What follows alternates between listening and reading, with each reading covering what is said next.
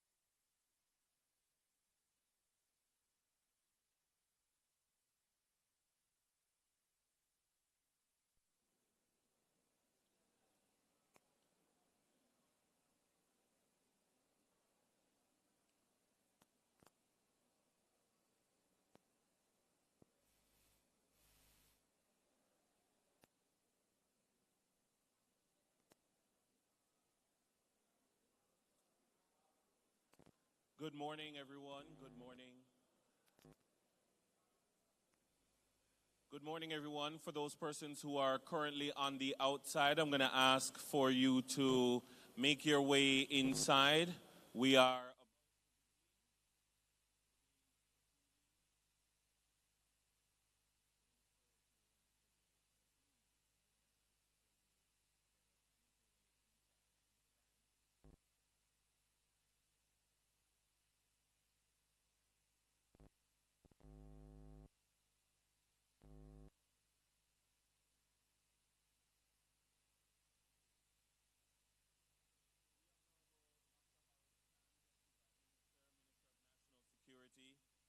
Ambassador Alison Stone Roof, Permanent Secretary in the Ministry of National Security.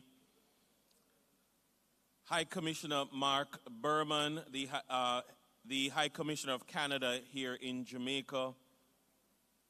Ms. Chanel Van Glanenwegel, OAS Country Representative here in Jamaica. Vice Admiral Antoinette Weems-Gorman, Chief of Defense Staff. Dr. Kevin Blake, Commissioner of Police. Colonel Desmond Edwards, Director General of MOCA. Other senior law enforcement officials, specially invited guests, ladies and gentlemen, good morning. I'd like to take this opportunity to welcome you to the inaugural Ministry of National Security CyberSMART conference. Now, I know that this conference, based on the agenda, is packed with experts in the field of cybersecurity, law enforcement, and we are here together because of the importance of partnership, because of the importance of working together to defeat the common threat that faces us. This is the modern frontier of law enforcement. And indeed, we are all seized with the importance of making the most of the most modern technologies, because we cannot afford to be a step behind those of ill intent. And so today we will officially launch this conference, begin the conversations, and it is not going to be a talk shop. It is not going to be speaking and conversing for the sake of speaking and conversing, but we are moving forward together on the same page, singing from the same hymn sheet. And so therefore, it gives me great pleasure to invite, to bring welcoming remarks, the Permanent Secretary in the Ministry of National Security, Ambassador Alison Stone Roof.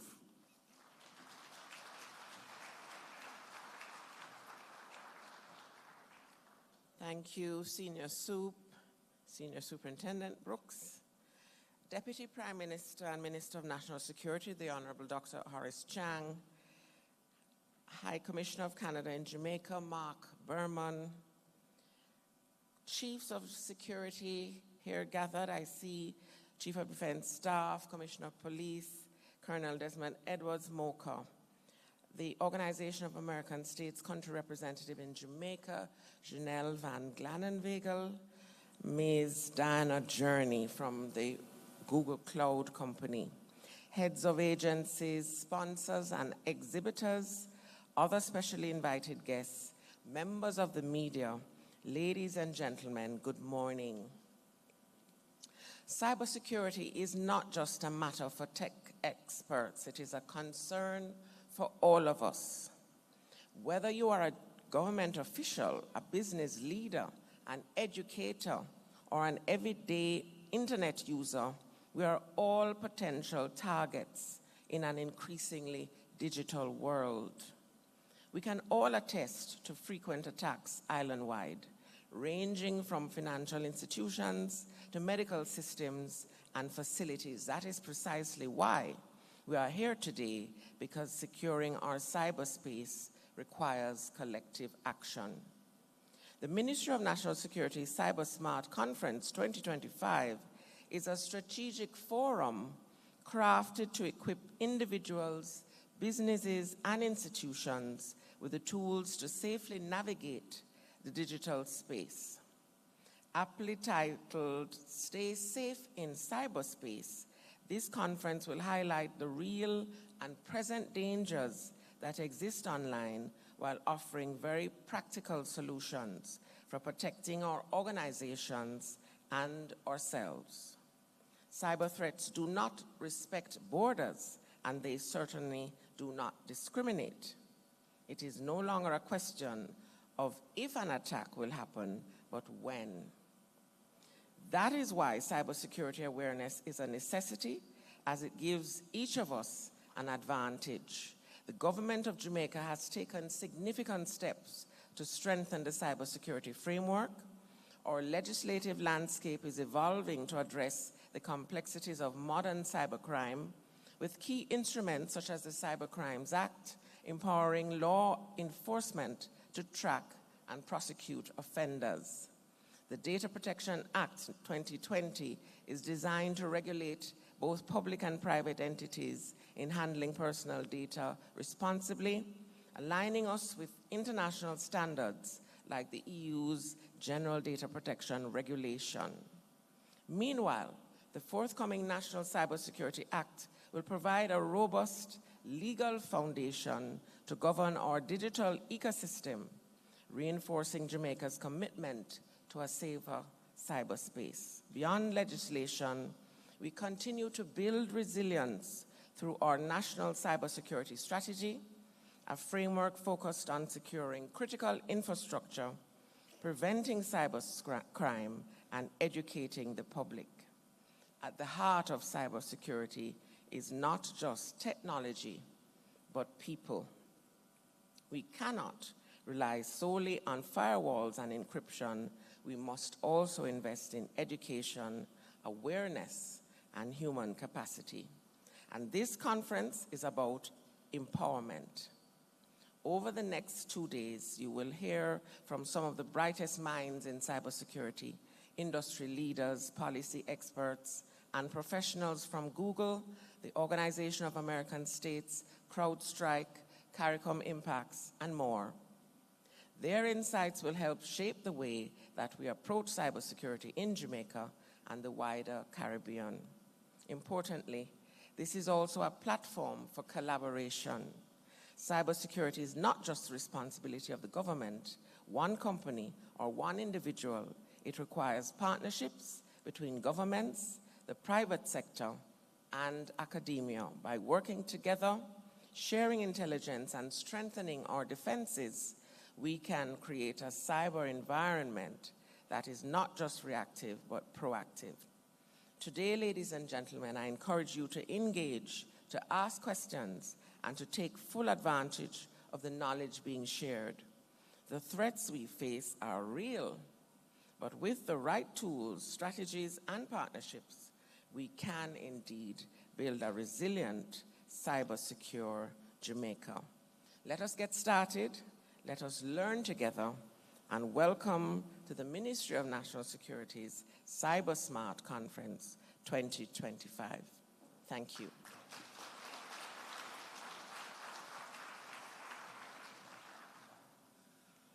Thank you very much, PS, for placing all that we have to do over the next 2 days into its proper context.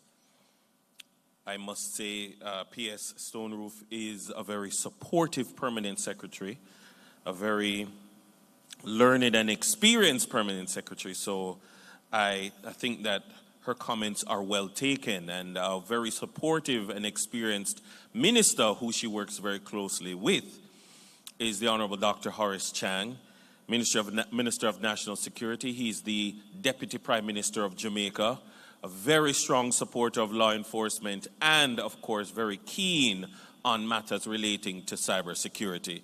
Minister? Soup, how are you, sir? Good morning. I think the Permanent Secretary has gone through an extensive list here, and maybe with limited time I shouldn't go through all of it, but I want to recognize all the distinguished guests, High Commissioner, leadership from the private sector, and members, of course, the Ministry of National Security, and to also extend, if it's somewhat self-serve, a commendation to my staff for initiating this particular discussion.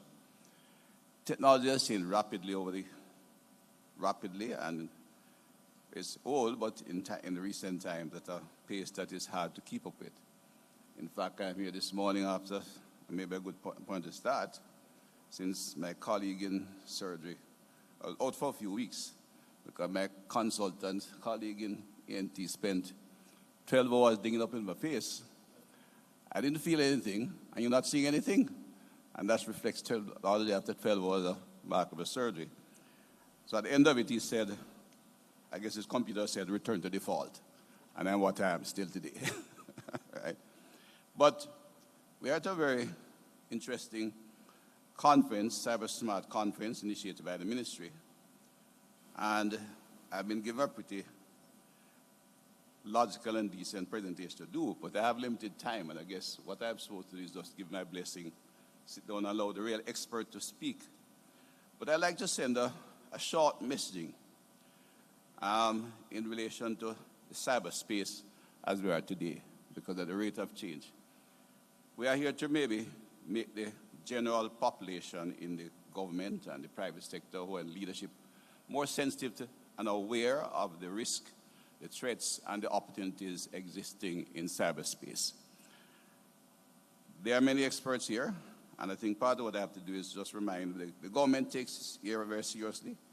We have initiated a number of legislation. We have some in place, the Data Protection Act, and we are moving to establish National Cybersecurity Act, the Cybercrimes Act, and of course to create the appropriate policy framework.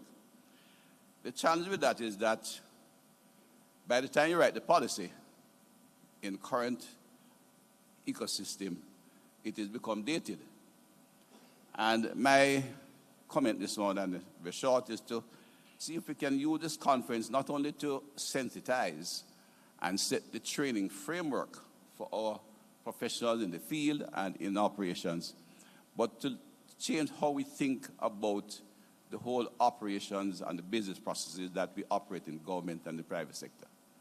You know, it is a far, far way back, but indeed the revolution started with the printing press, essentially, which led to a process by which we not only communicated more rapidly, and the comments you make of it then, hundreds of years ago, could be said today, but the meaning is quite different. It dramatically changed communication and allowed for the production of books, which allowed for the transmission of knowledge. Before that, you had to go all over, but you could go to a library and then you have this big space. And what it meant is that knowledge was stored, and if you analyze it and absorb it, human creativity increased. It took a huge, long time. The engineer did the right things, put in a book, you get it, look at it, improved on it.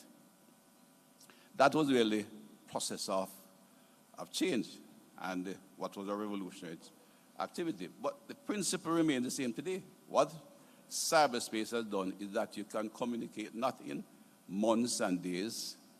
When you want to send a note from the UK to the colony, it took weeks on the high seas. Now we communicate not even minutes, we communicate in nanoseconds. And the knowledge is transmitted accordingly. And with artificial intelligence, you begin to get analysis simultaneously. It therefore means that if we're going to take advantage of the opportunities and protect the institution, we have to look at how we change business processes. Awareness is important, but it's how do we take advantage to make our government and our systems more efficient, effective, and at the same time, and can deliver the service we want and transform our community and the community of government in a rapid way. The traditional process just cannot work. And what I'd hope coming out of this awareness and the technical discussion is that all of us who have some responsibility, and in particular technically competent, I see Mr. Forrest over there will tell me if I talk nonsense, he'll signal me very well. My good friend. I'm sure he'll signal me when I go out, right? Trevor? No, we have to begin to think quite differently. A procurement process in government today for a major system, they say, will take me a year. I put in the budget in April, 2024, 25, and by the time I go to the terms of reference, it will take me another 6 months, and by the time I get that done to advertise and seek competitive bidding, even if it's from the 3 big intelligence group, if it's a cyber activity and I need Google and Amazon and to compete, and Apple, etc., it's still going to take me another 3 months of advertising and then another 3 months of analysis. And by the time I get to the final approval to go through the government process of accounting, I can guarantee that one of them would have created a new system and rendered the old one redundant. And that's where I start. That is the reality of the electronic world today. I am not technically competent, but I seek to understand it. And what I'd advise is that coming out of conferences like these, that we can begin to look at not the legislative process, which has the future-proof activity, but to look at how we can change our business processes to adapt quickly and efficiently and be able to ensure we can move into this space. And as a small developing country, take advantage of the opportunities available to move our country far into a developed era. The cyberspace, cyber economy offers opportunities for countries like Jamaica, struggling with development, but it has to be approached with it has to take a new approach. It has to be approached with intelligence, but also with a different outlook. It is fine to set up the cybersecurity system, which we are part of this conference about, because you have to protect the knowledge, but maybe the way we are doing it has to change. What we protect, what we open, because open source intelligence is now crucial.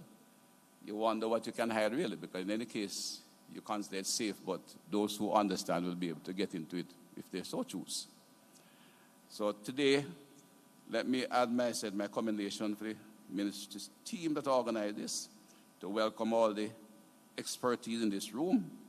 I think within this framework, if we begin to think, I like to say, think differently. We cannot maintain the traditional approach. We cannot maintain just the traditional technological, whether in terms of how we think, legally or technically, because the activities and the innovation is moving much faster than we think now. The human mind is still the most complex of the computers available, but it has not been trained to move as fast as we train the other equipment to move. And in the process, we have to look at new ways of providing the business process we need to ensure that government agencies can keep ahead of the game and the private sector can find a route to take advantage of the opportunities that are involved in cyber activity. And we still, from the Ministry of National Security, hopefully have some teams, I see officers here, can provide the framework in which we can operate relatively safely. And I use the term relatively safely deliberately, because I don't see any other way. At the pace at which we move, the demands will change on a daily basis, even more so. And I said the world of cybersecurity and cyberspace is operating not in terms of years or months or days as we do normally in government. We are operating at nano speeds and require a different mindset. So I want to welcome this conference, wish the team well, and not only to absorb the increasing knowledge available in the cyberspace, but to begin to look at how we think and approach things. And maybe, while I cannot put that burden on my permanent secretary, who is very capable of understanding, but the government members who are here and members of government agencies can begin to look at the cyberspace both as an opportunity, but also the space where we begin to change how we think and approach the challenges we face as a small economy. I want to thank the members who organized this conference. Wish you well today, and hope that as we come out of this, we'll begin to see some solutions to the challenge we face. But wish you well for the day, and that we, not only in the area of crime and security, but you can contribute to the overall development program for our society.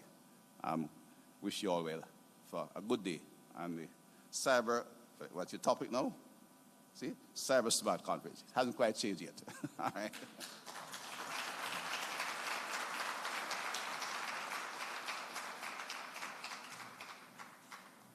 Thank you very much, Minister DPM, for those very insightful remarks. We do have some important keynotes ahead of us, which I think we will benefit greatly from. But to punctuate the program, we're going to punctuate it with a bit of entertainment, give you a little moment to ruminate on what you've heard thus far. I'm going to invite at this time a very talented young man, a very talented police officer, member of the Jamaica Constabulary Force. Put your hands together, ladies and gentlemen, for Constable Lukel Miller.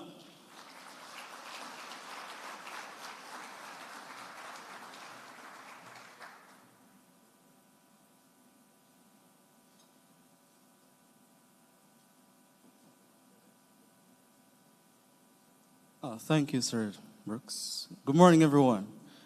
All right, so I am Constable Lukel Miller from the JCF Band Division. Before I want to start, I want to give greetings to Honorable Minister of Security, Morris Chang, of course, my Commissioner, Sir Blake, and every dignitary, everyone else. So this morning, I'll be serving you guys in the spirit of Reggae Month, which we are celebrating in Jamaica. I'll be serving you some musical coffee. Have you ever had that before? No? No? All right, so hopefully you'll see what it is, and I hope you'll enjoy.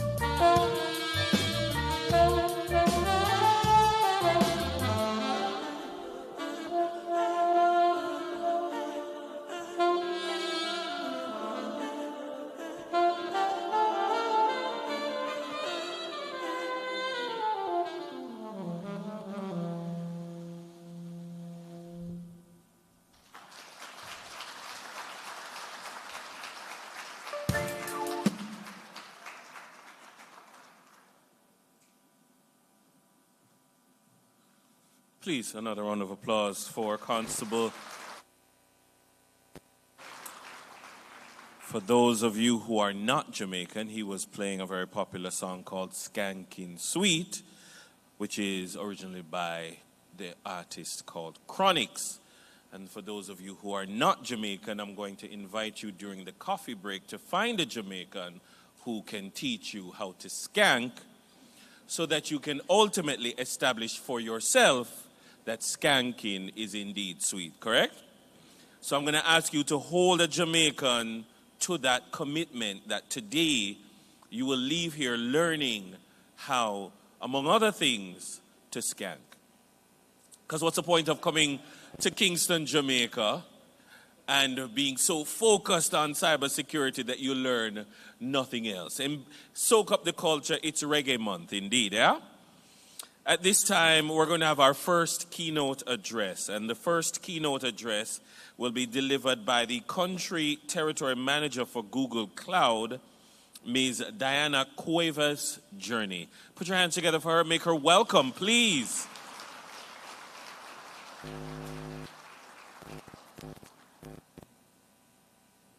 Good morning, everyone. So my name is Diana Cuevas Journey. I'm the Caribbean Territory Manager for Google Cloud, responsible for public sector and private entities as well. For me, it's a pleasure to be here, a honor. So thank you so much, Minister and the Ministry of National Security for the invitation. Thank you so much for all the organizers. This is very nice. I'm already in love with Jamaica, so hopefully I'll be back many times. Let me see if we can. Okay. So as we have heard this morning, there's many things around digital transformation, trends and topics moving around. But are we secure? Are we ready to move forward with this? Are we aligned with all the policies, regulations, and compliance that we need to have in order to move to the cloud? That's part of the conversations that I want to cover today. And this is just a little information around how can we be secure while also moving to the cloud. And the new way to be secure is with Google Cloud. Attacks cost more than just money, okay? It's not only money. Actually, 71% of the breaches go undetected. We don't even know. Many organizations know about an attack because of someone else, not because of the organization itself. 50 billion cost last year cyber attacks in the US. So yes, that's a lot of money. But what about reputation? Equifax got impacted by a cyber attack and their stock went down 30% the next day. So it's not only money, it's also reputation. We have a name to protect. We have an organization to protect. What is holding back organizations to a cloud adoption? What do you think? Data loss, migration, cost, many facts. But number one, it's security. It's security. And for this, it's very important to just not think about security as an add-on. It's not something that we need to just pay more to be secured. We need to make sure that every time we use a product or we are planning to move to the cloud in this case, we are secured. So let me tell you a fact, and you can Google it.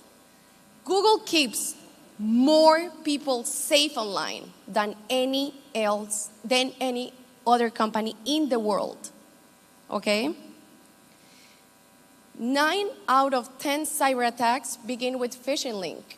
So probably, some of you probably received an email and say, click here, you're gonna be a millionaire.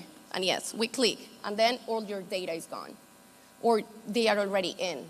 So for that, we are protecting the phishing, and Gmail phishing protections were built to block. I don't know if you have seen, but every time you try to open a link that it's not very secure, Google will bring a window saying, hey, this doesn't look safe. Look somewhere else. So again, 9 out of 10 cyber attacks starts with a link. So please keep that in mind, because sometimes we think that it's safe, but it's not. Malware is increasing, threatening online. Okay, so Google's safe browsing technology was built to block these organizations as well. And we also protect websites. So sometimes the cyber attacks come from websites as well. Why are we discussing security transformation now? Because what is happening now is we have organizations that are only putting Band-Aids on top of what they have since the 90s. And that's not secure. That's not the way we are moving. Technology is moving very fast. So we have security teams trying to fix things, putting more technology over technology, hiring many things and many products and solutions to cover this. But that's not what we need. What we are looking for right now is to have a zero trust solutions. We need to have zero trust built-in applications, solutions, data. We also have an AI moment. But AI without data, without security, it's nothing. So we gotta make sure that if we're moving into the AI transformation, AI world, we already have a security space, a security cloud, okay? Very important to consider, because it's not a matter of, oh, I don't think I'm gonna have an attack. We are all gonna have an attempt. It's when. So that's why we really need to make sure that every single product that we use on a daily basis is secure by design. So how can Google Cloud help organizations with their security? Because we provide protection, secure core infrastructure designed, built, and operated to help and detect threats. We provide control. We give security controls to help meet policies, regulations, and compliance. We have all the certifications in the world that complies with all the regulations in security. Why do you think Google Cloud has the skills for this? Let me tell you this. We have more than 10 billion users per day with our 9 products. YouTube, probably you have heard about it. Gmail, Google Search, 9 billion users. 10 billion users now across the world. We need to keep these products safe. We need to keep these products secure. When have you heard that one of these have been impacted? Never, right? So that's exactly how we protect our own products. We protect our customers, and we have the most reliable security in the world. Secure high performance, private data network. We actually have the only company that invests in subsea cables to have a better and transparent security and latency across different areas. We have the Nuvem that is connecting US, Bermuda, and Portugal to have a faster latency. So again, we have more than 40 regions, 121 zones, 200 countries. So you're like, you know what, I don't want US to have my data. We have 200 more locations, let's go. Let's find which one accommodates more with your needs. So it's very important that we really understand our customers. Security, it's not an add-on. Security, it's everything. And we are a security company because we gotta protect our own products to protect our customers. So we scan more than 700,000 web pages per minute. We defend more than 4 billion users, combining Gmail and Chrome users. We check 2 billion Android devices for health every single day. And 100% of our customers' data stored at rest. It's encrypted. All of our data is encrypted.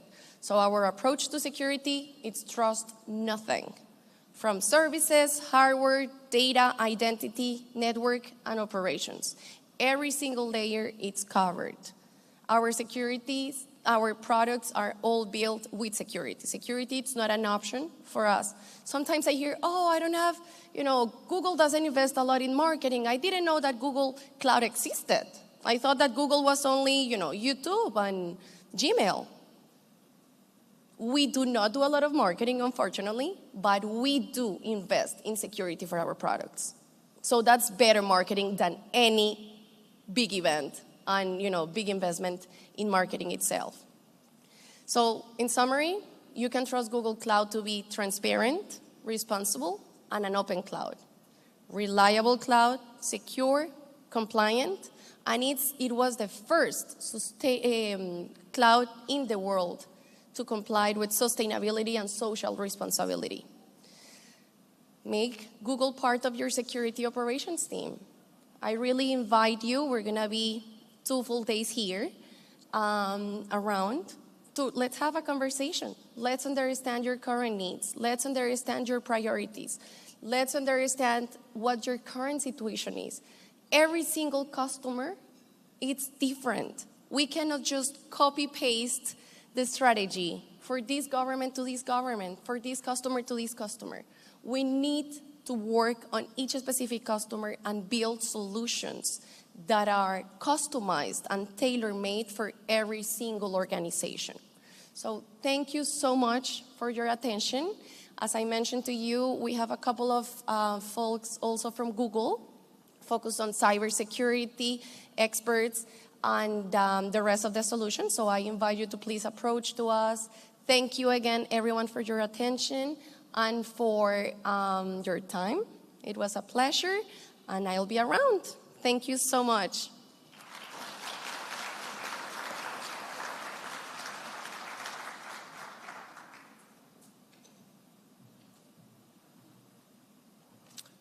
Thank you very much, Ms. Cuevas. Journey, I'm certain that you have secured a few downloads of some new Google-related apps since your presentation, because some persons may have been unaware of some of the wide range of applications that you have. As you've quite rightly said, that you're not just a provider of email, you're a security company. And in this security environment, we have to make use of all the tools that we have at our disposal, because as you quite rightly said, attacks cost more than just money. They cost a great deal of damage, including reputational damage. And so we're not treating security as an add-on, but we are fully focused and all in.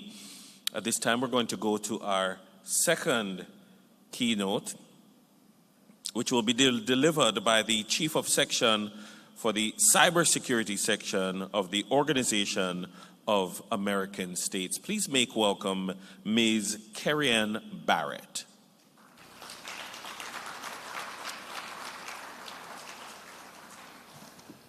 Good morning, everyone.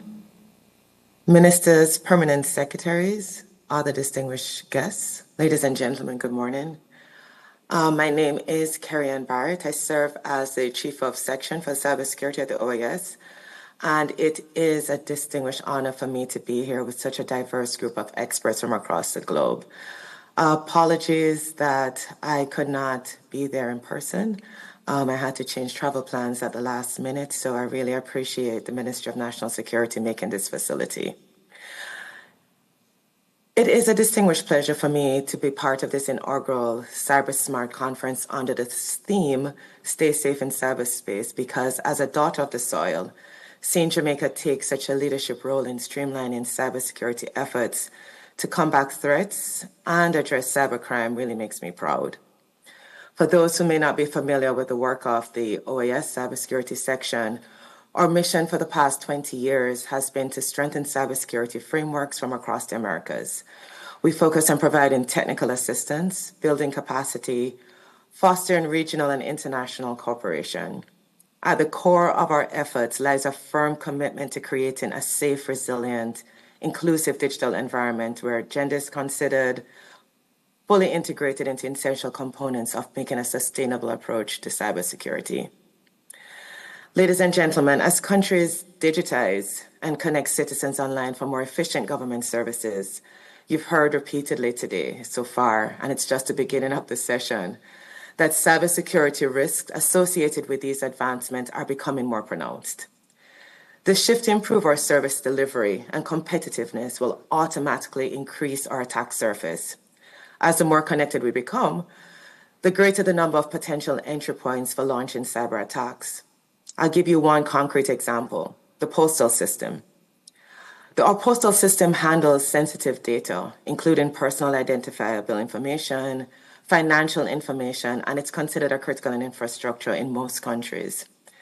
If compromised, this can lead to identity theft, financial loss, and national security risks, and even something as what might seem to us mundane as the postal system, because all you picture is someone dropping post in your box. Even they themselves across the globe have been digitizing. And when you consider the impact this can have on something so critical, especially knowing that it serves persons in our rural community who rely on their pensions and rely on their life certificates to get to them, not staffing even a simple service like that to our citizens with technical staff is critical. I'm about to painfully take you through some mathematical formulas. Big disclosure, I was not the best in math growing up. So when I do this mathematical formula, bear with me and just work with the logic as best as you can. The first one I'd like to share with you is that when we assess this reality of the risks and we add on all the comprehensive efforts that we've been making, we automatically assume that this will equal to resilience. So reality plus comprehensive efforts, we think equals resilience.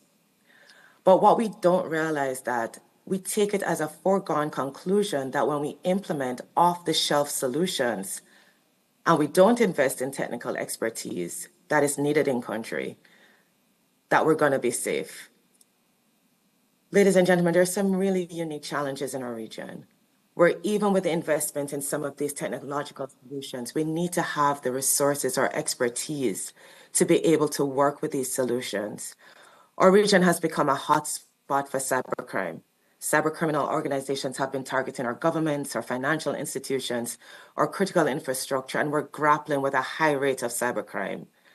This oftentimes hampers public and private sector to even share sensitive information, which would be a tool to be able to improve our security. Further, with the entry of artificial intelligence, which has become such a hot word, this tool is the epitome of a double-edged sword in the field of cybersecurity. On the one hand, it has the potential to revolutionize cyber defense. Those technical persons in the space right now in the room would also attest to the fact that with AI, cyber defense has become more efficient because there's now early threat detection, automated incident responses, and we're able to deploy proactive adoption and solutions to the evolving adversarial tactics. But on the other hand, this same technology can be exploited by malicious actors to develop more sophisticated and targeted attacks, from highly invasive malware to massive disinformation campaigns. But I would like to remind us here today that it's not all doom. Security and resiliency of our digital environment is a key. All of us as a part of a global community share a common responsibility to safeguard cyberspace for the benefit of all. And we need to work collaboratively to, one, flatten the learning curve, and two, support each other in sustained growth. Another mathematical formula that as a regional body, and I've heard similar persons believe that this is an automatic conclusion as well. Developed country pathways plus technical assistance and training will automatically mean that the beneficiary country's threats will reduce. I would like to pose to each of you thinking about this today that while we recognize that a country may develop a certain way and their cybersecurity posture improved, it is not going to be applicable to all countries. Having adaptable solutions, technical assistance for each country that we support is key. At the same time, we do have to recognize that we're not on this path alone, and someone has trotted this path before us. So we need to also look at what other countries have done to be able to improve our cybersecurity posture. Some countries have successfully implemented comprehensive national cybersecurity strategies, such as Jamaica, which acknowledges the need for holistic national cybersecurity training plans or programs. Others have implemented specific initiatives that have effectively closed the skills gap by offering tailored training to address local needs. University of the West Indies, University of Technology in Jamaica has adapted itself to be able to offer cybersecurity courses. Others have successfully collaborated between private sector and government. We've just heard Google, and have led to the development of cybersecurity talents through free learning courses and certifications. Many as well have cooperated with regional organizations such as the OAS, the UN, ITU, others, to be able to have concrete exchange of knowledge and skills around cyber. But I think one of the last mathematical formula I would like to share with you as I wrap up these keynotes is that we still are facing a dilemma where we're still having many specialized technicians, but at the same time, we're looking at a multifaceted threat. This then in turn makes us realize that we're going to be equating to very limited resources because the persons that we have may not be able to address all the threats that exist. As a practical matter, we should also consider efforts to establish global and regional frameworks that facilitate the sharing of best practices, threat intelligence, and also resources. I heard that CARICOM Impacts is in the room, and I know that they've been making a concerted effort to raise awareness across the region on this topic. In addition, we have to foster partnerships among all stakeholders, including governments, private sector, civil society, to have a comprehensive approach to cybersecurity. This would mean, ladies and gentlemen, that as we expand internet access to make sure that our citizens can access services online more easily, we should simultaneously be investing in cybersecurity measures that protects these users. We should also redouble our efforts to educate our citizens on how to stay safe online, providing them with the necessary tools and knowledge they need to navigate the digital world more confidently. Ultimately, cybersecurity is not just about preventing attacks. It is about building a resilient, responsive infrastructure that can quickly recover and continue serving the public in the face of evolving threats. I implore you that through continuous investment in technology, training, and international corporations, nations that have limited resources can continue to think outside the box and remain strong and secure. Thank you so much for your attention. I wish for you a really, really successful conference. I regret I can't be there for the 2 days, but just looking at the lineup, I know it's going to be a wonderful conference. Thank you for this facilitation, and over back to you, Dennis.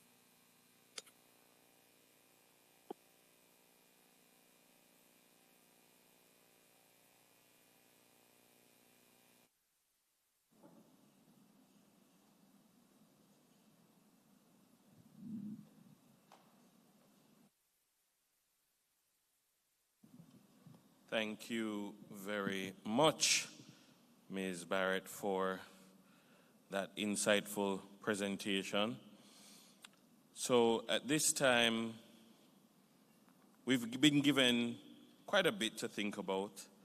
We are going to move into another aspect of the conference, but I want us to appreciate, as we move into the next aspect of the conference, all that we have learned thus far, and the fact that the challenge is not going to get any easier. The challenge of, it's often been said that AI is the worst it will ever be, because it will only get better. As a matter of fact, to show you how great AI is right now, I can reveal at this time that I'm not really here. I'm in Montego Bay, and it is actually AI.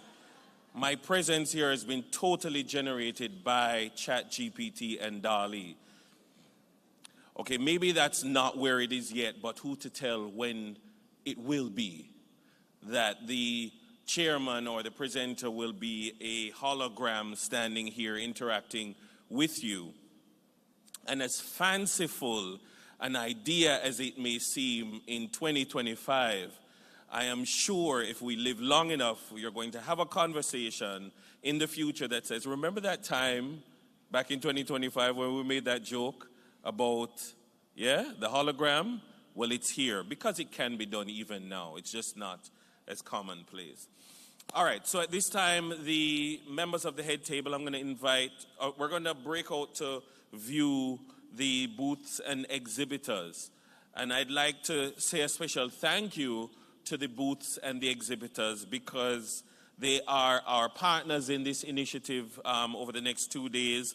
So I'd like to say a special thank you to Google and CrowdStrike, as well the exhibitors Darktrace and Cloud ID.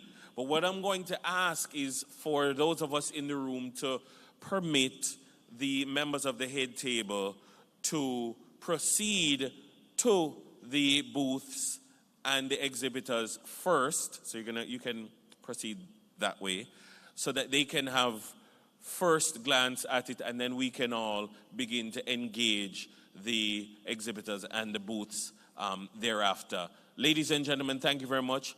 Enjoy this segment of the conference.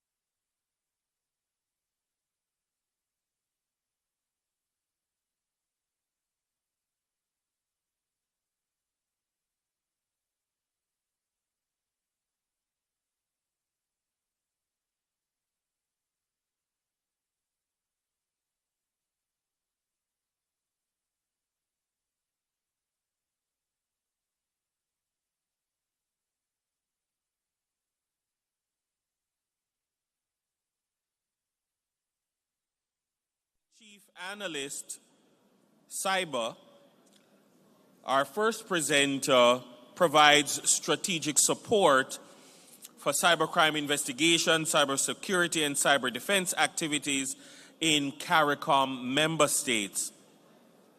With over 25 years of law enforcement experience, he holds a bachelor's degree in computer science and a master's degree in forensic computing and cybercrime investigations. He's also a certified digital forensics trainer and has conducted workshops for law enforcement, private sector, and government entities. As I said, he's going to make his presentation and then dart on over to the closed training session immediately after. Please make welcome Mr. Dale Joseph, Chief Analyst Cyber for CARICOM Impacts.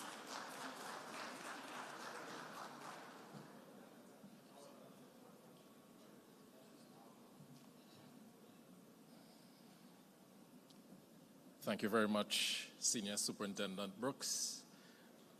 First off, all protocols observed. I'd like to extend gratitude from the Executive Director, CARICOM Impacts, for the invitation from the Government of Jamaica and the Ministry of National Security for inviting us to speak here at this very important meeting.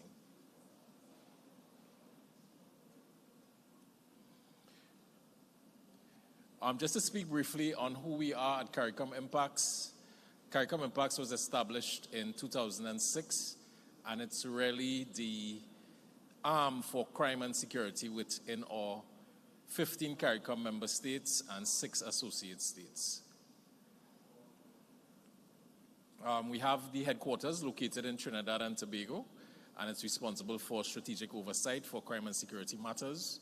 We have the Regional Intelligence Fusion Center, which is responsible for creating intelligence products to guide security initiatives throughout the region. And we also have the Joint Regional Communication Center, which is located in Barbados. And this center is responsible for security from a passenger and cargo perspective, land, sea, and air. So to get straight into the meat of the matter as to why we're here today to present, we're going to speak about some of the cyber trends that we have been observing in the region quite recently. So as we all know, and as was mentioned before by the previous speakers, in the Caribbean we have a growing digital landscape. E-commerce expansion, fintech innovation, there's also digital transformation by several governments to include transformation of all government services. And this is certainly widening the landscape for technology and even to protect from a cybersecurity perspective. We have also seen the increase in remote working and digital skills training as a result of the COVID-19 pandemic. In fact, quite a few member states are working on work from home policies to guide remote work within the region. This, as you would very well be aware, poses challenges from a cybersecurity perspective. Governments have increased investment in broadband infrastructure to advance connectivity. Some of the existing challenges we have in the region, limited cybercrime policies and laws. One of the things that we see very often at our office, if there's no law, there's no crime.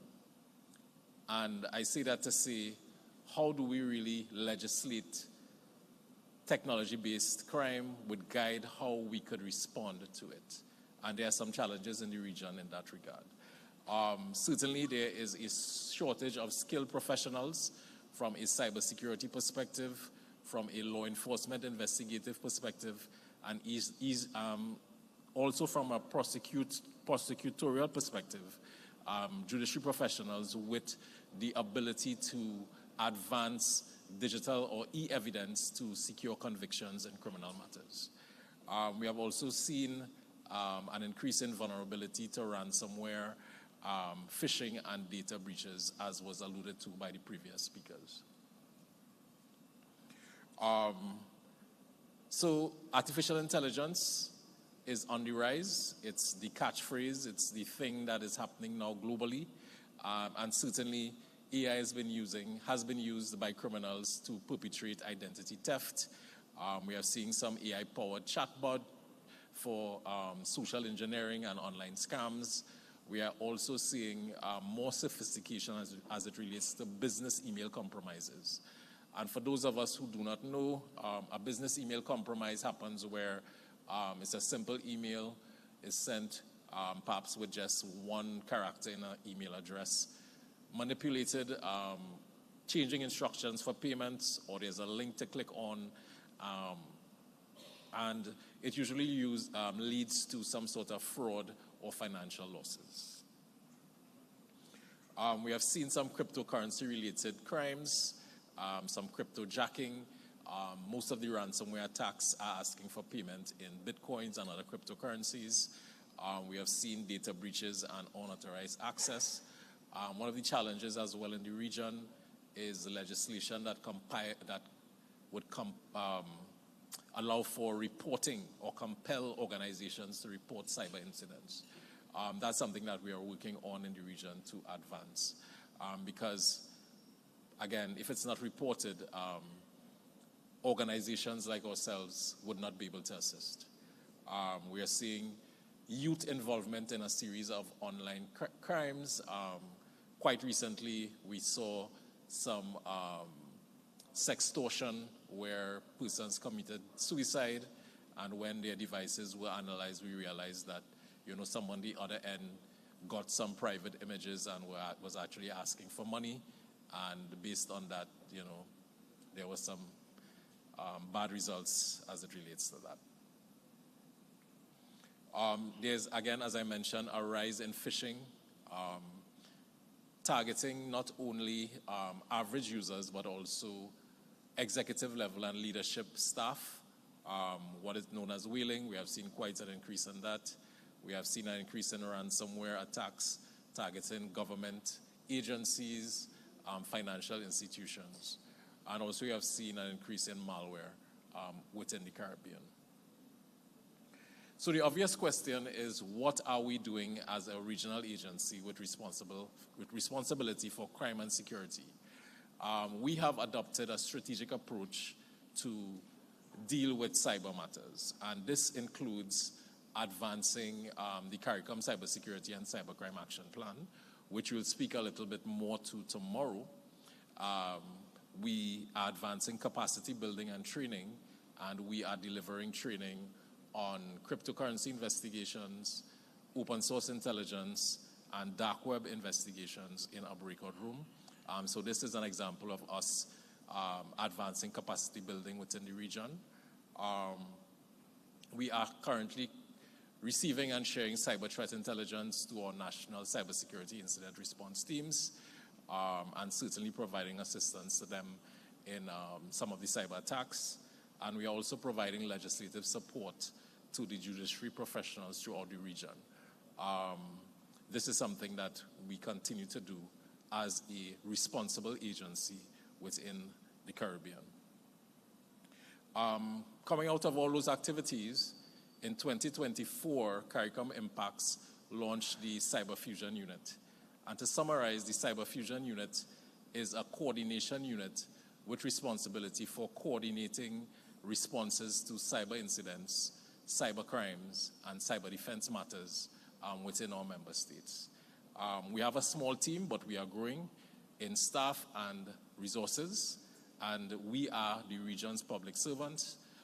So if there's an issue at any member states requires assistance, certainly reach out to us and we would assist as best as we can. To advance the Cyber Fusion Unit, we have developed a relational database, and this database provides online reporting to anyone in our member states. It allows law enforcement to enter statistical data, because one of the challenges that we observe in the region is not collecting statistics as it relates to cybercrime and cybersecurity incidents. This is critically important because we need to know a dollar value of what is happening in cybersecurity, a dollar value of what is happening in cybercrime, so that we can advise heads on where resources need to be allocated. So this database is providing that ability for us to collate the data and provide this information to our heads of governments. We are using this database to provide cyber intelligence to our national cybersecurity incident response teams where they exist in member states. What we're also working on in the region at CARICOM Impacts is the development of a dashboard that maps cryptocurrencies and virtual assets to criminal activity. And we have completed the research on this project, and the next phase is to develop a dashboard that will be available to all our partners within CARICOM so that we'll have an idea of what is happening with cryptocurrencies. One of our larger projects is the Organization of Eastern Caribbean Member States, OECS Digital Transformation Project. CARICOM Impacts is currently leading the cybersecurity component of this project. So we have done for St. Lucia, St. Vincent and the Grenadines, Dominica and St. Vincent, the development of national cybersecurity strategies, the development of their national CSIRTs. We are currently working on advancing cybercrime legislation and doing a cyber sensitization campaign in these member states to advance the digital cybersecurity, but from a digital transformation perspective, because we do recognize that cybersecurity is the thread that holds together the digital transformation processes. There's also something that's being developed by CARICOM Secretariat. It's called the CARICOM Cyber Resilience Strategy 2030. This first draft is supposed to be completed by the first quarter of this year, and this will map with the action plan that I spoke about earlier, and it's really to guide the region towards that cyber resilience and sustainable cyber resiliency as we advance as a region. And with that, I'd like to thank you for your attention, and I'll be in and out of this session in the breakout rooms as well. Feel free to reach out to me if you have any questions. Thank you very much.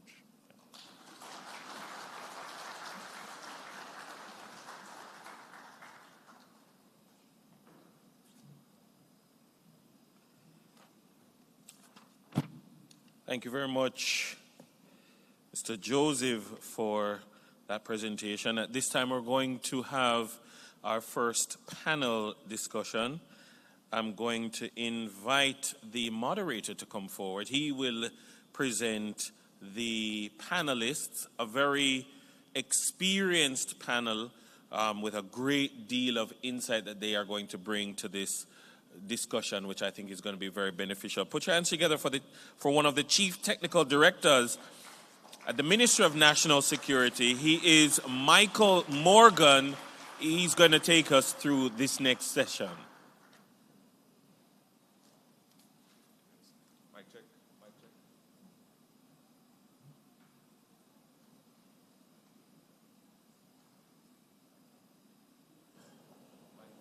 Mic check. All right, good to go. So good morning, everyone. Good morning, everyone. Excellent.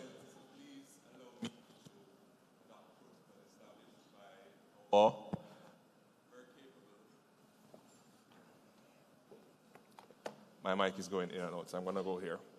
Our very capable moderator, Senior Superintendent Brooks, and also allow me to join our dignitaries in extending a very warm eminence welcome to you at our inaugural CyberSMART conference. I really have to pause to acknowledge the team that put this together.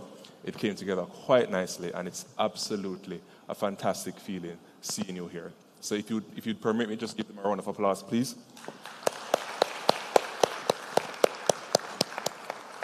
Thank you. Also want to use the opportunity to wish you all happy, safer Internet Day. And so the task is mine to take us through our first armchair discussion, where we'll be looking at the nexus between transnational organized crimes and cyber crimes. So at this juncture, I'd like to invite our panelists to come on stage, and then I'm going to invite them each to introduce themselves to you. All right, so that's Lieutenant Colonel Retired Richard Acosta, Mr. Trevor Forrest, and ACP Dr. Anthony McLaughlin.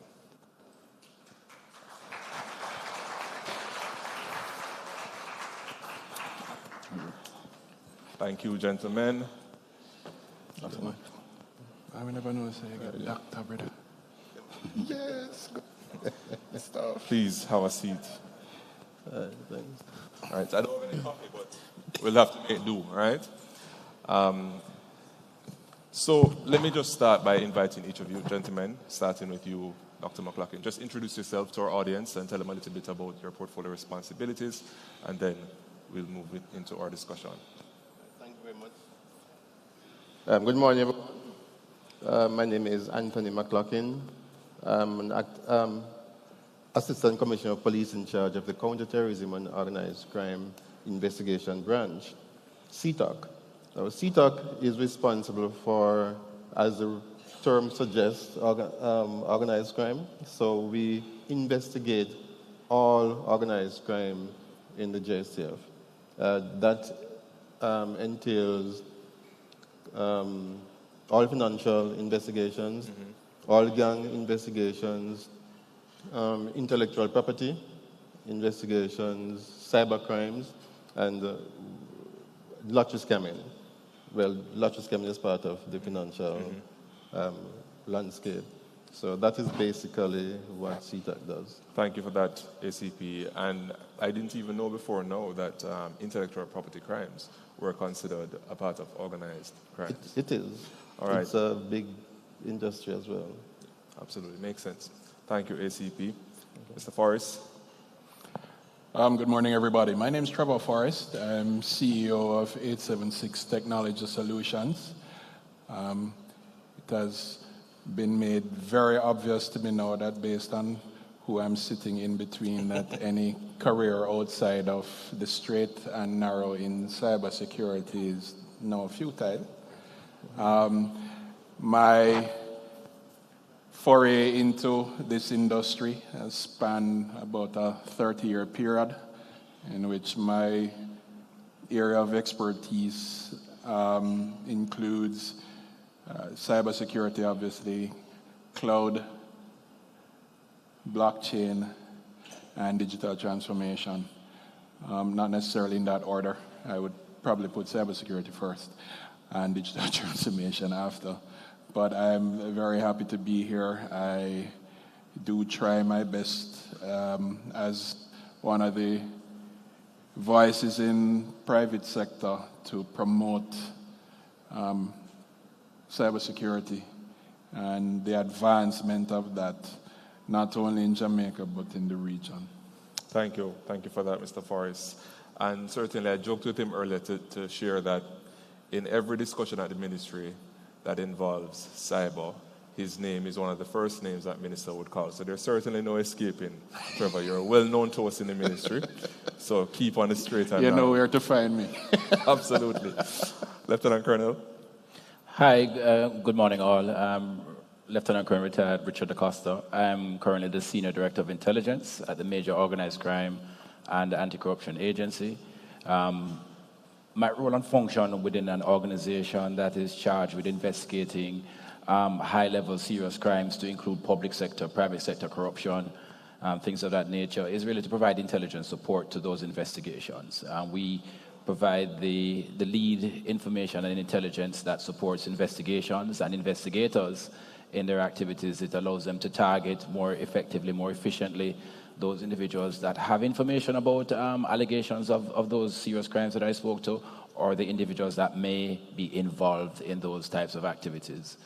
Subsequent to the investigations, we provide support in terms of assessment of the impact of our investigations, having regard to our mandate to reduce, to mitigate, to disrupt, deter, or to eliminate those forms of criminality that affect our country daily. And I'm actually quite pleased to be here this morning. Thank you.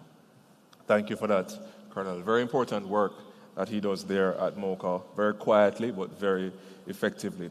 So, gentlemen, we often hear about transnational crimes. We hear about transnational organized crimes.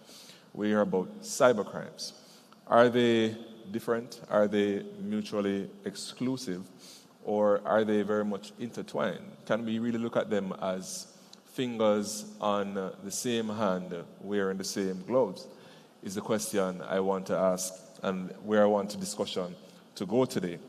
So why don't we begin by assisting our audience with a common understanding for the purposes of our discussion.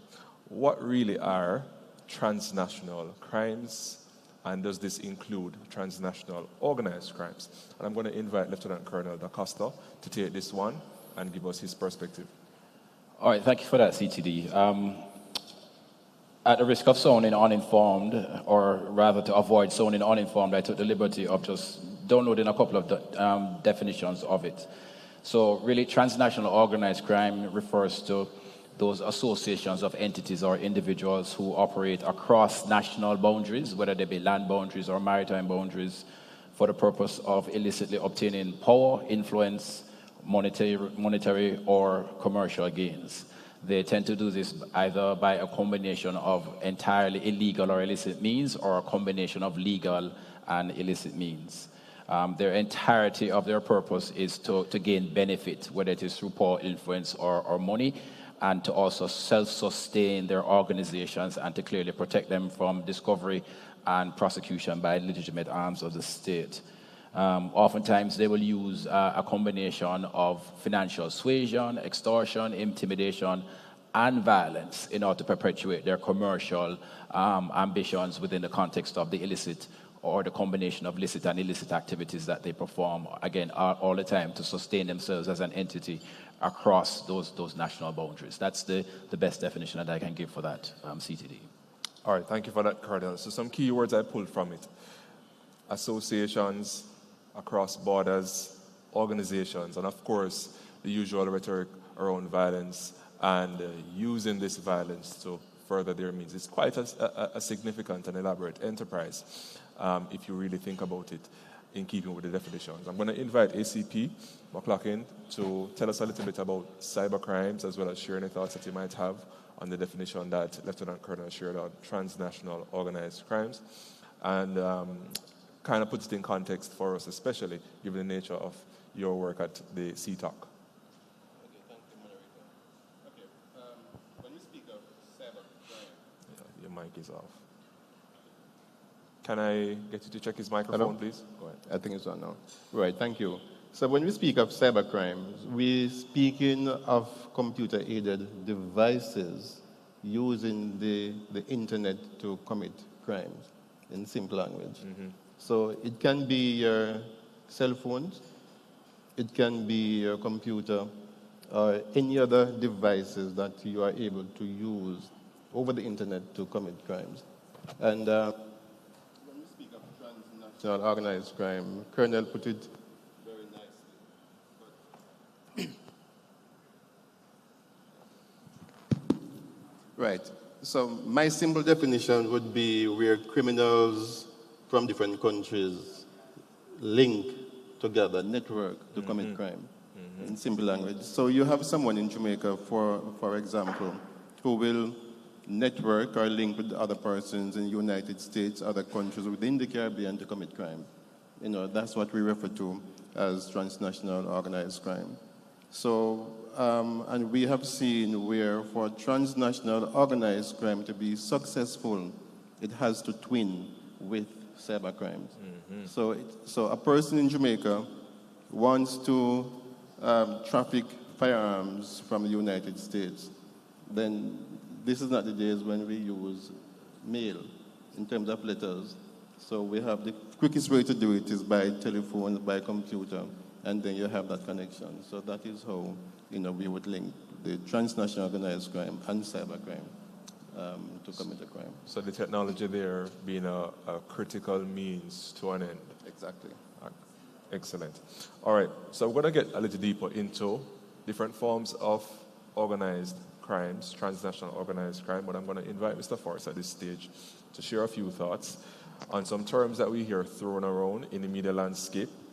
Particularly, it's going to be a big one, Sir Forrest, so I can break it up if you want. But artificial intelligence, phishing attacks, all forms, ransomware. We heard about business email compromises earlier, so you don't necessarily have to go in depth on that. Denial of service attacks, and then any other form of cyber threats that you think might be relevant to our conversation. Right, thanks. So just ahead of me doing that, I always put the concept of cybercrime.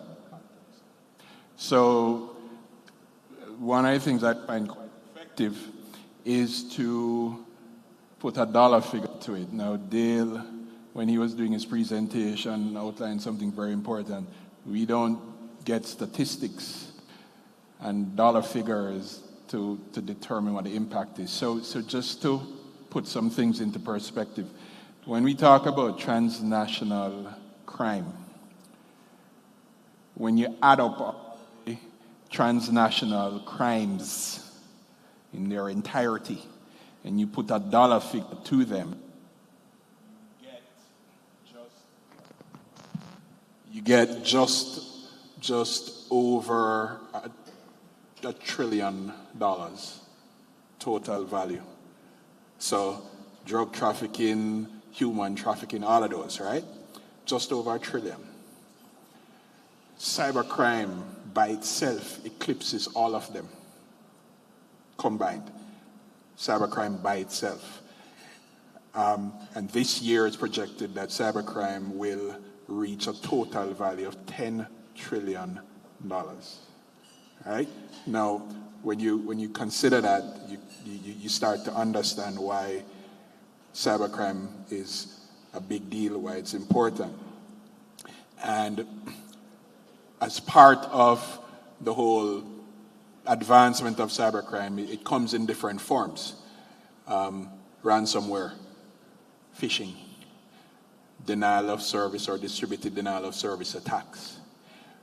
We have a guest in the house this afternoon, this morning, this evening, who is extremely familiar with the cost and the impact of cyber crimes and cyber events, right? Now, one of the things that we need to understand is as we go digital, what we call that threat surface increases. So when we're talking about digital transformation and all that wonderful stuff, making things more efficient, it has some baggage that goes along with it. That baggage comes in the form of emails from threat actors asking you to do strange things, baiting you to do certain things, all in an effort to either get money, to disrupt services, to cause your business to lose productivity. And productivity equates to money, right? And let me just say a show of hands here. Has anybody in here ever heard of Sutton's Law? Show of hands. Repeat it for them, Trevor. I don't think they heard Sutton's Law. Has anyone ever heard of that? Sutton's Law. So what it is, there's this notorious bank robber called Willie Sutton. And when he got caught, they asked him, he says, "Why do you rob banks?" And his answer was, "Well, that's where the money is." So many people may ask, well, why do these cyber criminals and threat actors do what they do? It's because you have something that they want and they need, and they're using these innovative and nefarious ways to get it.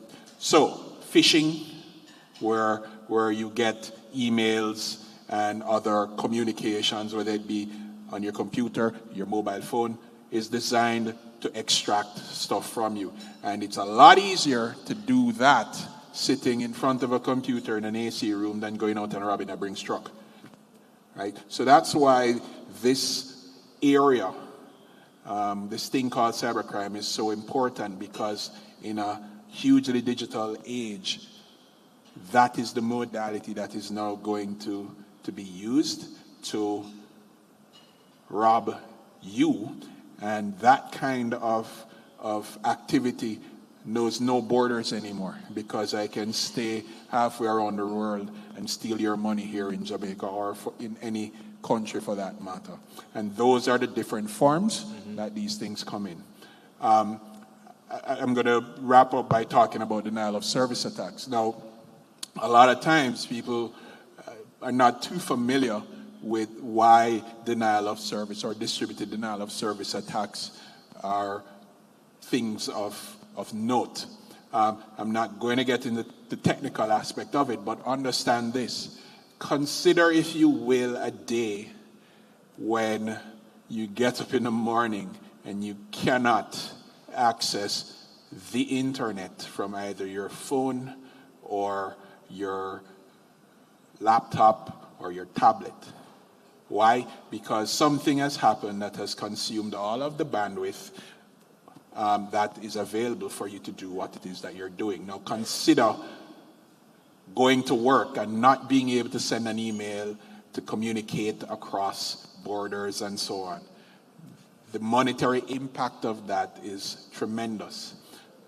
Distributed denial of service attacks do just that, deny the service that is the driving force of all the things that you do, right? So in all of these different attack modalities, there's always a dollar figure associated with it, and that's why understanding these things is important, because every one of them is designed to do what?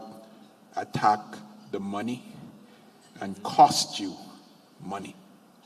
Thank you for that, Sir Forrest. And we see where we're living in an increasingly digital society, so it's very, very relevant. Go ahead, ACP. Right, if I may, I did a little research before coming here. Mr. Forrester spoke about the cost. As it relates to drug trafficking, and we know that that's one of the largest transnational organized crime activity. We are looking at over $2 billion, and these dollars are quoted in US dollars, and this is an annual figure. If we look at counterfeiting, I mentioned intellectual property earlier on, the same thing as counterfeiting, it's over $923 billion we're looking at annually. Human trafficking, which is one of the most heinous crimes, is also another major transnational organized crime. It's over $160 billion US dollars annually. Small arms and light weapons, that's one of the things that is affecting Jamaica, which is pushing up our murder rate. Our murder rates. We're looking at over 5.3 billion US dollars. Right. And the list goes on and on. Thank you, ACP. So I think we can all agree, right? Much to our dissatisfaction, because it's not necessarily a viable career alternative, but organized crime is big business, right? Very, very profitable. But with great profit comes great risks.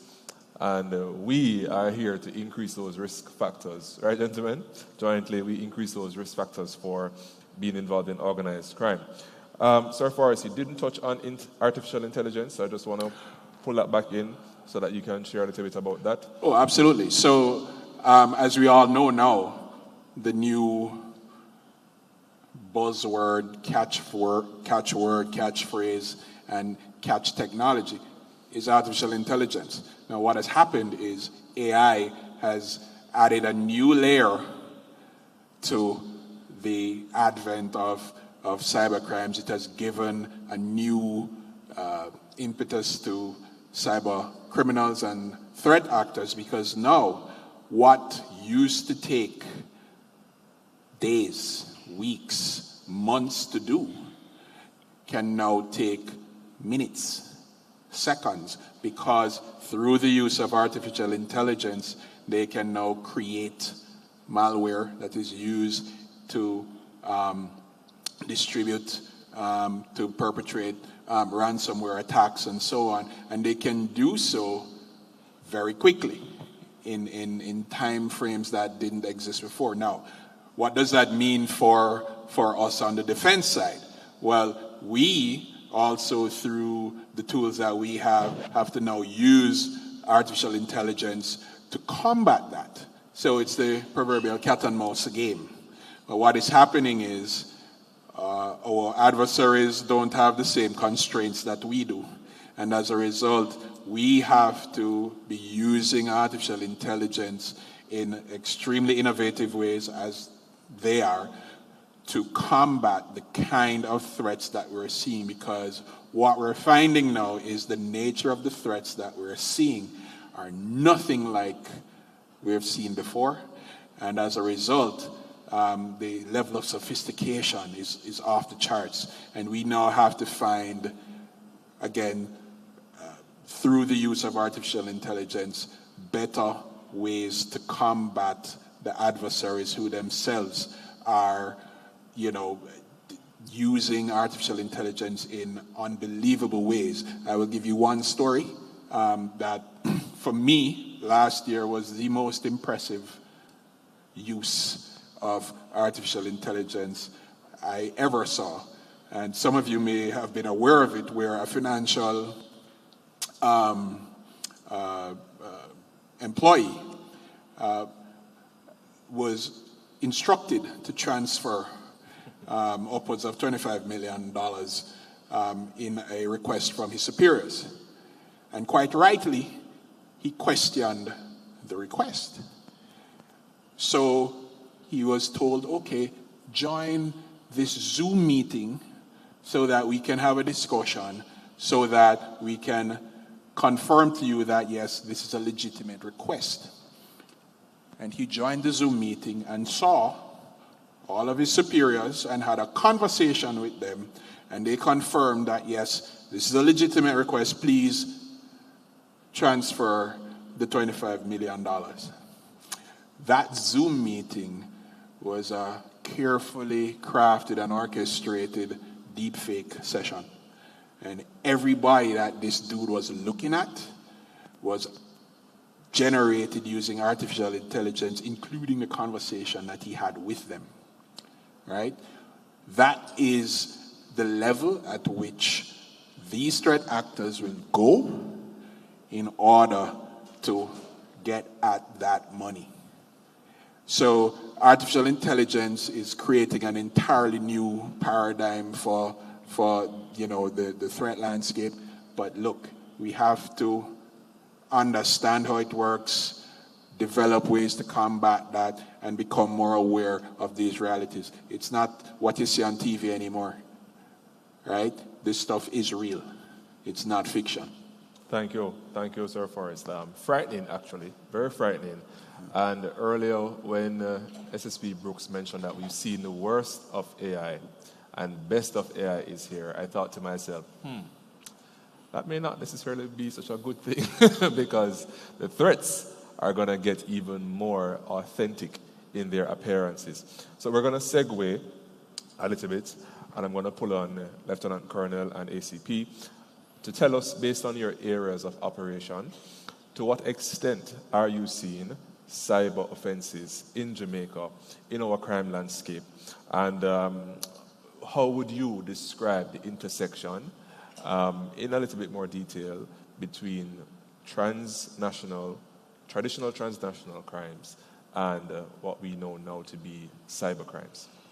Lieutenant Colonel, may I start with you? Thank you, CDD. So what we're seeing actually is convergence of the activities across the two realms. So you have cyber-dependent and you have cyber-enabled crimes, and you have the aspects of transnational crime which fall in either category, but not exclusively to either one. One of the critical things to understand is that what the cyber crime and the cyber landscape has allowed transnational crime to do is to lower the barrier for entry into an enterprise which obviously they hope to be successful at, that they want to sustain, and that clearly they want to benefit from a profit perspective on. And I'll give you an example that was brought up within the context of the UNSA conference last week, where you have a traditional form of transnational organized crime, the international trafficking of cocaine. So 1 kilogram of cocaine produced in Colombia at the Northern Caribbean border costs about $2,000 US. Probably add $3,000 or $4,000 US to that to transfer it from Colombia through the Bahamas or Jamaica into the southeast of the United States, and the value increases to approximately $30,000, $35,000 US. What most persons didn't realize is that that profit motive, that profit incentive didn't stop there. So that value of $30,000 or $35,000 US was used to transfer that into Bitcoin. That Bitcoin was then sent to China to purchase 30,000 cases of counterfeit cigarettes, which would have then been shipped back into the region to be sold at a profit of $300,000 or $350,000 US. Wow. That is the convergence that we're seeing. That is one of the most perfect examples of transnational organized crime and the convergence with cyber enablement. So it increased the reach and the scale of the initial criminal activity, which is the production of the cocaine, the transshipment of it, and the sale of it, into another aspect, which is the counterfeiting of cigarettes, the sale of those counterfeiting cigarettes. The corruption at the borders, clearly, because those cigarettes would have come into our country in an uncustomed way. They're not going to pay any taxes on that. So they're going to deprive the national treasury of those resources. And their profit incentive is approximately 150%. Wow. So that's an incredible thing to consider. So the cyber aspect of it, the transfer of the dollars into Bitcoin, the transfer of that across a national boundary, for the most part, in an undetected way, would have resulted in the enablement of a traditional transnational form of crime. What you have to realize, the barrier for entry 15, 20 years ago would have been distance. Distance that you have to travel, distance that you have to expose yourself to risk, i.e., if I was a Colombian trafficker, I would have to expose myself to U.S. Customs and Immigration with a fairly particular accent, with a clearly Colombian passport, and perhaps a criminal history that would be relatively easy to detect. Now, the cyber part of it would have enabled that individual to stay in their country, to coordinate across not 1, not 2, but probably 3 or 4 time zones in 2 or 3 different languages in order to enable 150% profit. So that barrier for entry has been lowered. The risk has also been lowered, because we would all understand that it is comparatively less risky to conduct your business across encrypted communications without having to move physically to be identified and be subject to law enforcement processes and all that kind of thing, and still benefit the order of 150% by virtue of your initial investment of about $2,000 US. That is the convergence that we're seeing. Thank you for that, Lieutenant Colonel. Excellent example. Underscores the value of criminal activity. And I'm going to come back to that in a little bit, but ACP, going to invite you to share your thoughts on the question. Okay. Looking from a CTAC's perspective, as I mentioned earlier that CTAC does, in the main, investigations. I just want to cite the lottery scamming activity. That's a perfect transnational organized crime. Prior to, say, 2018, thereabout, lottery scamming, whenever someone is involved in lottery scamming, they would use remittance services to send the money to Jamaica. And they would collect, or have their runners to collect the proceeds. What we find after that, because of the robust investigation and meeting with these companies, remittance companies, they try to always try to be ahead of the law enforcement. So what they do is to have a person within the United States, and they are going in the other Caribbean countries as well, and they remit those monies to Japan, where they buy used cars, and then they ship those used cars to Jamaica. So if you look, you would have seen a prevalence of used car dealers in Jamaica. That's one of the reasons. I'm not saying that's the main reason, but that's one of the reasons, because the monies cannot come to Jamaica again. It cannot come in barrels, in suitcase, and it cannot come through the remittance companies. So what they do is to send it through to Japan, where they would buy the vehicles and then send them here, then resell those vehicles to make their money. And the same thing goes for firearms. Most of the firearms that we find on the wharves are for gangs, but quite a number of them is for resale. So that's the perspective I would just want to take it from. Thank you for that, ACP. So we're seeing traditional crimes. We're seeing traditional crimes being enabled with modern technology, so cyber crimes brought into play. We're seeing where criminal organizations are able to significantly multiply profit, create efficiencies, create economies of scale, and reduce transactional costs, which are typical things that you might hear being thrown around in a boardroom, which is the point I want to make, that criminal enterprises are not mutually exclusive in their operations from cyber capacity, because they look at their activities as a business, and they look to create efficiencies. They look to increase their profit margins. I remember from the National Security Seminar, one of the presenters mentioned that in the drug cartels, they break even on 10% of revenue. So 90% is profit. Yeah?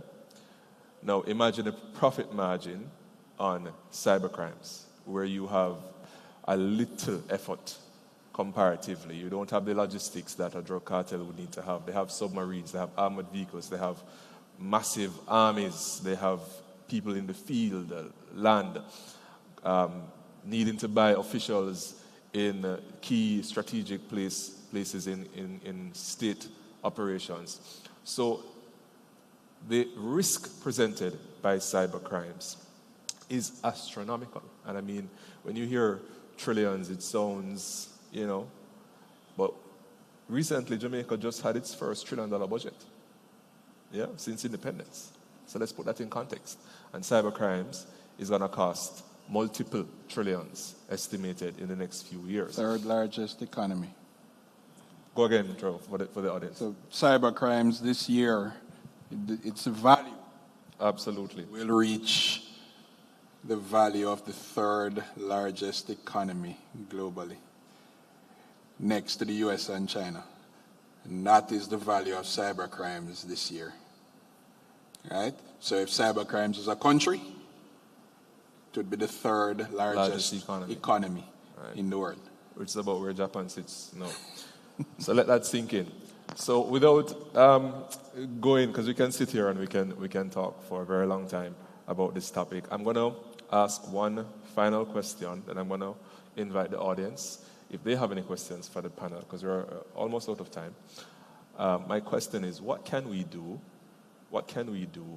to manage the risk of the nexus between transnational organized crime and cybercrimes? And I'll just allow each panelist to share their thoughts on that. So for me, from the first perspective, being an intelligence professional, information is the key enabler. Information allows understanding. Understanding allows us to resource within the context of our understanding.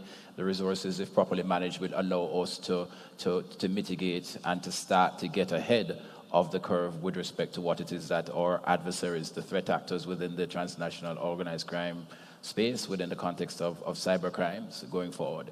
A lack of understanding, I think, is something that has prevented Jamaica from getting ahead of some of the problems. We can speak to lottery scamming, if I could use that example, that in the very early days when we saw the very visible impacts of it, the very obvious impacts of it, the flossing and the washing of the expensive cars with crystal champagne and all that kind of thing, we as Jamaicans, unfortunately, glamorized and took heart and cheer from it because we were getting back at our oppressors. We didn't realize until the bodies started to fall, not in the ones and twos, but in the 10s and the 20s and the 30s, as a result of the unfortunate competition between these guys, that what we were glamorizing was something that was insidious, not only with respect to the people who lost their life savings, but also in relation to our own economy, our own national security economy, if I can call it that, within the context of not just small areas in Montego Bay, but island-wide. So information is critical for understanding, and so we need to get ahead of that information curve and inform ourselves better so that we can inform policymakers, that policymakers can inform legislation and the enforcement of those legislations, but more importantly than all of that, to resource the legitimate arms of the state that have to combat these things on a regular basis. Thank you, Lieutenant Colonel. And as a policy practitioner, 100% support that recommendation. ACP? All right, I'm thinking of the question, but it's loaded. And we can approach it from many different angles. But what I would say, all of us inside here has a role and a responsibility to first educate those who we have influence over, our children. And if we're able to educate them, let them know what is right from what is wrong. Because we're in an age now where money is what dictates how people do things and why people do things. So if we can teach them this whole value and attitude, because although we, within the law enforcement, have been doing all that we can, there's still a lot that we can do. But when we look at resources in many instances, it's not going to be easy to prevent cybercrime from taking place. So we must inculcate in our youngsters from now the value of education, the value of working honestly for what they want to achieve. I think if we're able to do that, then we would have been 50% down the road in curtailing the illicit drugs and cybercrime activities within our youngsters. Thank you for that, ACP. Sir Forrest, you get the last word. Right, so again, you're absolutely right, ACP. It's a loaded question. But perhaps we can look on it in a very specific way. The touch points in the chain. So we have law enforcement agencies, we have the governments, we have private sector, we have schools, we have children, we have parents. Now, every one of these is a touch point in that chain, right? Now, in order to combat what prevails, everybody in that chain has to work together. Now, it's easier said than done because not everybody wants to work together, right? Even though it's in their best interest to do so, they don't always realize that. So one of the things that I think will go a far way in combating cybercrime, the way I see it, is if we can get everybody to, and this is going to sound weird, right, partner in combating that. So imagine a MOCA being able to partner with a household. It sounds weird, but MOCA already partners with, other like agencies, and they have international partnerships, right? But take it a little bit lower down that chain. Say, well, can we partner with a household? Can we partner with a business? Can we get businesses to partner with CTOC, to partner with MOCA, and all of that? I think if we are able to establish some meaningful and lasting partnerships all the way from law enforcement, government law enforcement, household, individual, and I forgot business. If we can do that, then I think the fight against what cybercrime can do will be very successful. Now, Doing it is very difficult. It's not an easy thing. But I think that's what we need to work towards and what that entails. And you'll hear more about that tomorrow because we're talking about collaboration and so on, is the kind of conversation we need to have in order to foster that kind of partnership between entities that may not naturally want to engage or partner with each other. And I think if we get that right, then we will be more successful. As you can see, when law enforcement partners with the community, the results they get are fantastic, fabulous. But if the community say, I'm not helping you, their work gets harder. So the same thing applies in the battle in the cybercrime world. If everybody can partner, government, agency, business, household, individual, then I think we will be very successful in the battle against cybercrime. Absolutely. Thank you for that. Nice way to close. I can say from where I sit, since October last year, we've had several major cyber events, and there were a few before, but MOCA had an academic session at UA, pulled together stakeholders. JA CERT had their conference at JDF. JCF had their cyber conference, and now we have this one here. So in a very short space of time, we've had multiple opportunities to pull together teams. So the integration and the partnership, I think, is well on its way. Gentlemen, thank you very much. I think I only have time for maybe one question, right? Not to deprive the audience. I'll just invite anyone. Would you like to ask a question of the panel before we close? I see a hand over there.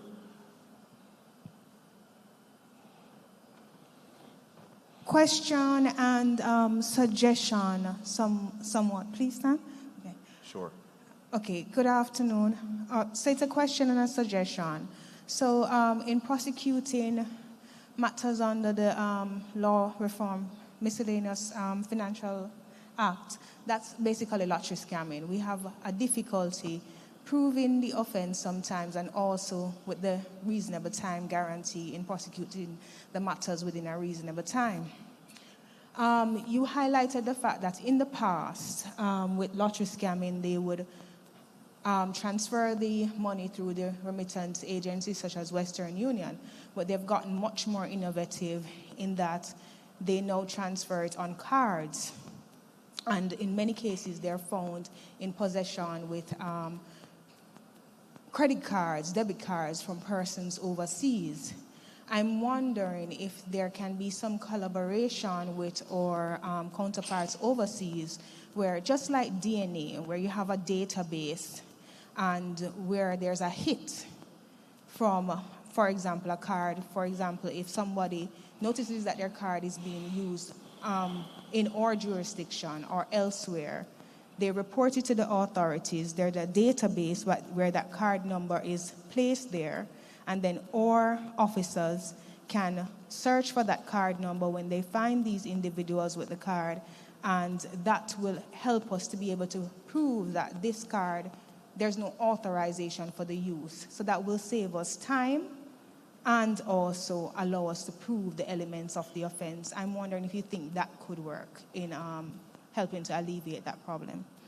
ACP, rather than tread on you, I just wanted to make a clarification here that in the early days of our experience trying to deal with the impact of lottery scamming, there was very much a reliance on the ability of the state or state agencies to identify a victim and to have that victim collaborate with the investigation. Having regard to the difficulty with that, basically because many of the victims were overseas, they were elderly, many of them were not necessarily fully aware of what it is that they were engaged in, non-compos mentis, for want of a better term. We, by virtue of our experiences, moved to add things to our legislative and our prosecutorial bag, for want of a better term, to reduce the reliance on a victim collaborating and to establish elements of a crime without their active participation. And what do I mean by that? So the mere possession of identity information was criminalized under the lottery scamming law. And so possession of the lead lists, possession of a credit card which is not in your name, the linkages that can be established by virtue of your pattern of calling it while they were using traditional cell phones and things of that nature, go to prove elements of several different offenses. And so we are able to prosecute on that. Now, you might argue that we're not necessarily able to punish to the fullest extent of the law, but some punishment, I think, and some mitigation is better than none. So there is that. The other elements I would allow ACP McLaughlin to speak to, have a regard to the other part of your question. But I would also say that we do have established partnerships here in Jamaica between local law enforcement and foreign cooperating agencies like DHS, Homeland Security Investigations, where there is a multi-agency, local and international law enforcement element coming together called a fusion center that supports investigations of that nature. They make it easier, but they're not necessarily as difficult as it would have been in former times. So we do have established relationships that support that element, ACP. Thank you, Colonel ACP. Right, and as Colonel said that, we do have a joint meeting with HSI and the other U.S. counterparts. It's something that we can look at. It's because where technology reaches today, I'm sure it is possible, but it's something that we have to sit around the table because it's going to require, in my mind, a large cash outlay. And who will take that responsibility to fund that, is another thing. The cards, in many instances, they are plain cards. So Mr. Forrester spoke about partnership. If some of the entities, like in Jamaica or elsewhere, when they get those plain cards, because these cards are not branded like you see an NCB or a Scotia card. They are plain. So once you produce those cards, what the recipients or the financial institutions need to do is not to accept those cards. But if we can get that partnership going, and let them be aware of these cards, then I think we can put a significant dent in them recouping the money of those cards. So again, it's partnership. A lot of work needs to be done.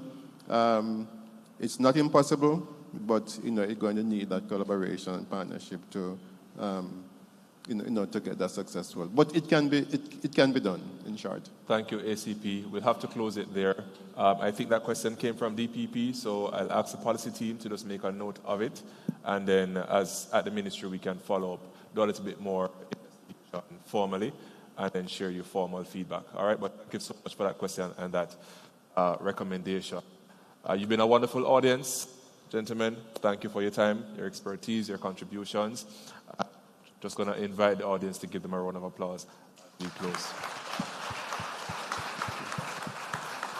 Moderator, over to you, sir.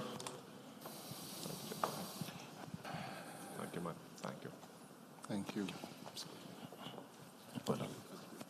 Sir. Thank you very much, Mr. Morgan, for quite ably chairing that panel. Put your hands together for the panelists. I think it was a very informative panel. Always good to hear the differing perspectives, looking at the problem from differing angles, learning quite a bit. I often say in the spaces within which I operate that the criminals, whether it's cyber criminals or others, they have no hesitation of working together. They have no hesitation to spend the money that needs to be spent. And I can tell you, when they make a decision on spending, it's not going to spend months in procurement.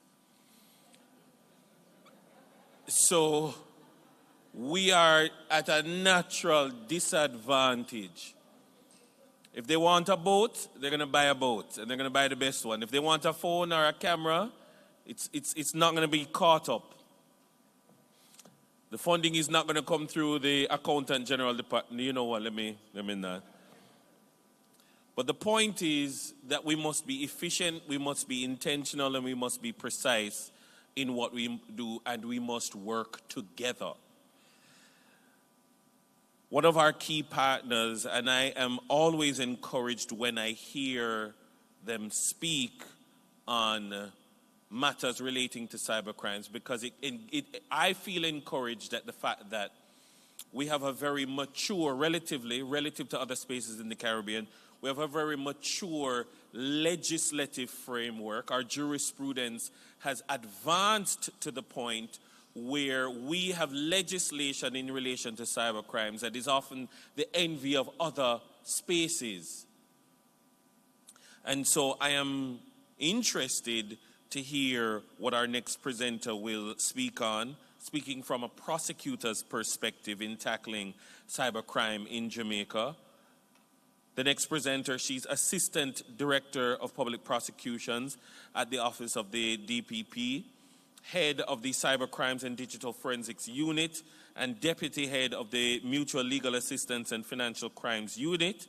She has prosecuted a number of complex matters, and she is part of the Jamaican delegation which negotiated the United Nations Cybercrimes Convention. She is quite able to address this body today. Please welcome Ms. Judy Ann Edwards, Assistant DPP.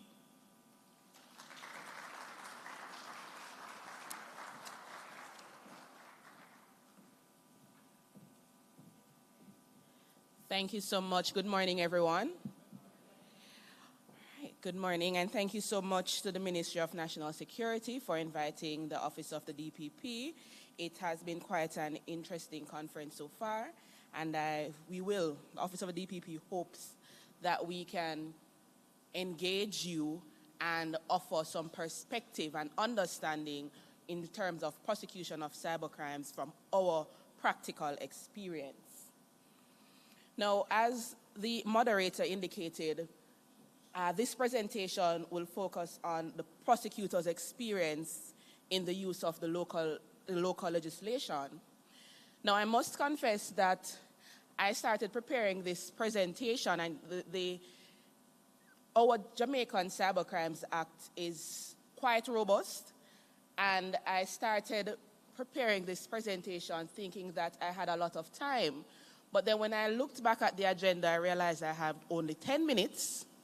So this presentation will focus specifically on the investigative powers that the investigator or the law enforcement has in relation to investigating cybercrimes and gathering digital evidence generally.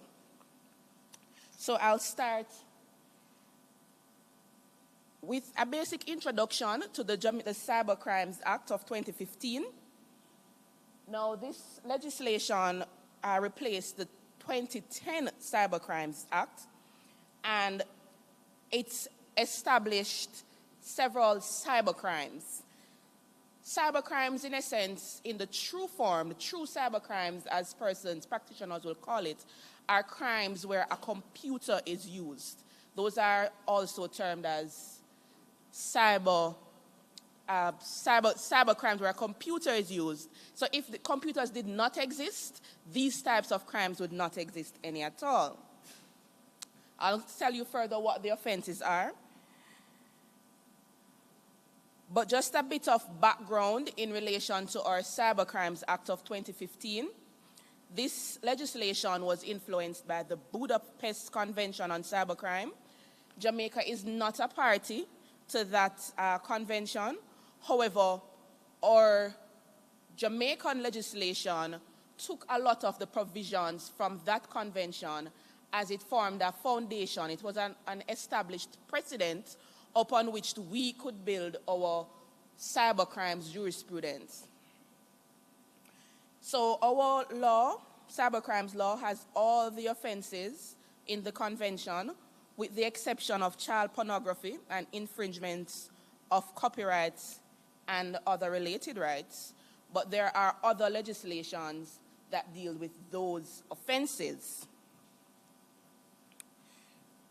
So as I indicated, The Cybercrimes Act has several offenses, ranging from unauthorized access to a computer program or data, access with intent to facilitate. There are several offenses. And in colloquial language, persons will call those type of offenses hacking, or where a computer, the attack on the computer itself. So as I indicated earlier, true cybercrimes are where it is that if a computer did not exist, then these type of offenses would not exist.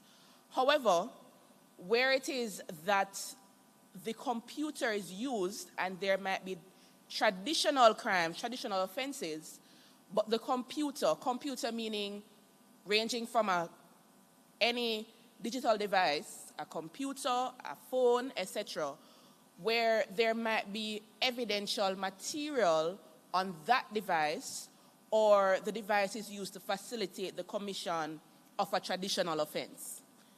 So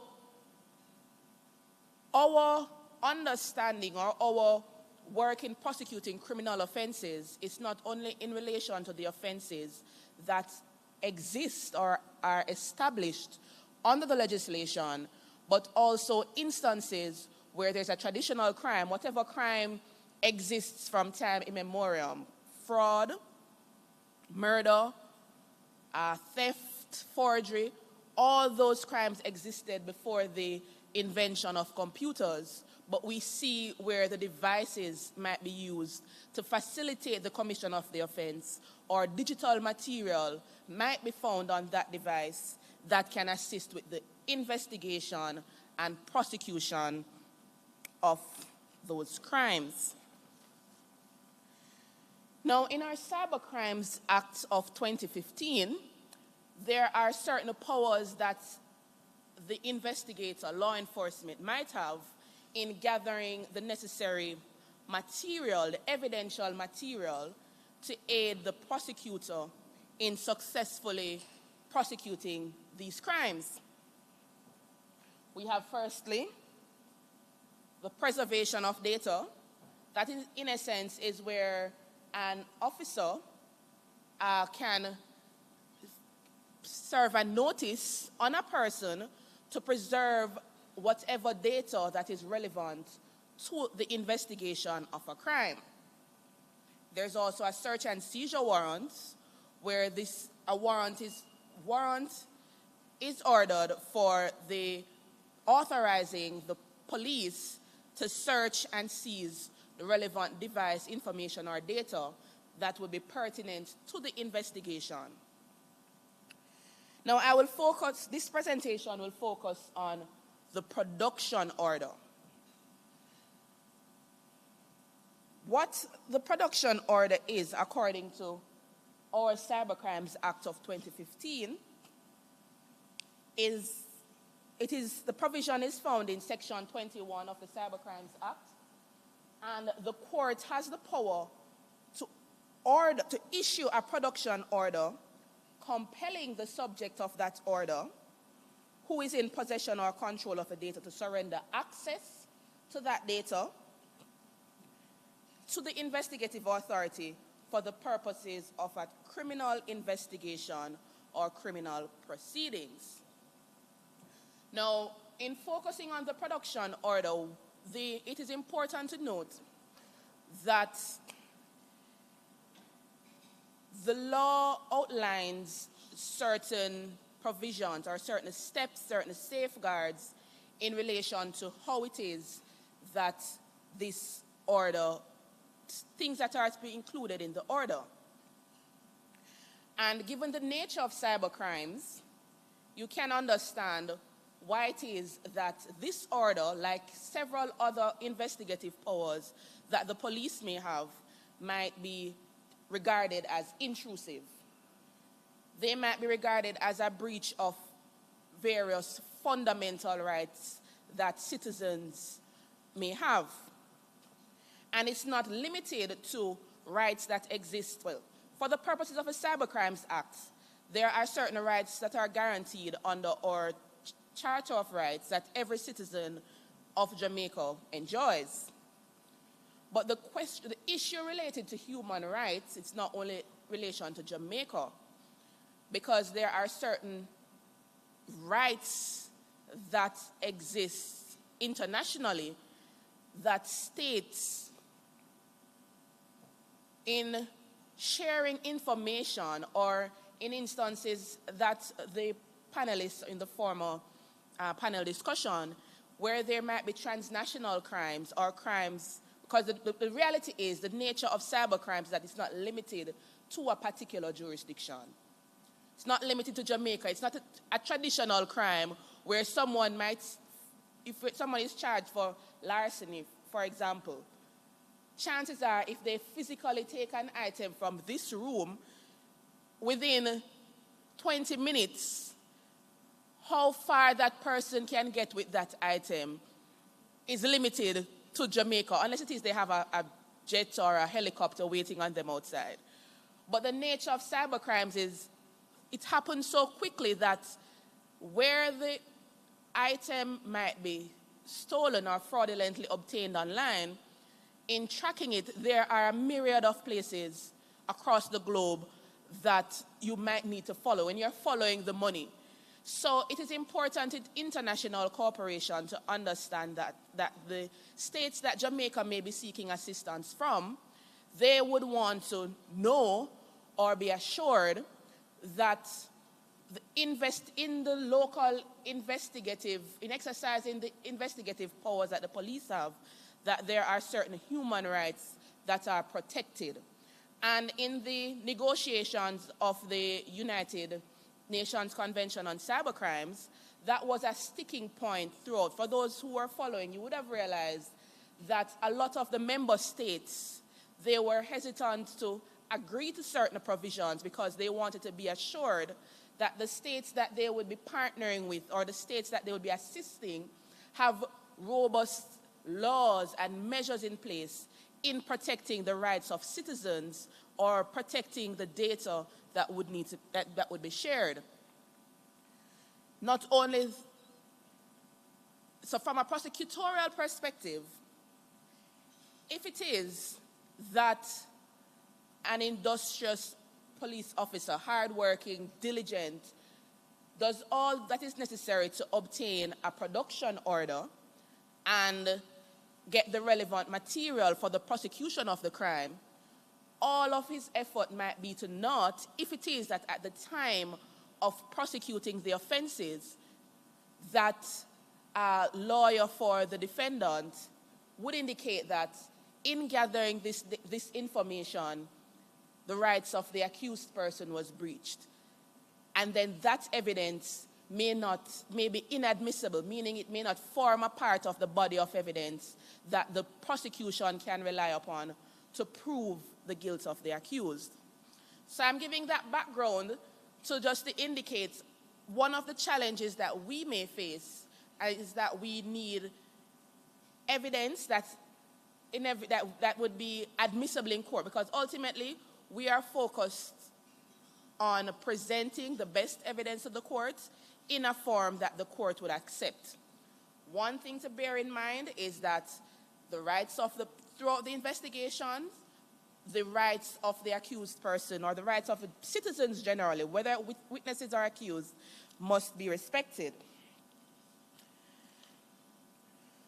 Now, in focusing on this order, an analysis of recently decided case before the Constitutional Court in relation to the issue of the constitutionality of the production order is the decided case Amoy Leon Issa against Detective Constable Julian Fraser, Attorney General, and others. Now, background to this case is that an ex parte application was made by the Detective Constable for the grant of a production order in respect to a key to an iPhone, key being the password, to an iPhone that was the property of the claimant for the purpose of an investigation. And the application was granted by the parish court. The claimant challenged the order on the basis that it was unconstitutional as it failed to take into account any likely contents of the iPhone which should be excluded on the basis that they are personal data protected by the Data Protection Act and privileged documents, etc. So in a sense, if it is that a police or an investigator requires your device, there might be some material on the device that is not necessary to the investigation. Now, we have the right to our privacy, of course, and this right is enshrined and protected under the Constitution. So the court in this case had to examine the constitutionality of this provision that allowed for an agent of the state to access your personal device, things that might be very private to you that has nothing at all to do with the investigation. Is that constitutional? That is, in a sense, was what the court examined, because the protection of privacy, of property, and any other communication, that is a protected right. However, in our society, generally, persons are quick to note, it is my right, I have a right. It's a breach of my right, but in law and under the Constitution, no right is absolute. Every single right that you can think of has a limitation, because there are circumstances where you may not be, you would not be able to freely exercise that right. So, for example, your right to liberty may be restricted if it is that you are charged for an offense and you're placed in custody. Your right to freedom of expression, that can also be restricted, where it is that you can be charged under the Cybercrimes Act for malicious communications. A civil suit may be brought against you for defamation. So every right that there is has a restriction or a limitation. So in determining the constitutionality of the production order that is provided for under the Cybercrimes Act, the court noted that the test is whether there's a breach of the law, the breach of the right, infringes your guaranteed right. Is there an infringement of your right?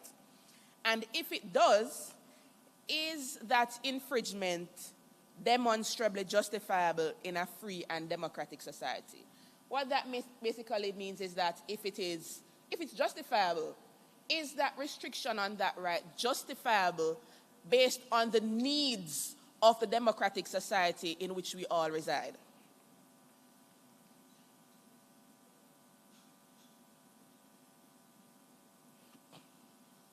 And it goes into how it is that the test is applied. And what the court noted is that the state has a legitimate aim in reducing crimes and in strengthening the investigative powers in relation to all the crimes that fall under the legislation. The purpose of the Cybercrimes Act is to assist the police with investigations, because the reality is, if it is that we have a Cybercrimes Act, we have these offenses where the computer might be targeted, or we have offenses where a computer might not be used, a computer might have been used. How is it the arm of the state that is required to ensure that we reside in a society that investigate criminal offenses, they would have a significant challenge in investigating those crimes and to ensure that the citizens enjoy a safe space. So the court looked at the rights of the citizen and the interest, the purpose of the Cybercrimes Act. What is the intention? And it was also noted that these specific criminal activities and criminal organization, that the measure that is adopted must be sufficiently and reasonably justified given the seriousness of the risk and threat to public and national safety, and in the event that the state fails to meet its obligation in enacting legislation with the primary objective of reducing these criminal threats, if the state obligation is not met with strict application of legislation, the safety and well-being, as well as the peace, order, and good governance of the Jamaican society will remain at risk. So I noted this import. I extracted this language directly from the case because when you weigh the potential impact of cybercrimes and the rights of the citizen, if it is that we don't have this legislation and these crimes are not criminalized and the investigators don't have this power, then the impact could possibly be catastrophic. The peace, order, and good governance of Jamaican society may be compromised. So the court weighed all of these in determining whether it is that the production order was unconstitutional, and they also looked at the safeguards in the legislation that allows an agent of the state, usually a police officer, to get that information or get access to that data. I looked, so the safeguards, how is it, if it is that you get that, if the police officer has access to that data, is the officer at large in terms of what it is he or she can access, how long he or she can access? Yes, this information may be necessary, but do you have access to every information on my phone? Is it an indefinite time period that you will have access to it? How is it that you balance the individual rights vis-a-vis the obligation that the state has to protect its citizens?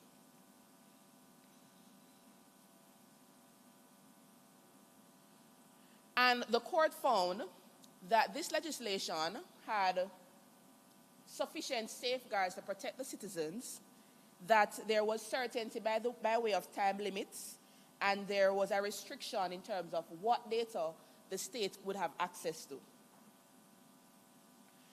and what methods are used to ensure the integrity, security, and confidentiality of the data, and limiting the necessity and the use of the protection order to the specific content to which the order is sought. So if it is that let's say, for example, the order would state that the officer requires specific data in relation to, let's say for argument's sake, information that might be found on a particular social media app.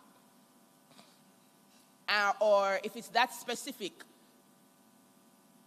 or it might be more far-reaching, but depending on whatever the order says, the investigator would have limits in terms of what it is that they would have access to. And these safeguards are important. And I'll take back a slide in this particular case where I believe it was a case coming from the United States, where it indicates that what the court's duty is to protect the citizens, because there might be instances where there might be a risk that a system of surveillance for the protection of national security may undermine or even destroy democracy under the cloak of protecting it. The court must be satisfied that there are adequate measures in place to protect against that risk. Now, in conclusion, the court found that the provision in the Cybercrimes Act that permitted the production order, it was constitutional. The necessary safeguards in Section 21, they existed. The harm or risk of the enjoyment of the right to privacy is proportionate to the state's aim of improving investigative measures for detection and investigation of serious crimes in a digitally and technologically advanced society. So, in closing, one of the challenges that the prosecutors may face is having reliable and relevant evidence that is sufficient for presentation in court in proving whatever offense it is. And if it is that the legislation is used in a way and it is followed, then it is unlikely that this evidence would be rejected by the court. So thank you. That is the end of my presentation.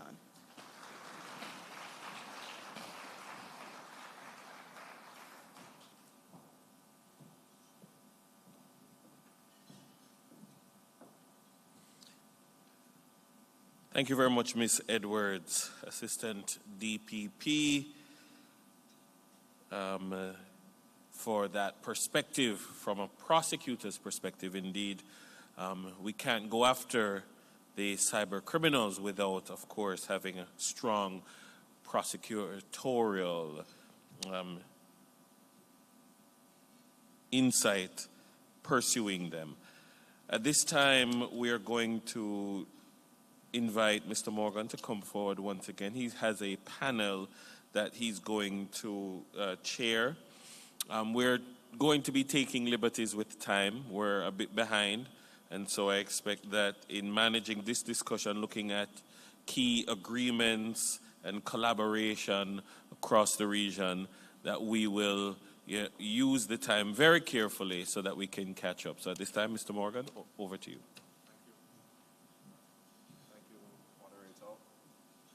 Might I invite my panelists to come up, Ms. Edwards and Mr. Kaur? Mic check, mic check, mic check.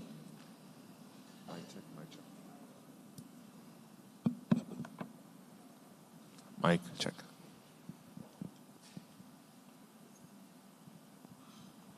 Mr. Kaur, have a seat, please. Thank you.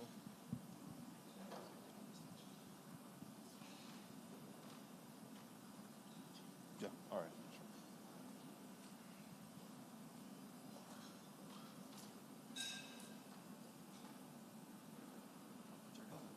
Yes, man. Put the lady in the middle.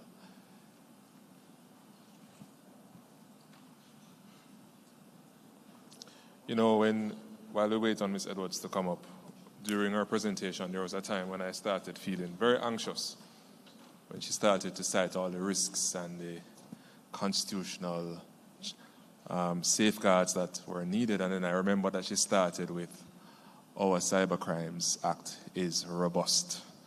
So I said, no need to worry. Thank you. Ms. Edwards, please have a seat. So, second armchair discussion. And no, I will not be hosting all of them, right, in case you're wondering. So let me just invite our panelists to introduce themselves. Ms. Edwards, you would have introduced yourself earlier, but just for the purpose of our discussion, just restate, and then Mr. Kaur.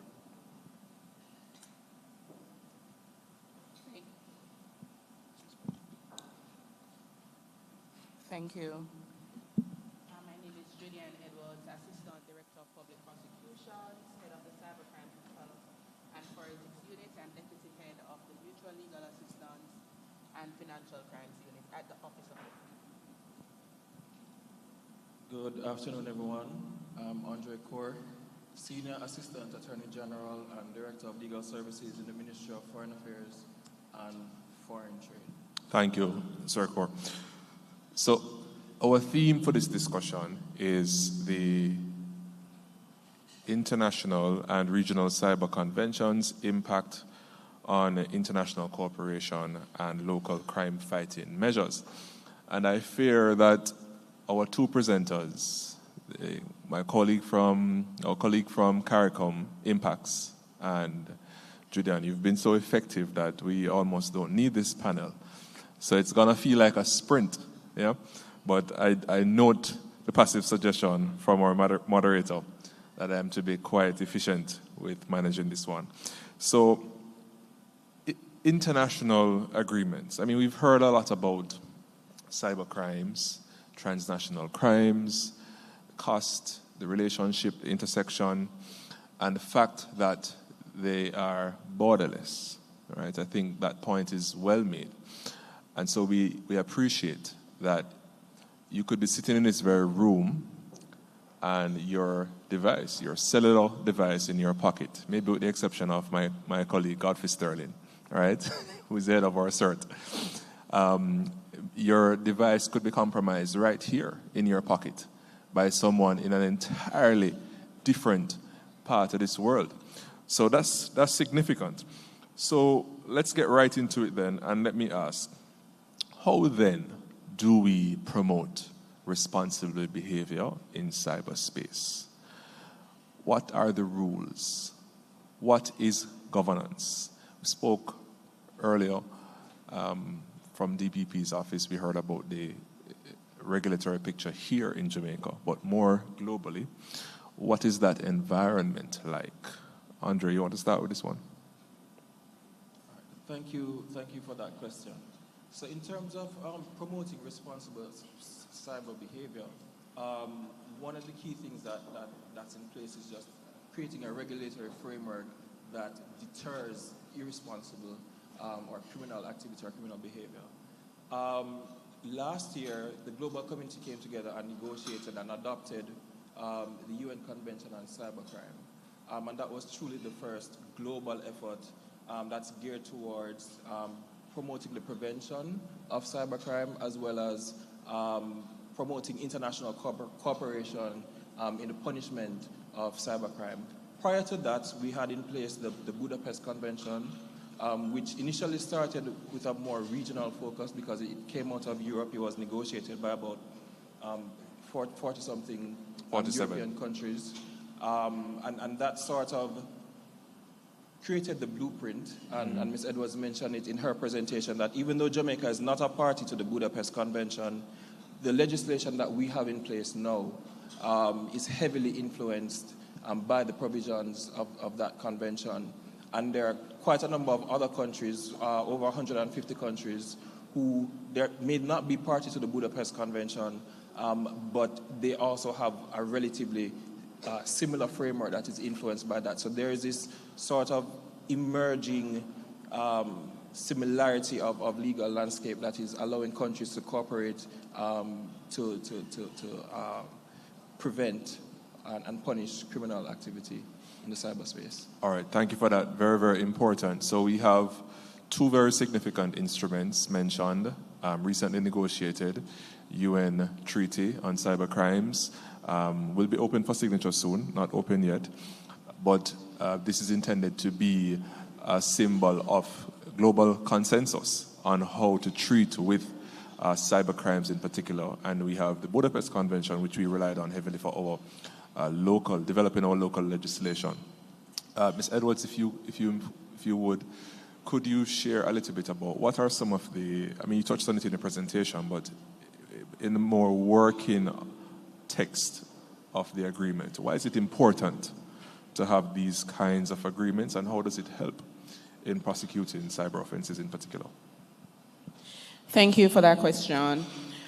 All right, one of the most important chapters, well, I mean, the different varying chapters, the established crimes that are established under the convention, the investigative powers, and the international cooperation chapter, those are important provisions in terms of Jamaica and the prosecution of offenses. But of those three, yes, investigations are important, but international cooperation, that is a significant chapter because a lot of the crimes that may affect Jamaica that occur somewhere in cyberspace, a lot of the evidence that may be required is not located, in terms of the service provider, is not located in Jamaica. And our law enforcement authorities would not have the jurisdiction to go in another state and get that evidence. And as we know, a lot of the consumers of social media or other platforms or applications, most of those are, well, perhaps all of those, most if not all, of the main ones or the most popular ones are located overseas. So in instances where there may be digital material, whether it be a conversation using a communication app or the sharing of content, being a picture, video, etc., whatever that communication may constitute an offense, or that might be evidence required for our law enforcement to investigate and ultimately the prosecution to prosecute the offense. Now, the International Cooperation chapter is significant because it allows for cooperation between Jamaica and other states who are parties to that convention in sharing the evidence, and that would allow us to present it in a manner that is accepted by the court. Because without it, yes, perhaps you know that this communication was made, but we don't have the information in a manner that might be presentable in court. So the law enforcement and prosecution, we may have recognized over the past couple of years that there might be, even if it is that the officers have the information for the purpose of intelligence gathering, for the purpose of presenting it in court, there might be a challenge, especially where it is with states that do not have a mutual legal assistance treaty with Jamaica. So it is very significant to Jamaica and the prosecution of some if not all offenses. Thank you for that. So, very important takeaway on the prosecutorial side. It is important in being able to have some reliability in how to collect evidence and have that presented in court. The flip side to that on the law enforcement side is that there also needs to be common practice among law enforcement agencies in different territories so that the evidence can be made available in the event that there is a cybercrime. So the description of offenses in particular is very important, that these are common across territories insofar as they can be, because the points to prove will be similar, strengthening the probability of there being evidence that will be admissible in your jurisdiction. So let's do a little check with the audience. How many persons here, by show of hands? And let me tell you before, this is the part where you participate, right? So when I say show hands, I actually mean show hands. How many persons know that Jamaica mandates all technology providers to store your data in Jamaica? I know I would have catch some people. So that would be excellent if we did that. But that is one of the major gaps in regulating technology service providers, because you don't always have control over where your data is stored. And that's exactly why the agreements are important, so that you can reach into other countries and get support in investigating offenses. Because you may have, I don't want to use bank because I might cause you to panic, so let me use your emails. You might be able to access you are able to access your emails here. You see them on your computer screen, and in your mind, you always know that when you go to your computer and try to access your emails, they'll be available, largely. But do you know that those emails could actually be sitting on a server somewhere in Vietnam or somewhere in the US? So that data is actually not here in Jamaica. You are just able to see it. And that means that your data sometimes is susceptible to the legal jurisdiction of another country, and those rules may differ. This is a nice point for me to segue, Sir Kaur, from where you sit at the Ministry of Foreign Affairs. Would you say that there is a very strong consensus globally on how to regulate cyberspace? I think the fact that the international community was able to conclude the treaty, the UN convention, in a relatively short period of time, it took like about 5 years. In international law, that's very short. So when you think about international law, it's far removed from a lot of persons, but simple things like navigation, the way you use the waterways, that's governed by an international convention that took over 3 decades to negotiate. So the fact that the international community was able to agree in large part on what the regulatory framework should be like in a relatively short period of time, it shows that there is great consensus that something needs to be done and something needs to be put in place so that more countries could cooperate. And there's also relative synergy between the Budapest Convention, which existed before, and what has now been put in place in the new UN Convention. And the importance of having developing states at the table in negotiating that is that we were able to include things that were missing from the Budapest Convention. So there's provisions for technology transfer, there's provisions for capacity building and training and providing assistance to developing states because, as Ms. Edwards mentioned, the convention will provide an avenue for Jamaican prosecutors to have access to evidence and information that they may need to prosecute cases, but it also goes the other way. So it makes no sense to have an international convention where the partners that you might need to assist you do not have the capacity to provide that assistance. So those are some of the things that were built into the new UN convention.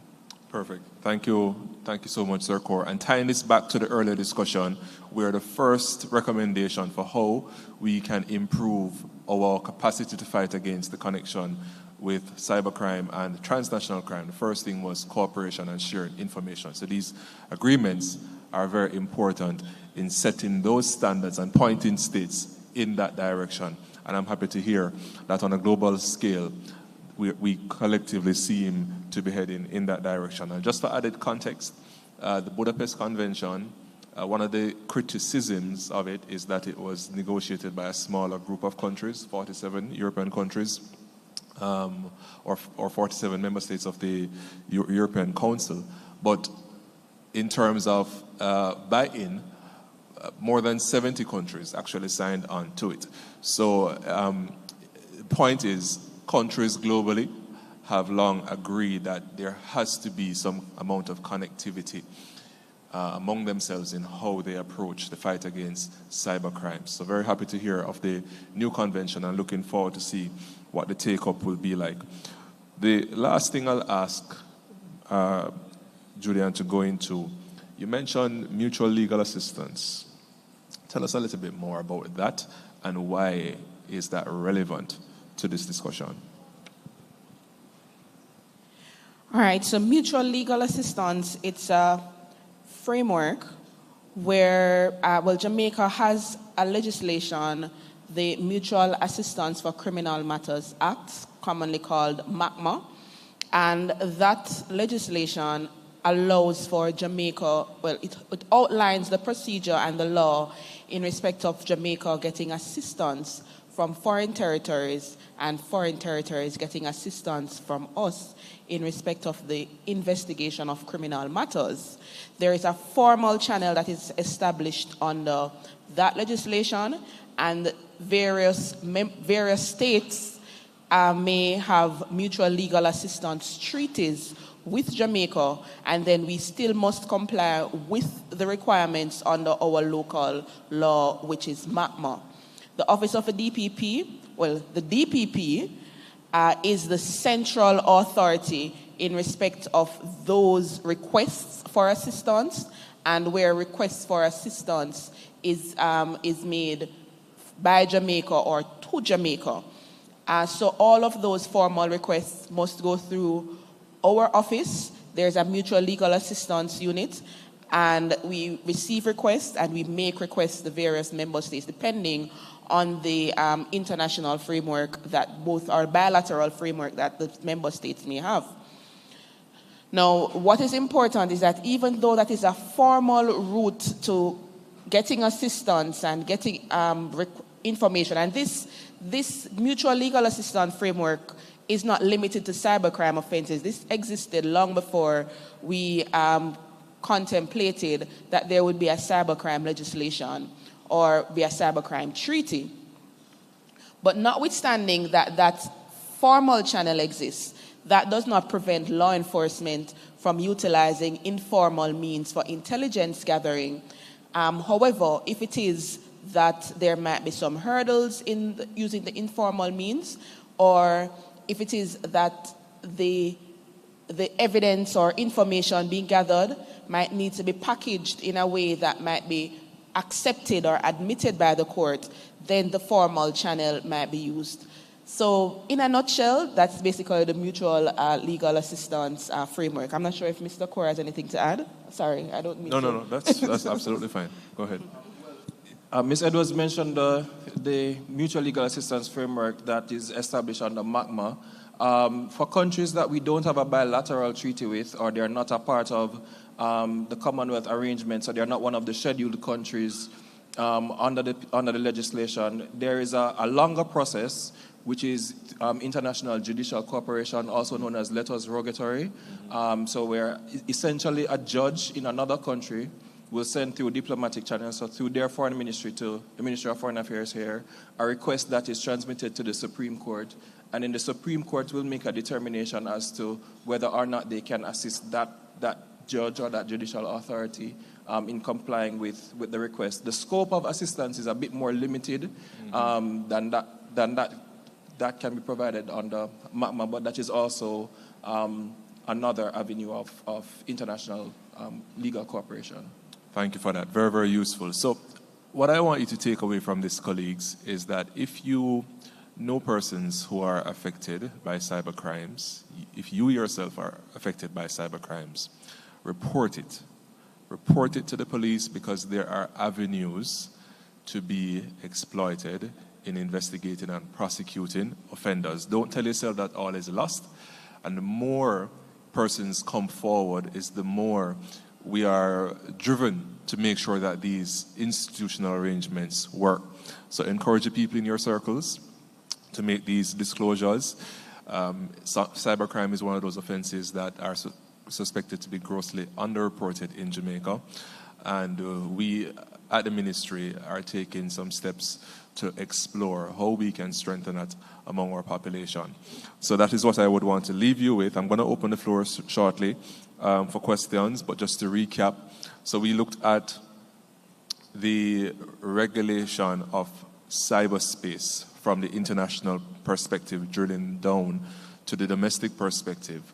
And you would have received presentations from our colleague at CARICOM, our discussions in the earlier armchair discussion, and presentation from Ms. Edwards from the DPP. We know that there are international agreements negotiated to give states guidance on how to treat with cyber threats.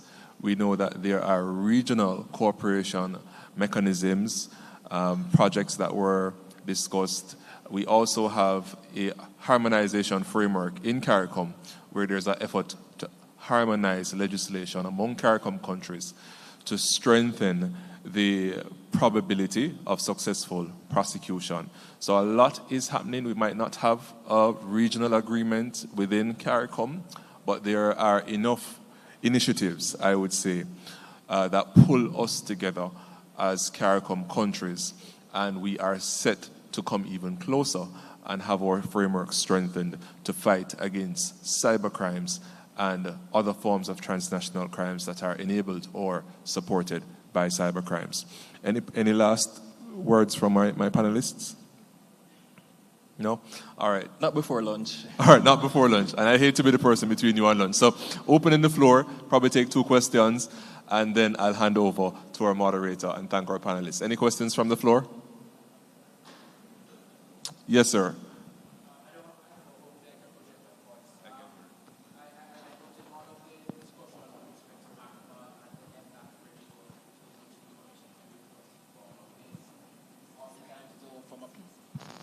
Oftentimes, though, from a practical perspective, the attempts to prevent a crime from occurring and to investigate rapidly within the context of a continuing and current activity is not necessarily aided by the formalities. And we do know that, sometimes you have to have government-to-government transmission of information before it gets to the actual law enforcement information, or rather entity.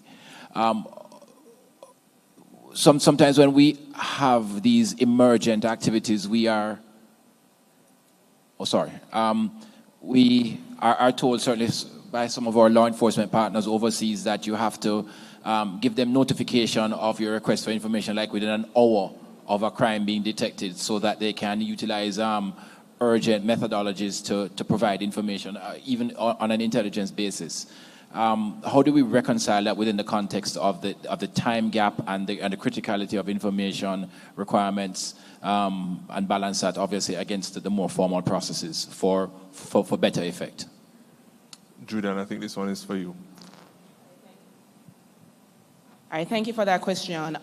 Well, it is a fact that oftentimes the mutual legal assistance framework might not be the most expeditious route. But as I indicated earlier, that in intelligence gathering, there are other mechanisms that might be utilized. But what I wish to note is that in the Convention on Cybercrimes, one of the requirements of the member states is that there should be procedural measures in each territory that allows for expedited, because we know within the context of cybercrime that the material is particularly volatile. It might be deleted very quickly. So there's a requirement for expedited preservation of data, expedited interception of communications, and there is a 24/7 network which currently exists in Jamaica and other territories. That channel can also be utilized. But within the context of the cybercrimes, there are certain guidelines in terms of what information you can get using the 24/7 network. And each state that is a party to that treaty, you're required, you're obligated to ensure that your domestic law or your domestic framework has a mechanism in place for the expeditious sharing of data. So I think it comes down to us, Colonel, as practitioners, to figure out what that mechanism would look like that can increase the chances of having that data available quickly or reports processed quickly. Andre, just to also add, the point that the question that you raised, it is one that affects a lot of practitioners, and one of the methods that we have been using to address some of these issues is to enter into specific agency-to-agency bilateral agreements. So there are some law enforcement agencies that will have MOUs or agreements with their counterparts that facilitates information sharing. And then when it's time for you, when you require that evidence now for a prosecution, that's when you then make the request through the more formal MLA channels. But that could also be something that you could consider if you do have international partners that you require to share information with quickly. That's something that you could also consider. Thank you for that. So one last question. I think I saw a hand on this side of the room.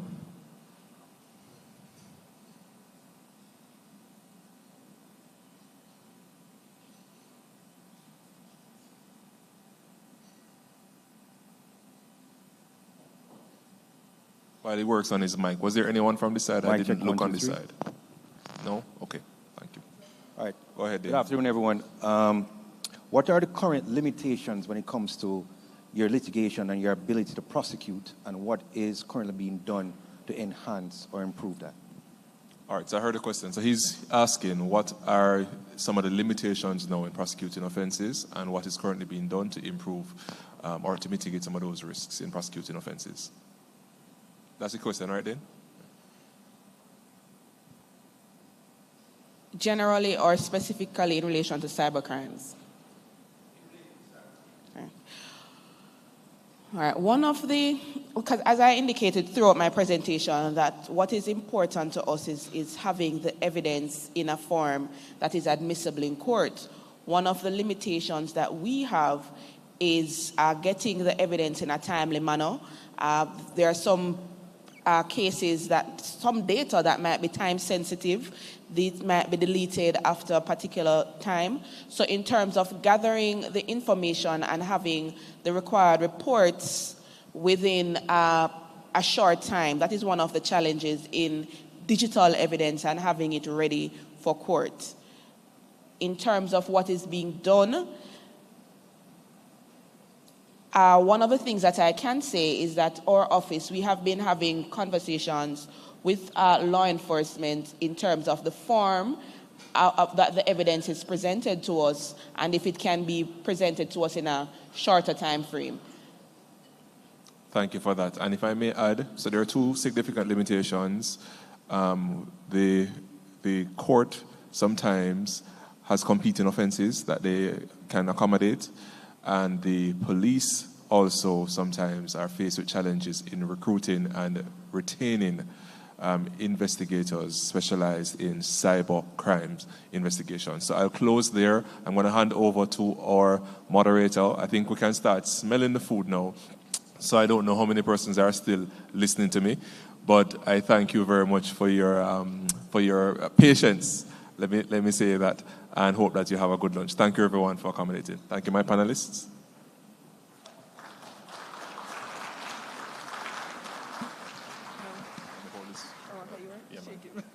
I was. Thank you, Andre. One of the things I learned in public speaking is never to leave the lectern unattended. So I'm going to bill Dennis. Thank you very much. All right, our final presentation before, and I'm going to announce at this point in time that we will be having a working lunch. Is that okay with everyone? So we're going to be, in order to make up for time, we will have a working lunch. And so our presenter from the Bank of Jamaica, Mr. Ramakan, has been duly advised. At this time, I'm going to invite a director in risk intelligence and alter intelligence to come forward. Jonathan Nelson is going to be presenting to us on the emergence of misinformation, disinformation, and cyber attacks on the political process. I expect this presentation to be absolutely fascinating. Put your hands together for him.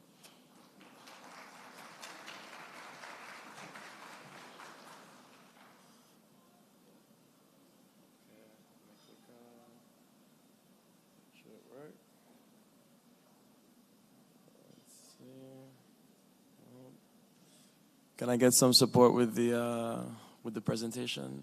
It's not coming up.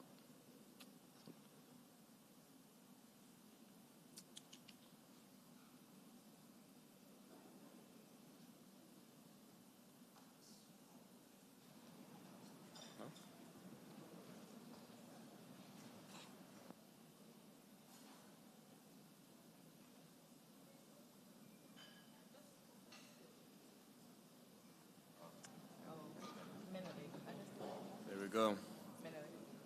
Okay, great. Let's make sure it works. Go back. Okay, fantastic. All right. Hi, everyone. I have been saved from being in the non-enviable position of standing between all of you and your lunch. And so now my voice will be harmonizing your lunch, so we're better off. My name is Jonathan Nelson. I'm the Director of Risk Intelligence at Alto Intelligence. I want to say thank you to MNS and to all of the organizers for, thank you, Brian, for having me and for putting on this lovely event, this very necessary and timely event. Today, I will be speaking about the weaponization of the public information ecosystem, particularly in the context of electoral processes, but also from a broader perspective that helps us understand how influence is now a critical element of the cyber threat actor toolkit and what we can do about it. Very briefly, I work for a company called Alto Intelligence. We are based in Madrid, Spain. We have offices in Brazil, in the UK, and also activity in the US, and we have projects heavily in LATAM and the Caribbean, in Africa, as well as in Europe. We are freaks about mapping the public digital sphere. What does that mean? For us, that means we aggregate public intelligence. That means activity, digital activity produced across a wide range of sources, a wide range of geographies, and a very broad range of languages from things like news media, blogs, forums, social media, all the way through to deep and dark web. And we map out the interconnections among that activity to identify patterns of anomalies that enable us to better understand threat actor tactics, techniques, and procedures. And I'll show some examples of that work today. So, as I mentioned, we work with some of the world's largest critical infrastructure companies as well as with public institutions and multilateral organizations. So I'll discuss mis and disinformation within the context of risk from a critical infrastructure perspective. I also want to discuss trust as a critical currency and how the erosion of trust is a fundamental component to understand in the current threat landscape. We'll discuss the new frontier of the internet and how the new capabilities of the AI landscape are enabling certain techniques that are increasing risk for public and private organizations that are also highly relevant to the electoral process, and we'll show a few case studies. So I'm not sure if you're all familiar with this report from the World Economic Forum that's come out every year for, I believe, over the past 10 years, called the Global Risk Report. And interestingly, over the past few years, mis and disinformation as an immediate short-term risk has continued to ascend on that list. Importantly, as you can see, there are also other important risks that are noted among the potential risks that have the possibility of generating a destabilizing force for global economic and social cohesion, including societal polarization, cyber espionage and warfare, and the adverse outcomes of AI technologies. As you can see here, it's critical to note that the information ecosystem is not disconnected from the other critical risks that govern the stability of our societies, especially when we speak about the context of electoral processes. Shortly, I will discuss the context and the concept of hybrid threats and the importance of a healthy and well-supported information ecosystem to accompany the fantastic efforts that are being conducted in cyber resilience. The one does not exist without the other. I won't mention in too much depth some of these cases that have been mentioned before, but I think it is critical to note that disinformation and cybersecurity, again, and I insist, need to be understood as part of the same toolkit. There are notable incidents, including attacks on media in Jamaica that have surfaced recently, that were a major part of kind of the circulation of in the media ecosystem. COVID-19 misinformation across LATAM was a major theme in terms of societal polarization and foreign influence that was targeted in a fashion to undermine specific narratives and trust in public health interventions, which we worked on in 2022, and I'll show that as a part of one of the upcoming case studies. But also within the context of the increasing threat landscape and the increasing digitalization of the nations in Latin America, cybersecurity incidents are increasing. Ransomware threats are increasing. Over 144 million cyber attack attempts in 2022 alone, and growing since that point. And this all linked to the increasing attack surface, linked to increasing digitalization. So when we take all that into account, we can understand that trust as a critical currency in Western liberal societies to ensure the fluid functioning of an open media ecosystem. It requires the collaboration and coalitions of many different actors: media, government, private sector, public sector, those that design and create the actual infrastructure for which communications to exist upon. And while this can drive accountability, within the new technological context, we see new serious risks and vulnerabilities. We see a convergence of online influence and digital and physical risks. The US elections and the January 6 riots, for example, the significant studies into Brexit and the relevance of foreign influence and manipulation and interference, from specific adversarial actors, both at a geopolitical level and also taking advantage of the incentivized networks of actors working for financial profit, create a really dangerous cocktail that puts into perspective the integrity of electoral processes. We also see how critical infrastructure organizations are also in the crosshairs.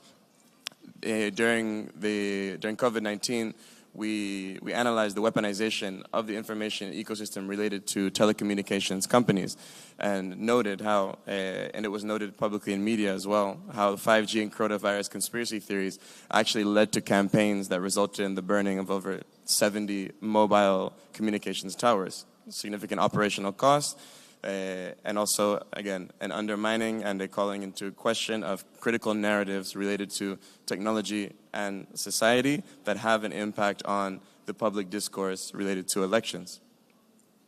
So why is all of this occurring, and why is all of this seem to be happening so quickly? Well, our premise is really that the internet was not designed for a malicious use or malign intent. The internet was designed for open, fast, decentralized communications. We now live in a different technological context, a very different technological context. So for all of, I think we're all in this room because we love the digital ecosystem. We're fans of it, we're supporters of it, we want to make it better. And for all of the positivity that an open digital ecosystem brings us, anonymity, the ability for dissidents in certain social contexts or political contexts to voice their opinions, access, speed, scale, commerce, collaboration, creativity, all of that also presents certain risks at an infrastructural level, right? Anonymity means that phishing attacks, VEC, ransom and malware attacks can be conducted with a very difficult threshold for detection of threat actors. Access as well, speed, disinformation and lies and false information can be propagated instantaneously at scale across languages. These can be monetized by ad networks, by merchandising that doesn't respect any type of border or legislation that would aim to limit that, with the capacity to be coordinated in an instant. And speaking of creativity, we've spoken today as well about the relevance of generative AI content within the context of deepfakes. The impact of deepfakes has increased significantly in a relatively short period of time.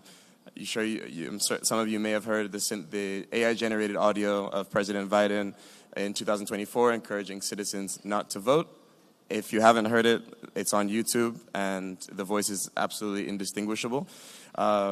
These have also emerged and surfaced in other pre-electoral contexts. So we have fake audio of Keir Starmer emerging last year. 2 days before Slovakia's election, audio recordings were posted and diffused across Facebook in which the politician running for election appeared to be discussing buying votes, right? And I think some of these examples were also mentioned previously. You have quantities of, in the tens of millions being transferred and stolen from financial institutions due to the sophisticated use of deepfake technology that is impacting organizations and societies across borders, right? And the cases continue and are slated to continue to grow. So this puts us in a context now where we can see how disinformation, or the use of false information, false narratives, false content, false identities, generally created in a synthetic fashion, right, through the use of generative AI increasingly, are used as preparatory attacks at the basis for other cybersecurity attacks, in which they're often used in tandem, right? This is to generate additional impact. This is to undermine the reputation of organizations to be able to then take advantage of or undermine their ability to respond, to increase the capacity for monetization, to dupe individuals into making mistakes, which then lead to more severe vulnerabilities. And the spectrum is very broad. With such a complex and sophisticated digital ecosystem, the types of attacks, the tactics, techniques, and procedures, the TTPs that we are seeing from threat actors is spanning a broader and broader scope. So you have from automated programs and online deception to online impersonation, right? You have deceptive operations to online harassment. You have manipulative content to extremist and online threats. So the gambit is incredibly broad. And when we're looking at how to tackle and how to understand the risks inherent to the electoral process, I want to take us back one step, and I want to ensure that we're all using the same language and understanding kind of the same conceptual frame, which is that the electoral process is not only the electoral process itself. The electoral process is the open information ecosystem that enables discourse, debate, an exchange of information related to key topics that are high on the agenda for citizens ahead of elections. This was also mentioned before. I think a few talks ago about the cybercrime economy being the third largest economy behind China and the U.S. But this is where I was going. So hybrid threats. I want to discuss hybrid threats because I think it's a very important framing to understand why influence and cyber attacks are relevant parts of the same exact threat toolkit and exist within the same ecosystem in a very important way.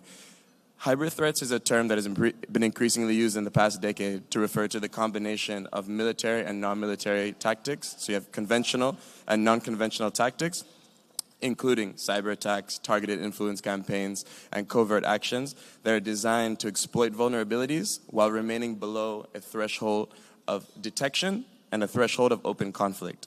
This is important because, military conflict is costly, both economically and politically. However, with the ability to engage in actions that have the potential for destabilization, adversarial countries, groups, etc., can blur the lines between war and peace and create disruption while maintaining plausible deniability. There are many cases of this impacting critical infrastructure, driving distrust in particular politicians or media organizations in the period or the lead up to elections. And this is conducted in a very specific way, or in a very specific set of ways, using a specific type of digital infrastructure that at Alto we analyze and understand through the creation of synthetic identities, content, and coordination. So I'm going to show a few examples now of how at Alto we map the digital public information ecosystem to anticipate the use of these synthetic identities, content, and coordination, and are able to identify regions for the potential exploitation of these types of risks and impact on the electoral process. This is a case study that we conducted in collaboration with the United Nations Development Program in 2021, specifically related to COVID, online debates, and information pollution in Latin America and the Caribbean. Jamaica was also part of this study. I'm going to show just a kind of a brief snippet, and I'm going to show a more recent analysis that we did using a similar data set, but globally, expanding beyond the Caribbean, to highlight how a space of critical infrastructure, such as public health, can be distorted with impacts on the capacity for the public to trust in the principal sources of information that are critical to the functioning of an election. So you can see here words on the screen, right? And this is kind of a visualization of how social listening would have been conducted in its more nascent stages, right? You want to understand the different types of conversations that are occurring across several different sources. We developed algorithms that enable us to interconnect the keywords and to display them based on their relevance and their usage in the same text. That way, through certain clusterization methodologies, we can determine how terms are being used together and figure out, where are certain types of conversations emerging that may be of interest and that are of importance in the public discourse. This is actually available in that report, but the way that we're able to do that now, that allows us to understand how actors themselves are engaging and producing content in a debate related to specific narratives, is much more sophisticated. What you're seeing here is a use of our technologies and our algorithms that results in a social network analysis. So this is a computational analysis, which is a message propagation network. We're able to see 1.3 million digital identities generating over 11 million interactions related to a public debate on vaccines and public health globally in English and in French. So the little dots that you see on the screen, those nodes, are digital identities or profiles. Every time they engage with another profile, the algorithm assigns a degree of gravity, if you will. And the more frequently they interact, the higher possibility they have of being clustered together. So what you end up getting are these different communities. And we can do deep dives into those communities to understand across different sources, including social media, news media, deep and dark web, etc., what are the principal areas of conversation and debate, and where specific types of patterns or anomalies are emerging that allow us to understand in a preventive fashion where public institutions, media organizations, critical infrastructure organizations should be paying attention to ahead of major critical events. One of the key insights that we're able to derive specifically from this social network analysis is the degree to which synthetic activity, so users demonstrating abnormally high activity, statistically abnormally high activity, participating at levels that would require the support or use of automated or semi-automated techniques, are able to influence the volume of false or unsubstantiated or anti-scientific narratives related to a specific topic. So imagine heading into an election year and understanding that a specific conversation related to public health institutions or organizations was being maligned by a certain type of organizations to a certain degree that was distorting the public debate. This is the type of work that we do. In this specific case, we're able to identify that less than 1% of all authors generated 25%, so a quarter of all the activity in the entire network. So when we talk about distortion and what you may identify as a healthy or balanced public debate, we can see that statistically is not what is occurring. And so countermeasures, collaborations with media ecosystems, interventions and collaborations with media platforms, increased media literacy engagements can be evaluated and assessed on the basis of these types of research. We also conducted a study a year and a half ago related to EU African migration, given the fact that migration is such a critical topic on the EU electoral agenda. We published this in collaboration with several EU delegations in South Africa. And we identified some really incredible insights in this one as well. So you can see here a similar type of social network analysis in which you have 60,000 profiles producing over 130,000 interactions, and they're clustered into their distinct communities, which gives us an idea or allows us to do a deep dive into what's being discussed. What are the key topics of engagement and what are the areas of vulnerability, right? So we can see how you have local communities engaging, you have international opposition to migration in certain contexts or certain languages, you have the public debate largely driven by public institutions at the core of the network. And again, we see that 1% of users are generating nearly a quarter of the results, right? So demonstrating evidence that in the context of EU African migration in English, French, and Arabic, the balance of the conversation, what a normal user might engage with or come across when they are reading and consuming social media activity or news related to a specific key topic of interest, is not balanced in the way that one might presume. Furthermore, in that specific analysis, on public digital channels, we were able to identify the sale and purchase of trips, of guns, of arms. So essentially, my point is that using these types of techniques, these open source intelligence techniques, where we start from the 30,000-foot view and we map out the public digital sphere, we're able to understand how, from the kind of the more generic public debate that occurs on spaces like Twitter, open news media, we see a funneling into specific and targeted channels of more acute threats. So I mean, I'll leave us with that. I think with the case studies, I've kind of offered a good amount of context there on our methodology and the way that we work. Within the context of elections, I think it's critical to highlight that synthetic identities and AI-generated personas mimicking real individuals are making it harder for any individual to distinguish between real and fake accounts. We're seeing automation of deepfakes as a democratization of this type of technology, in which anyone can create a deepfake for a wide array of uses. But for malign use, this obviously has a fundamental economic incentive. In addition to micro-targeting, this is all of the tools that have been generated and the infrastructure that was generated for marketing at scale to target in a precision fashion individuals based on preferences, geography, general interests can now be used in the same way for influence operations in which disinformation and false narratives are a key piece. This is automated, and the ability to detect these actors is becoming increasingly more difficult. So,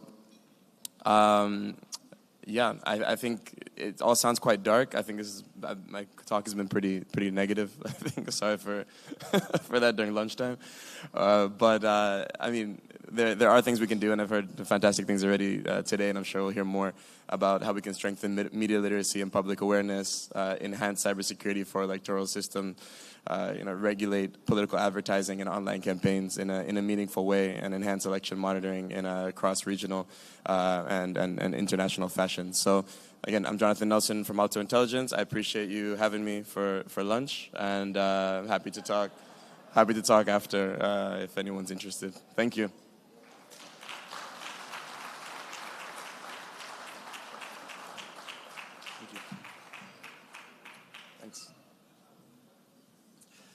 Thank you very much, Jonathan, for that very sobering presentation. Our democracies, our political systems, administrations can be raised and brought down through cyber attacks, and so therefore that information is so critical.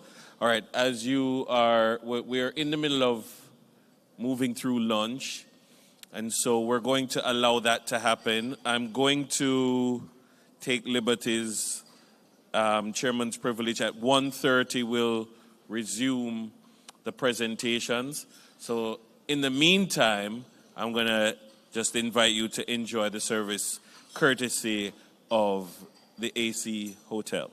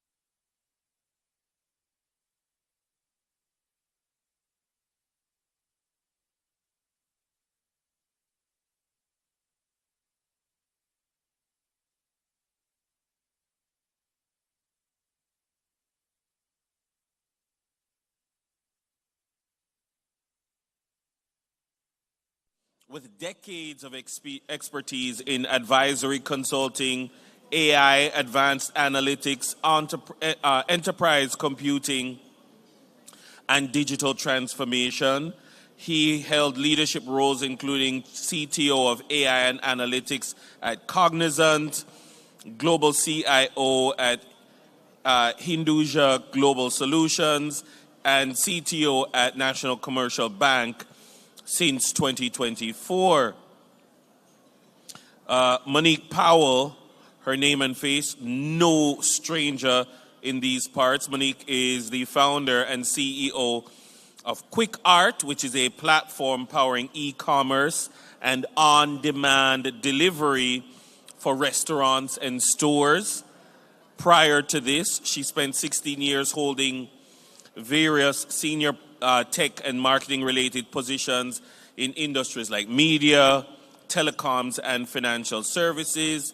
And Andre Palmer is a seasoned and highly sought-after tech and management consulting leader with over 16 years' experience in driving business transformation across Europe, North America, and here in the Caribbean. He's currently head of practice at Securis, which is a global data privacy consulting firm. He previously held notable roles at Gartner. At this time, I'm going to invite Sarah to come forward. You're going to present to Monique, and then Monique is going to present to Andre.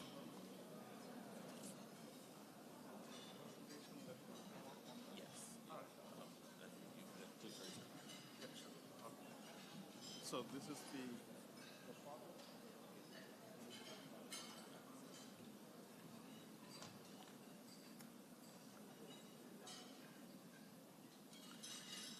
Good afternoon, Jamaica. It's always a challenge to start immediately after lunch or during lunch. You know, we got to keep you awake first, and we got to also tell you what's going on. And the topic today that is there available is something that is quite interesting on one side because we manage your money.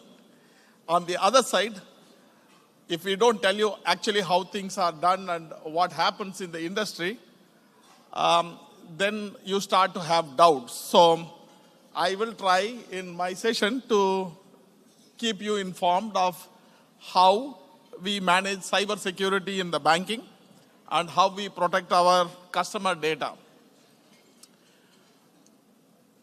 Today we live in a digital age where we are no longer protected by a boundary. You do not have the luxury of saying, okay, I have a boundary very clear and very secure and nothing can come and touch me. The moment we went on to the internet and put our banking on digital, you are now open for access and, people trying to attack, steal, and probe what's going on, right? So you are no longer safe unless you are able to understand what is at stake, what you need to do to monitor and work. Especially in our industry, there is a problem which we have to balance. It is between convenience, giving you access from anywhere, anytime, and also managing the vulnerability when we provide that, right? So naturally, there is a big challenge between how much convenience you can provide, how long you can provide, at what times you provide, and how do you protect yourself. The digital banking boom has changed the way we engage with banks today. There was a time when you have to go to the branch, you have to stand in a queue, get your things done. Today, you can do everything through the mobile app and you can get your entire banking done. In fact, in some of the countries, they charge you if you visit the branch. Yeah, so that's the kind of situation that is happening out in the world. And so the banks have to become really top-notch in terms of understanding how they do technology, how do they monitor, and how do they manage. So our reliance on digital channels, it doesn't matter how many transactions happen. Even if it is one transaction or 100 transactions or 1,000 transactions, you need to monitor each and every one of that and manage that. And the digital channels are also increasing, changing by the day. So it's no longer just one mechanism. We work in a situation where we don't see the person face to face. We are having to rely on pure play technology to ensure we identify who logs in, who does the transaction, and when they leave, that they carry the trust that is there. So there are multiple points where we have to always deal with on a regular basis, which is the difference between convenience and risk. So we keep tracking the mobile, we take online, and we are contactless today is the norm. So how do you have zero trust security? How do you understand who is your customer? Is it genuine, or is it a threat actor who is coming and trying to get access to your systems? So this increases the cyber risk, and accordingly we need to protect our infrastructure, ensure our customers are serviced at the same time, and their trust is managed while we do this in a secure fashion. The attack surfaces today have changed, and they are becoming more and more innovative. So no longer it is a certain type of attack or something that used to happen. Earlier, you put the website, people would only take down that or create traffic problems on that and so on, DDoS attacks. Now no longer that alone is the norm. There are more innovative ways that they are coming. Everything that we do, we are actually trying to prove that we do not have vulnerabilities, and we ensure we have taken care of all of that, and then we are delivering that. What is projected for the future is quite a daunting task.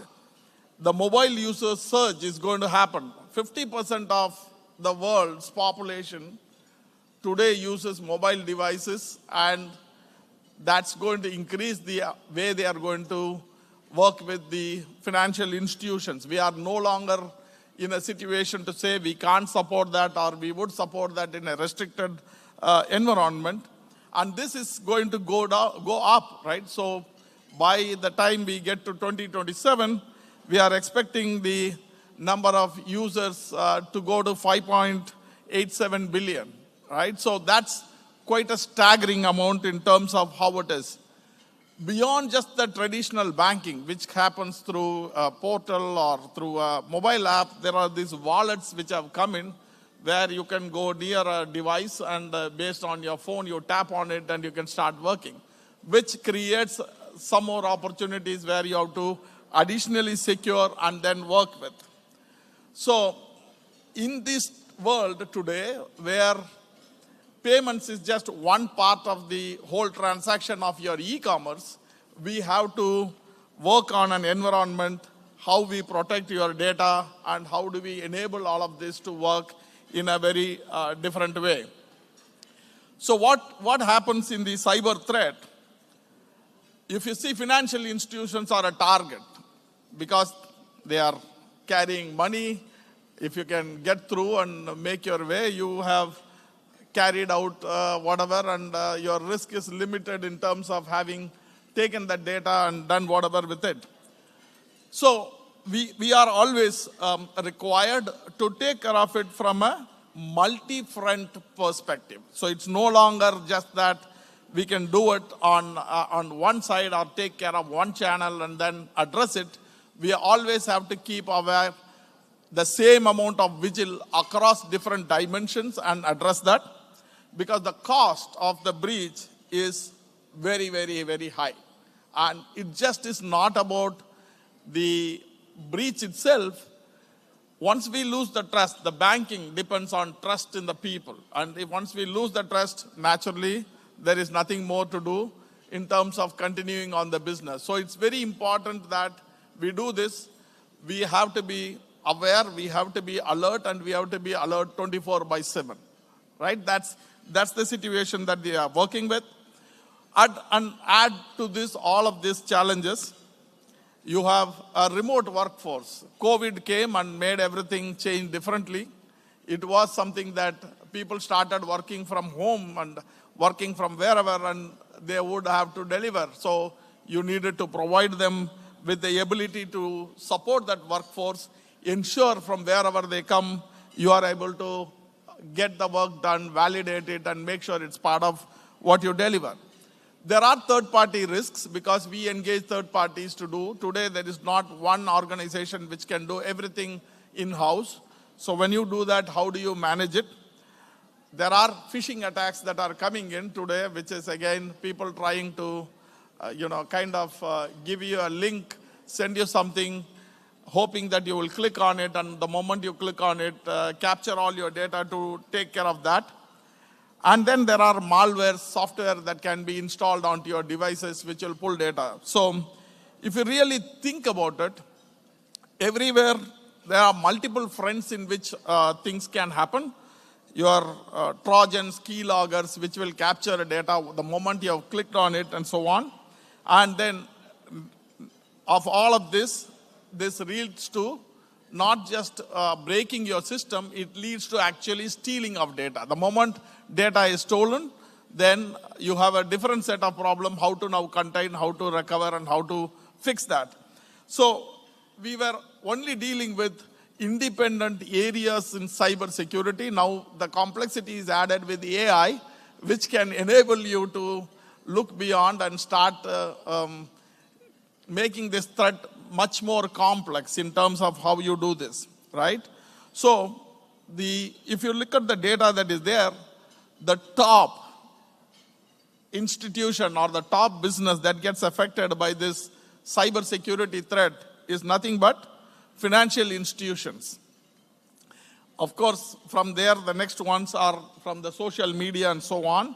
But that becomes your biggest risk, and we need to make sure that we protect ourselves always against that. And what do? We have to have strategy to ensure that we are having clear mechanisms, first to detect, then to protect, and then to respond, right? So on one side, we have to detect what is happening. We have to ensure that once we have detected, we are protecting it, and we have to respond back to make sure that people understand we have taken care of it. In case, worst case scenario, if after all of that detection and protection and responding, we have a problem, somebody has stolen something, then we have to identify what has been stolen, and then we have to recover. So that makes our job all the more challenging and interesting at the same time. So what we do all of this. Banking is one of the highest regulated industry. Banking is not something that you can just do something, quickly create attention and live with it. You got to really ensure that you are addressing all the regulatory requirements and supporting that.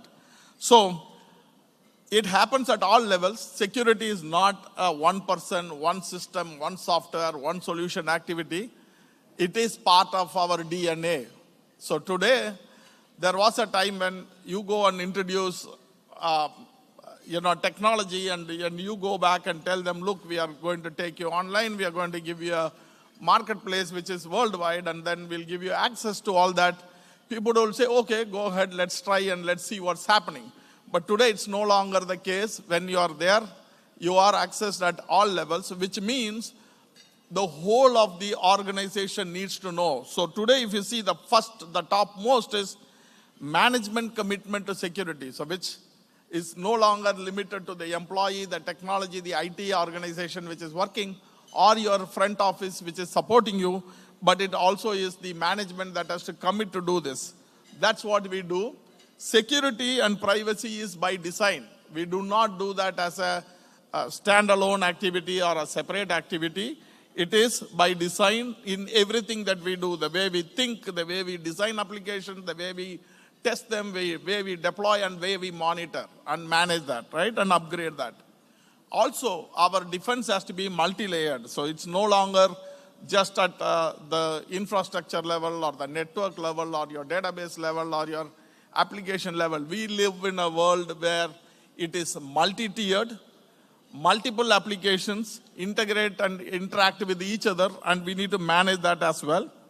We need to have advanced threat and response, detection and response, which is what we keep investing on and ensuring that we are tracking that to action and ensuring that your data is safe with us. Access control, stringent identity and access control. Today, it is what we call a nameless, faceless identity. So we have to have something on zero trust security, which is basically we don't know if your phone has been stolen or your password has been shared or hacked or obtained by some means, who actually is using it, whether it is you or it is somebody else who has taken control of that. So we need to manage and ensure that we know to verify that it is you who is using it. Of course, all of this, we have the regulatory compliance to go back and report any change, anything. And then we got to take care of the risks that are involved. So obviously, everything that we do from a cyber security and management is a risk-based approach. Which one exposes me to the maximum? What's the risk that I have to address? And how do I do it? And not to mention, the weakest link on that is the human risk management. We can do so many systems, we can put technology, we can prevent everything happening. But if by social engineering, people are accessed, people are asked, people share that without understanding what is the impact of that, that becomes your weakest link. And today, most of the largest breaches actually happen through this human chain and the risk involved associated with that.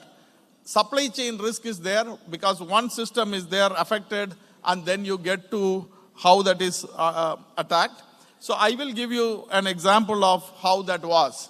Today we fortify everything within our bank. We make sure that there are multiple layers of defense. But what if the whole problem starts with the people that we work with, which is our partners?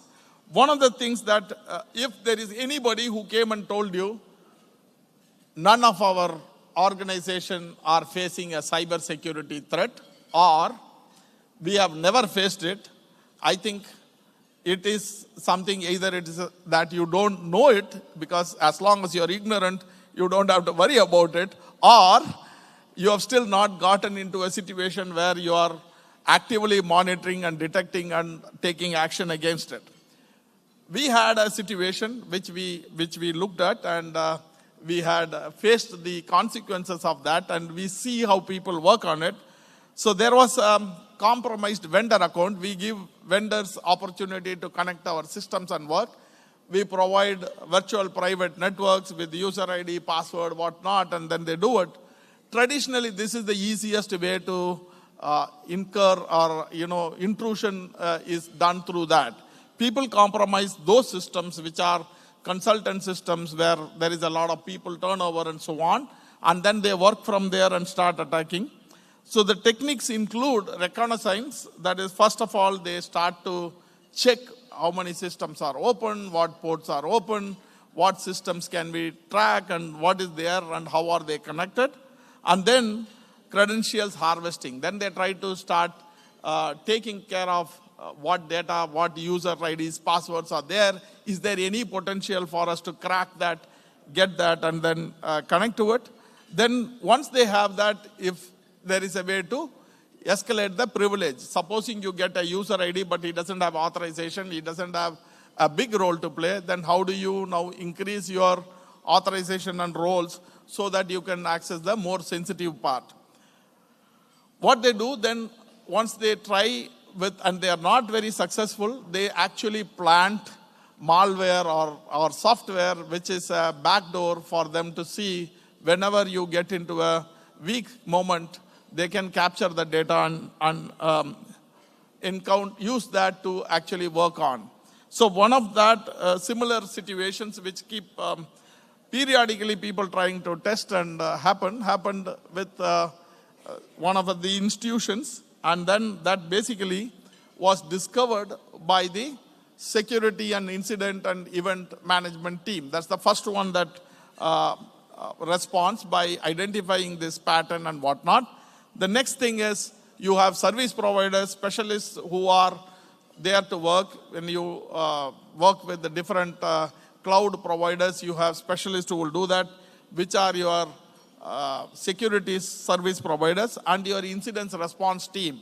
So it is a multi-task event where you have to bring all the people together, and then you start looking at an analysis. You do a forensic report and see whether what is the extent of the attack or what is going on and how it can be handled, and if there was anything less. So in one of the cases, we have seen the attack was detected.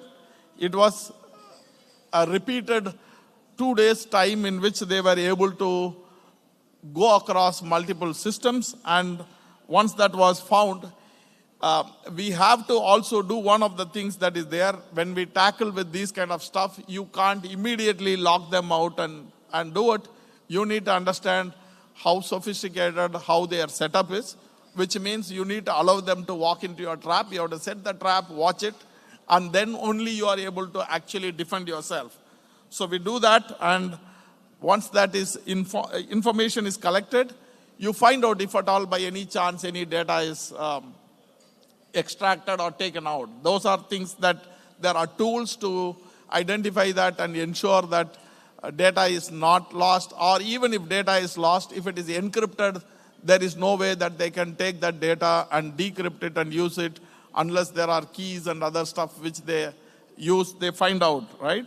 So this containment measures in such event includes, first of all, disabling the account through which they came through, which in this case is the VPN, and making sure the vendor accounts are locked. And then you need to now start to look at which are the accounts which were compromised, and you need to reset those accounts so that you do not have an opportunity for them to reuse that and get into it. Block the IP addresses which are not relevant to you, which you know comes from there. The VPN makes it little difficult to identify from which countries the people come, but with the opportunity and the tools that are there in place, today it is for us possible to identify where they are coming from, which are different and how they are. Imagine the kind of situation that we have to deal with day in and day out. You are a customer of the bank. You leave and you go and travel to some other country. Let's say you travel to Middle East or to the Far East or whatever, or to America, and you access your account from there. For us, it is a challenge to ensure that we identify it right, that you are the person you are actually accessing from a different geography, and it is not that illegitimate access to that. So that's the kind of stuff that we do to detect and understand what are these access points, where who is accessing, and if it is fine. And then we have to harden the access infrastructure to ensure that in the future we don't have such similar situations. And we need to take care of the accounts that are provided to them, what kind of methodology we provide in terms of the security access, how do we harden and manage and monitor that, and how do we audit our endpoint controls. So without that, you will not be able to really deliver and build on the trust that your customers have with you and deliver service. I just wanted to share with you what happens in the financial industry. Thank you so much for the opportunity. I will hand over to the next colleague who is going to come and talk over. And if there are some questions later, we will take over. Thank you.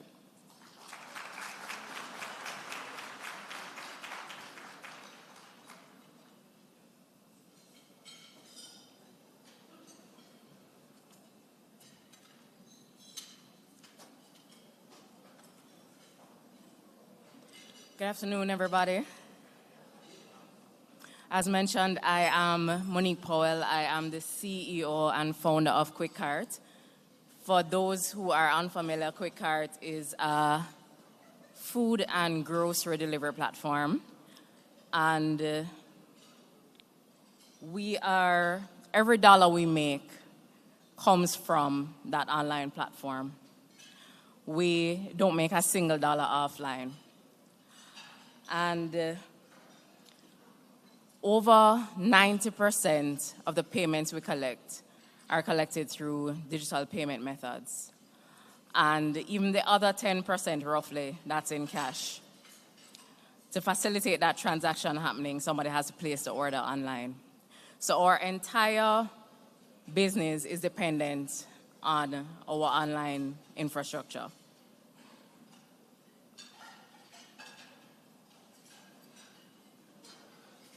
So for a business like ours, cybersecurity issues, cyber fraud issues can grind the business to a halt, can have widespread effects on the business financially and in other ways as well.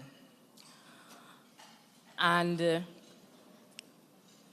as it relates to my specific experience, what I've found is that where we get hit is cyber fraud. So as it relates to cybersecurity issues, in its strictest sense, from the get-go, we tried to protect ourselves as much as possible. So we had firewalls in place. We ensured that all data was encrypted through SSL. We went through and had security experts hired on our servers. The only issue we had initially was with denial of service attacks, which is essentially malicious actors artificially sending a whole lot of traffic to the server with the intention of crashing the server. And once we put Cloudflare in place, we were able to tackle that. But what continues to persist, and we always have to be staying one step ahead of these criminals, is cyber fraud, specifically credit card fraud. And we see two types. The first one, which is most common, is where people use stolen credit cards. The second type is what they call friendly fraud, and there's nothing friendly about it, but essentially people use the cards and then they go to the bank and they say, I have no idea who placed this order. Yes, it's my card, but I have no idea who did this. But what we really get hit with a lot from locals is orders that are placed with stolen credit card information. And these actors are relentless. Sometimes I'll log into the back end and I'll see one person trying 16, 17, 18 credit cards back to back to back to back. And while this problem is not limited to Montego Bay, it is especially prevalent in Montego Bay. And just to put that in perspective for you, less than 10% of our revenue comes from business that is generated in Montego Bay. But more than 80% of the fraud cases that we have to deal with are from Montego Bay. And just to illustrate the impact, the financial impact on a relatively small company like ours, there was 1 month where in one go, we had 400,000 deducted from our account. All of those fraudulent charges from the previous month. And the banks typically don't give you any warning when they're about to pull this money out. So you can imagine if this had happened on payday or the day before payday, when you set aside a particular amount for people's salaries and then $400,000 get pulled out of their account because of fraudulent transactions. And we have constantly had to be doing a dance where we try to stay ahead of them. Up until fairly recently, the burden of dealing with this fraud and the costs associated with this fraud rested squarely on the merchant. So somebody who had a stolen credit card would go to the bank, say, I don't know anything about these charges. The bank says, no problem, we'll take care of it. But what happens is that the money gets pulled out of the merchant's account. In relatively recent times with 3D Secure, if you implement 3D Secure, you are somewhat insulated from some of that because the responsibility and the financial burden now shifts to the banks in many instances, but not in all instances. So what that means is that we're still not off the hook. We have to be putting various fraud control solutions in place and basically training the fraud control software that we have. So we have to be manually reviewing the fraudulent orders, identifying patterns, writing rules for that fraud control software based on the patterns that we're seeing. We personally, we use Stripe Radar for that, but there are other platforms available for that, Count, etc. But more time than I would like is spent trying to keep these fraudulent actors from negatively impacting our business. And the reality is that these criminals keep evolving.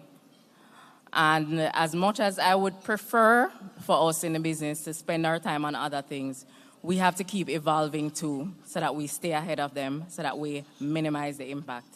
And, I'm really hoping that over time, I'm sure a lot is being done, but I'm hoping that even over time, even more will be done to crack down on these criminals, because they're impacting livelihoods, and I brought up Montego Bay earlier.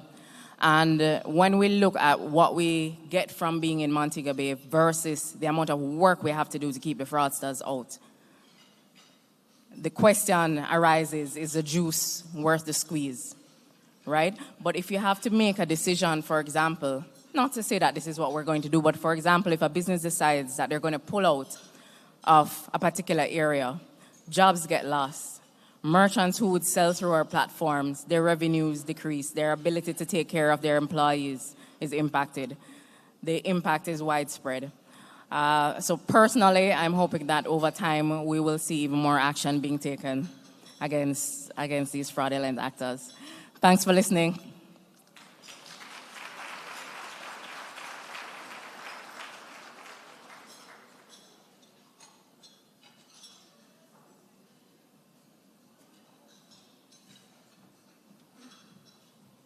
Hi, good afternoon, everybody. Oh man, I know your mouths are full, but at least engage. Good afternoon, everybody. All right, great, thank you. This is always difficult, right? Competing, not just after lunch, but competing with lunch. But I promise to keep it to the 10 minutes, and I promise not to put you to sleep. I can only try. My name is Andre Palmer. I'm the head of practice for Securus. And I'll be talking about this from a slightly different perspective. We've been asked to talk for 10 minutes about our observations and experiences in sector as far as it relates to keeping people safe online. So as a consulting firm that is squarely focused on data privacy, I'll talk about what some of our experience has been within the practice. And I'll talk about some of the things that we've seen and encountered on a regular basis. And I'll talk about it from two different perspectives. From that of the data controller, meaning the organization that is collecting and storing and processing and sharing personal information. And I'll also talk about it from the perspective of the data subject, me and you, the people whose information is being collected and processed and shared. Let me see the hands of all of those who've ever read a data privacy notice from start to finish. You've gone onto an application to sign up, whether it is QuickPlate or Amazon or, iCloud, whatever it is, and you've read the privacy notice from start to finish before you click accept. I see one hand. Of course, Stuart. Of course, Stuart would have read it, and Mark. Stuart works in data privacy, so he would read it. Mark also works in data privacy.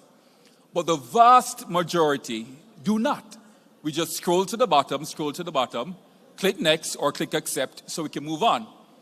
And that is also part of the problem. There's an interesting story about Angry Birds. Anybody play Angry Birds or have it on their phone? Angry Bird addicts?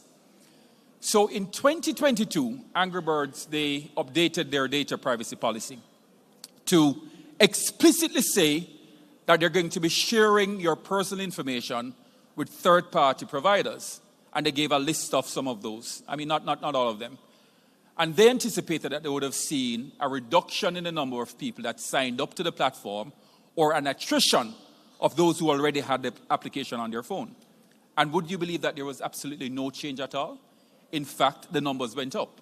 And that, I think, was the biggest indication that people don't necessarily care as much as we think about what other companies are doing with their personal information, as long as they believe they're getting something of value in return. So this conversation about keeping people safe online and keeping yourself safe online, it really starts with a personal responsibility of yourself and myself, the data subjects, to ensure that we're doing our due diligence. So I'll talk about it from the perspective of trust and verification as far as the data subject is concerned. Working with organizations in 60 different countries around the world, we have a unique perspective because we see a number of different buying habits, different behavioral patterns from data subjects, and it's interesting. So one of the things that we say to data subjects as far as keeping yourself safe online is ensure that you read the policy, at least surprise yourself of what the data controller is doing with your personal information. If they explicitly say to you that they are going to share your information with third-party vendors, then you can't really complain when you find out that they're doing that because they've explicitly said that. So the first step really is to ensure that you understand what the privacy policy says. The second component that we also want to stress and emphasize is really an obligation on the part of the data subject to also know and exercise your rights. So we trust that organizations are doing the right things, but periodically you want to test whether they are in fact doing the right things. So it's the trust and verification. So exercise your right to access. Say to a random company that you are doing business with, I want to see all of the information that you've collected on me. I want to see what you've used the information for. I want to see who you've shared the information with. And I want to see what you will do with the information when you decide it is no longer of value to your organization. And under the Jamaica Data Protection Act, these organizations have 30 days in which to respond. So while we trust that organizations are doing all the right things, ever so often we want to verify that they're doing the right things. So exercise your rights under the Jamaica Data Protection Act and allow the data controllers to demonstrate to you that they're doing the right things as far as keeping you safe online. And then the third and final component that I also want to mention is really that around ensuring that you are doing business with controllers that have registered with the Office of the Information Commissioner. One of the first things that the Jamaica Data Protection Act requires of data controllers, companies that are processing data on behalf of people, is to register with the Office of the Information Commissioner. Because that does three things. One, it signals to both you and me, the data subjects, that they're taking this thing seriously. They're taking the protection of your data seriously. And they've taken steps to register with the Office of the Information Commissioner. Two, in registering with the Office of the Information Commissioner, they would have had to provide some details around their processing activities, how the data is being processed, the technical and operational measures in place to keep the data safe, any risks that may be present in the processing of the data, and so on. So at least you would have known that they've done some due diligence in ensuring that they're doing all the right things. So that is what that demonstrates to us. And then the third thing that it also demonstrates is that there is an ongoing commitment to regularly reviewing their data processing activities to highlight, to identify and mitigate any risks that may be present in their environment. And that is through the annual submission of the Data Protection or Data Privacy Impact Assessment, DPIA. So that is it from the perspective of the data subject. From the perspective of the data controller, one of the things that we're seeing is that organizations are not putting in place robust organizational and technical measures to keep personal data safe. And that is the seventh standard under the Jamaica Data Protection Act. Organizations are required to ensure that you have robust technical and organizational measures in place to keep the data safe. And we know that with all the best intentions in the world, you may have, the most sophisticated firewalls, you may have the most sophisticated security measures in place, that there is no guarantee that the data is going to be safe, or there's no guarantee that a would-be malicious actor is not going to find their way into your system. So what we do say then, in addition to the technical and operational measures, is that there also need to be an incident response plan in place. What is your organization going to do in the event that there is a data incident, a breach or leak? And can that be demonstrated? Has it been tested? Has it been cascaded through the organization? And is it being updated repeatedly? So the final point I'm making is for data controllers, as a part of your responsibility in keeping your customers and your stakeholders safe online, is to ensure that you know what to do in the event that there's a data breach or a data leak or some kind of data incident. So a data incident response plan. That obviously needs to be developed in consultation with other actors within your organization, whether that is legal, that's compliance, that's IT, that's corporate communications, and so on, and ensure that that plan is updated periodically. That's all the time I have. I hope that you found it useful. I trust I didn't put you to sleep, and thank you very much for listening.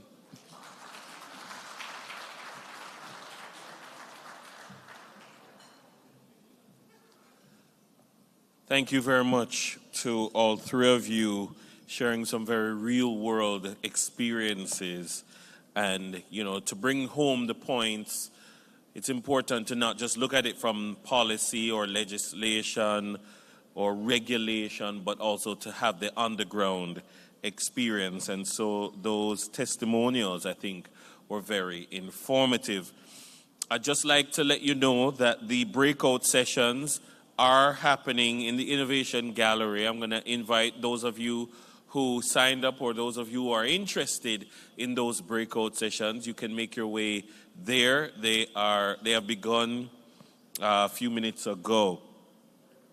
All right, at this time, I'm going to invite the moderator for the next panel discussion, the next armchair discussion, Combating Ransomware in Financial Institutions, a gentleman who is quite well placed to have that conversation.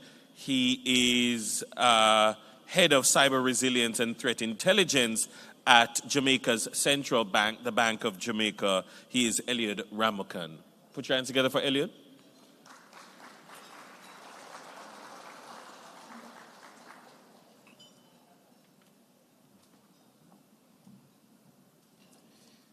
All right, thank you very much. And we are in for an exciting segment.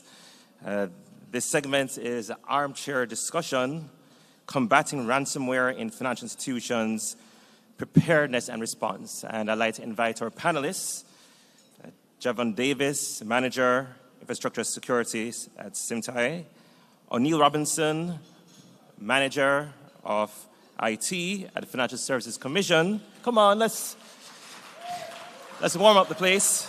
It's going to be exciting. As well as David Yardley, Sales Manager, Counter Adversary Operations, CrowdStrike. Please let them feel welcome.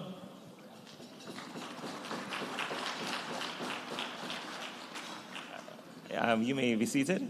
Thank you. I know this is an armchair discussion, but I have no armchair. What is happening here? Armless. Yeah, so I'm sure that they will set us up shortly. Indeed.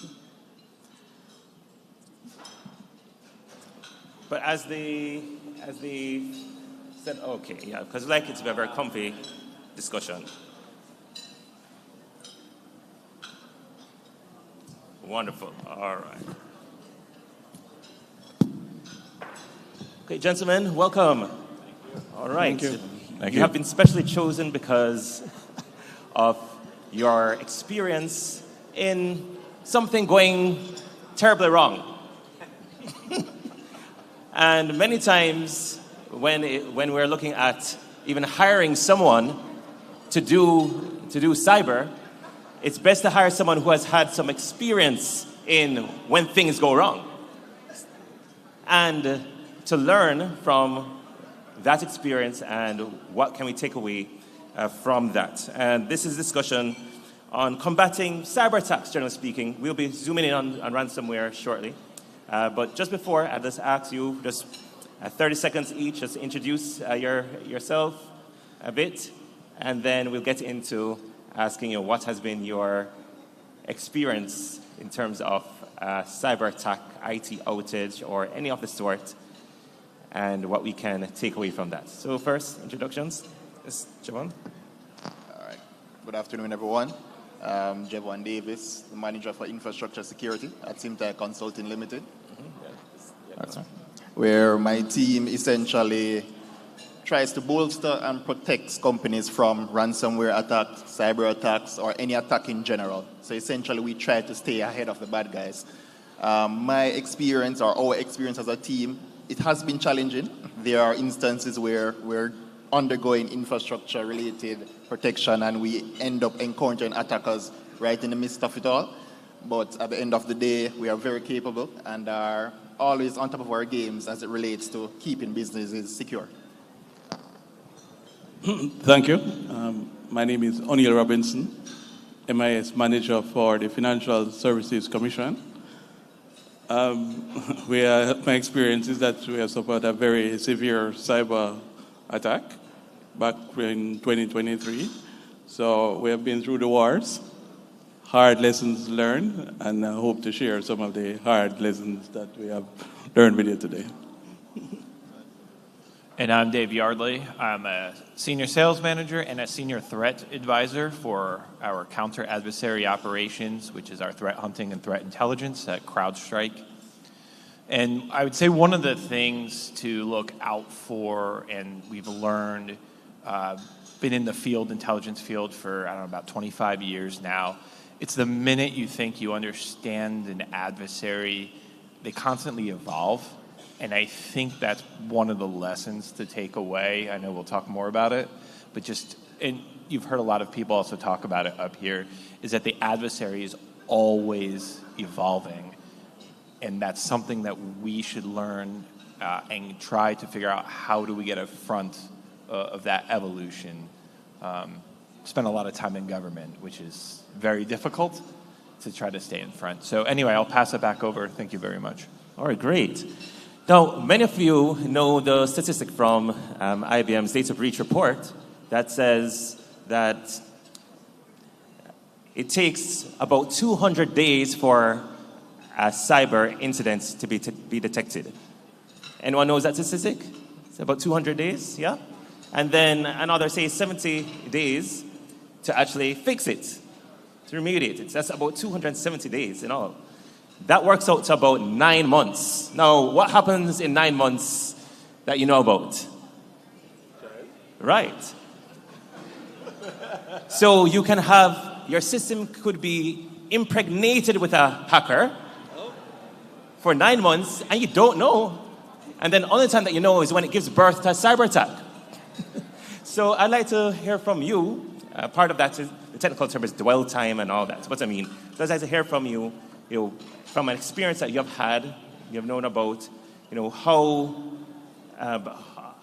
do you evaluate and how do you review that situation as relates to identifying that incident, the root causes of that incident, how long it took before you actually think it actually manifested, and what to do after that.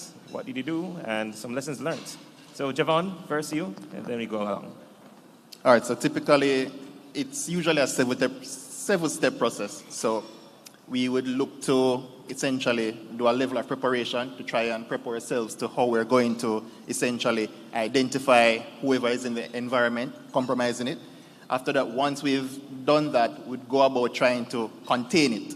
Once we contain it, we move ahead and try to analyze and see how far they got. So essentially, how far did their attack go? What exactly the type of techniques they're using in the environment. Once we've done our analysis, then we move on to the next step where we essentially try to restore the systems, because analyze and then eradicate the virus or the malware or whoever is in the system. Once you've taken that approach, now we go ahead and essentially move on to the restoration process. So essentially, when we're doing in the restoration process, we try to pull from offline backups, for example. So typically in a ransomware, clients or customers tend to make the mistake of leaving their backups on premises and never have them offline. So you can imagine when a ransomware comes inside of the environment, where do you back up from? Nothing. So customers or clients tend to be in a difficult position. So what are we going to do now? Pay the ransomware? Or are we just going to just follow the law and say, hey, we should not pay it, and then take it from there. And typically after that is done, we carry out an exercise where we say lessons learned, what next we should be doing in the future, what should not be done. And then to close it all off, just the continuing monitoring analysis to see if we've essentially gotten rid of the threat actor in the environment. Thanks, Javon. O'Neill. Yeah, so that's a good perspective, and I endorse it, but I'll give a slightly different perspective. One perspective from those that haven't followed the textbook, which is that we have cybersecurity systems, antivirus, we're taking regular backups, and you have the feeling of being secure. Right? You have secure remote access, you do regular reviews, permission reviews, things like that, and things are going, no incidents have arisen to test the security, so you feel you're secure. And then one morning at about 6 a.m. in the morning, you might get a call that says, cannot access email. And you look into the matter and you realize that you can access the email server yourself, which is very strange. And then you will perhaps see somebody logging on to your backup systems, and it's not one of your regular employees. And they are just finishing up reformatting all of the backups that you have online, which is a really nightmare scenario. So you rush to the office and you see that, unfortunately, all of your infrastructure is down. Right? And you're in a severe case that, unfortunately, your backups are also online, and they have been affected as well, rather severely. So you're now left with a very hard task of having to recover from scratch, which means taking everything offline, examining every machine that you have in your organization, whether those be workstations or servers or switches or firewalls, every one of them, and slowly rebuilding your infrastructure from base, from a more secure platform, right? Deploying EDR tools, right? Network segmentation, deploying the latest of the softwares that you have had in your stack, and trying to piece together backup. And this is a very difficult and time-intensive and frustrating situation for an organization to be in. And generally, for us, it took about 8 weeks to get back up to our base level from scratch, and then another about 7 weeks to get back to normal operation, for a total of about 15 weeks. So this is really what we're trying to avoid by following these best practices that Javon just outlined. All right, okay, thank you, O'Neill. And now over to Dave. Yeah, thank you. And I think I'll complement each of those kind of processes and add to that the idea of having as near real time possible understanding threat intelligence of the adversary, right? The idea of, you were talking about dwell time, we call it breakout time in CrowdStrike, right? From the moment initial access to that, they can start getting escalating privileges, right? So I'll just give a stat before I kind of go back into what I was, my kind of point, is that our average breakout time this year is about 62 minutes. 2 years ago, it was about 90 minutes, right? And you were talking about 9 months, right? The adversary can laterally move in your network within about 60 minutes. Right. And the fastest we've actually detected was 7 minutes. So I'm grateful I get to work remote. That's still about a time to go get a cup of coffee and sit back down, right? The adversary's gotten in and has been able to move within a network, right? So having a really good understanding of who the adversary is, how they operate, can really help in a lot of these processes, whether it's having it as part of your SOC and using it integrate within a SIM, whether it's part of IR and you're doing investigations. It can really help understand and help you mitigate some of that before you even have to get to that particular point. So just kind of putting that out there. I'll turn it back over, and I know we'll probably talk a little bit more about this as well. Thanks. All right, okay. All right, wonderful, wonderful. So I like to ask a particular question.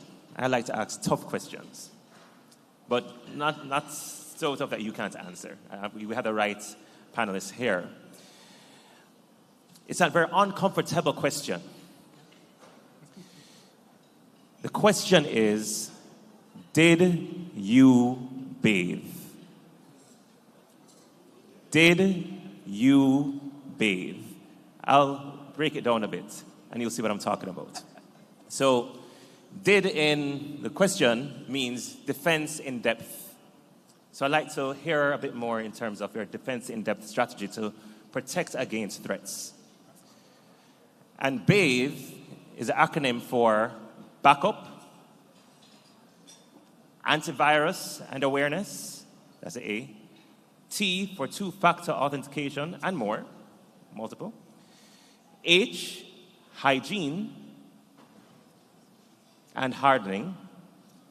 And E for email security and endpoint security.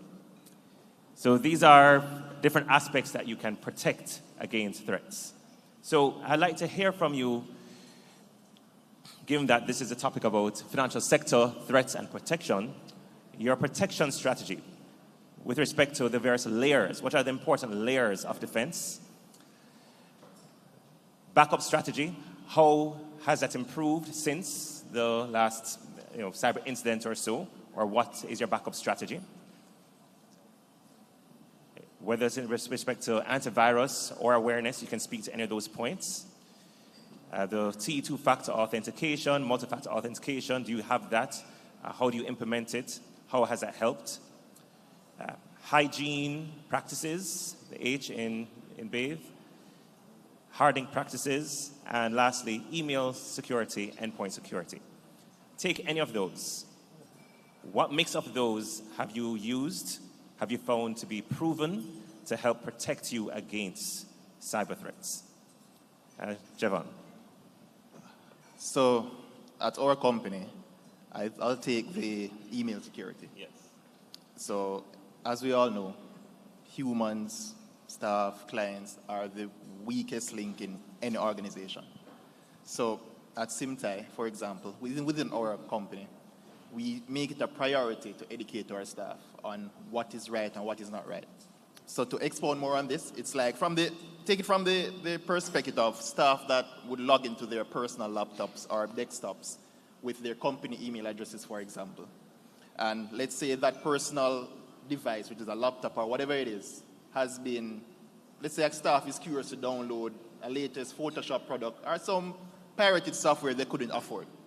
When they download that particular software, and let's say it has malware embedded in it, the popular one nowadays is called the stealer malware. It essentially can scrape all of your data and they can use it and move laterally through your company once it has access. On our end, we tend to place a very strong focus on email security as we have 3 different solutions that do that. And it's a combination of two-factor authentication and also a combination of location-based access. So typically, probably in other organizations in the room, your staff may be flying out, for example, and you see their login coming in from Dubai, but they're actually in the US. Let's say worst case scenario, because we always assume the worst in cybersecurity. Let's say that those credentials are compromised and that person from Dubai gets in. What's stopping them from moving further, from moving into the company? The location-based rules. So it stops them right there until your IT admin does not allow you to go any further because this country is not on the whitelist. So that is one particular area we try to strengthen, email security. So we strengthen it with different vendors within our organization, but we place a prime importance on multi-factor, which comes into play, and also location-based practices, which I've seen where location-based practices is very important because you will have staff members that want to go on their secret trip. Now they go on their secret trip and instead of logging in from China, they're wondering what's happening. They reach out to me and say, Javon, can you please let me in? I didn't know you were in China. So that is one way we go ahead with email security. All right. Okay, wonderful. Yeah, so from the heart, lessons learned, as I said, we're showering, not necessarily bathing at the moment. But yes, I agree with all of the acronyms in bathing. But one that is particularly important to take a different track is clearly backups. So we have learned the hard lessons of both keeping backups offline for the ransomware and then off-site for your disaster recovery scenarios that are also critically important for your business. And also keeping, of course, the 3-to-1 rule, 3 copies in 2 different media, and one of them being off-site. Right? And of course, with the enhancements, there are going to be anti-ransomware immutability characteristics of backups that are now being sold by many vendors that we're going to be employing. So we have solidly learned the backup lesson as well as agreeing with Devon, the 2-factor authentication has been key. Right? Users, everyone in the organization now has to have 2-factor authentication whenever they're signing into any of our systems. So those are the 2 lessons that I take from the bathing. All right, great. So first of all, I did bathe today, so I just want to make sure that it's on the record. No, so I'm going to foot stomp kind of some of the email security stuff, but I'm just going to call it identity, go a little bit longer or a little bit broader. So what I mean by identity, it's your login, your password, and your MFA, right? So for this panel, I wanted to pull some data, and just our data alone from the Caribbean in the last week, almost 80% of all detections and incidents had to do with valid credentials. Like, that was a stat that I knew was going to be high because it just kind of is globally, but even that surprised me a little bit, right? So what does that tell me? So that goes into the evolution of the adversaries, right? So as technology, the BATHE kind of acronym, right? As we're getting better in endpoint, and if you want to have that discussion, you feel free to talk to my colleagues, right? As we're getting better with all other aspects of the technology aspect, the adversaries are moving more towards using legitimate credentials to get in and to act and look like you, right? That becomes very difficult to detect and to hunt for. So that's where I want to talk about having visibility into your identity stack, whether it's Entra ID or Active Directory or other aspects of it. And have good multi-factor authentication, right? Recognizing that everybody can't have a YubiKey. It's just not realistic, maybe for your organization. Or if you're a bank, right, you're gonna have multi-factor authentication for customers. It's got to be single password or other aspects.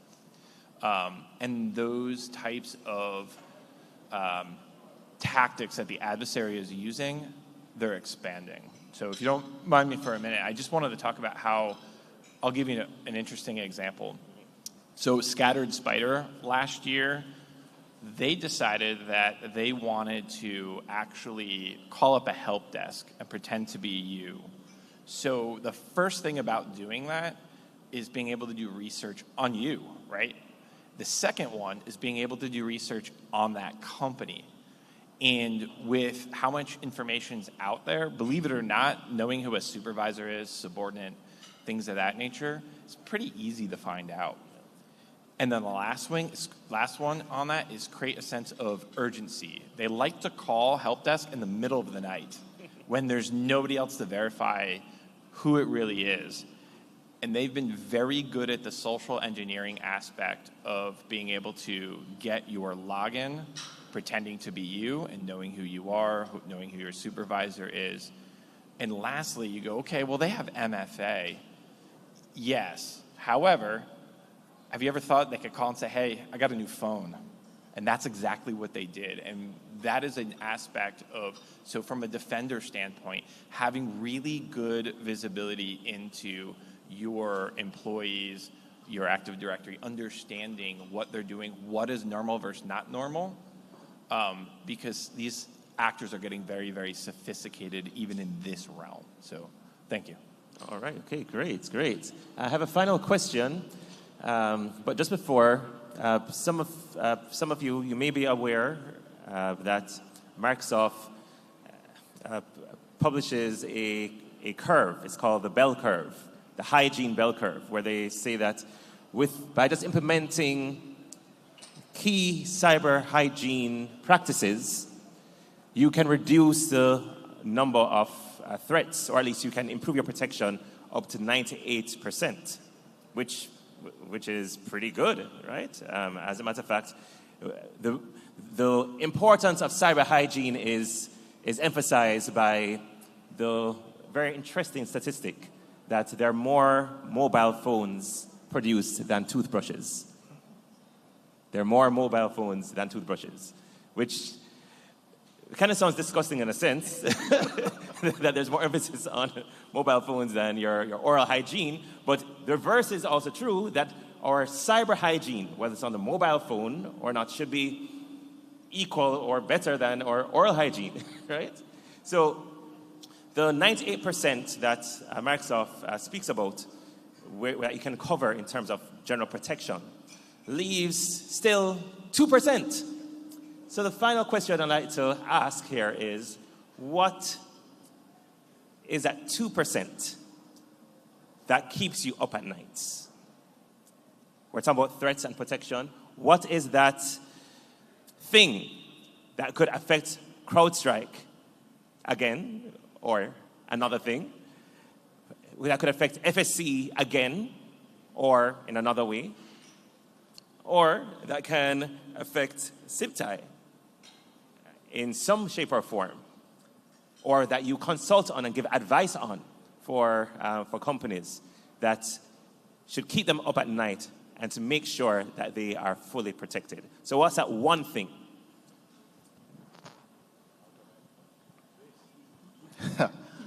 The one thing for me is what keeps me up at night. It's really the staff. Thanks for my answer. I've been on engagements where we do social engineering exercise, for example, and we would do something called vision.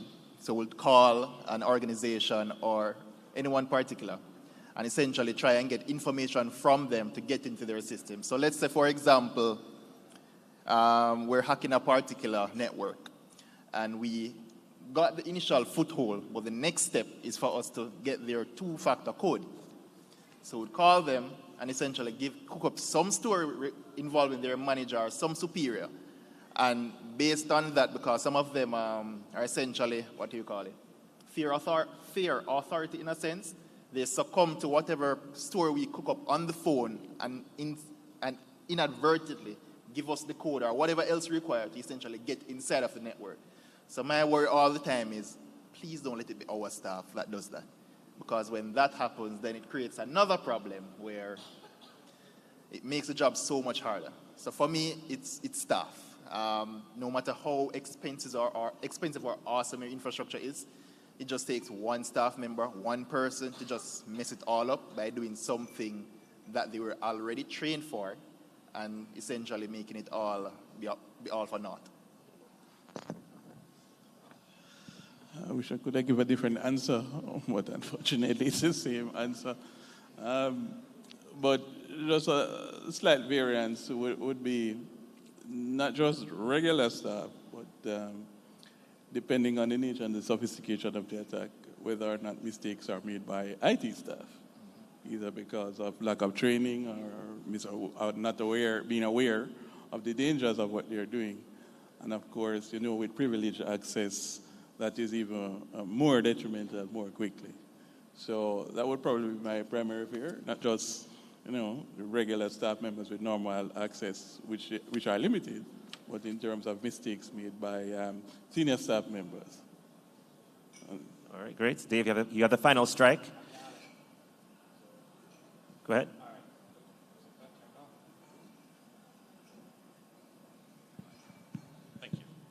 All right, so for me, it would be the insider threat, right?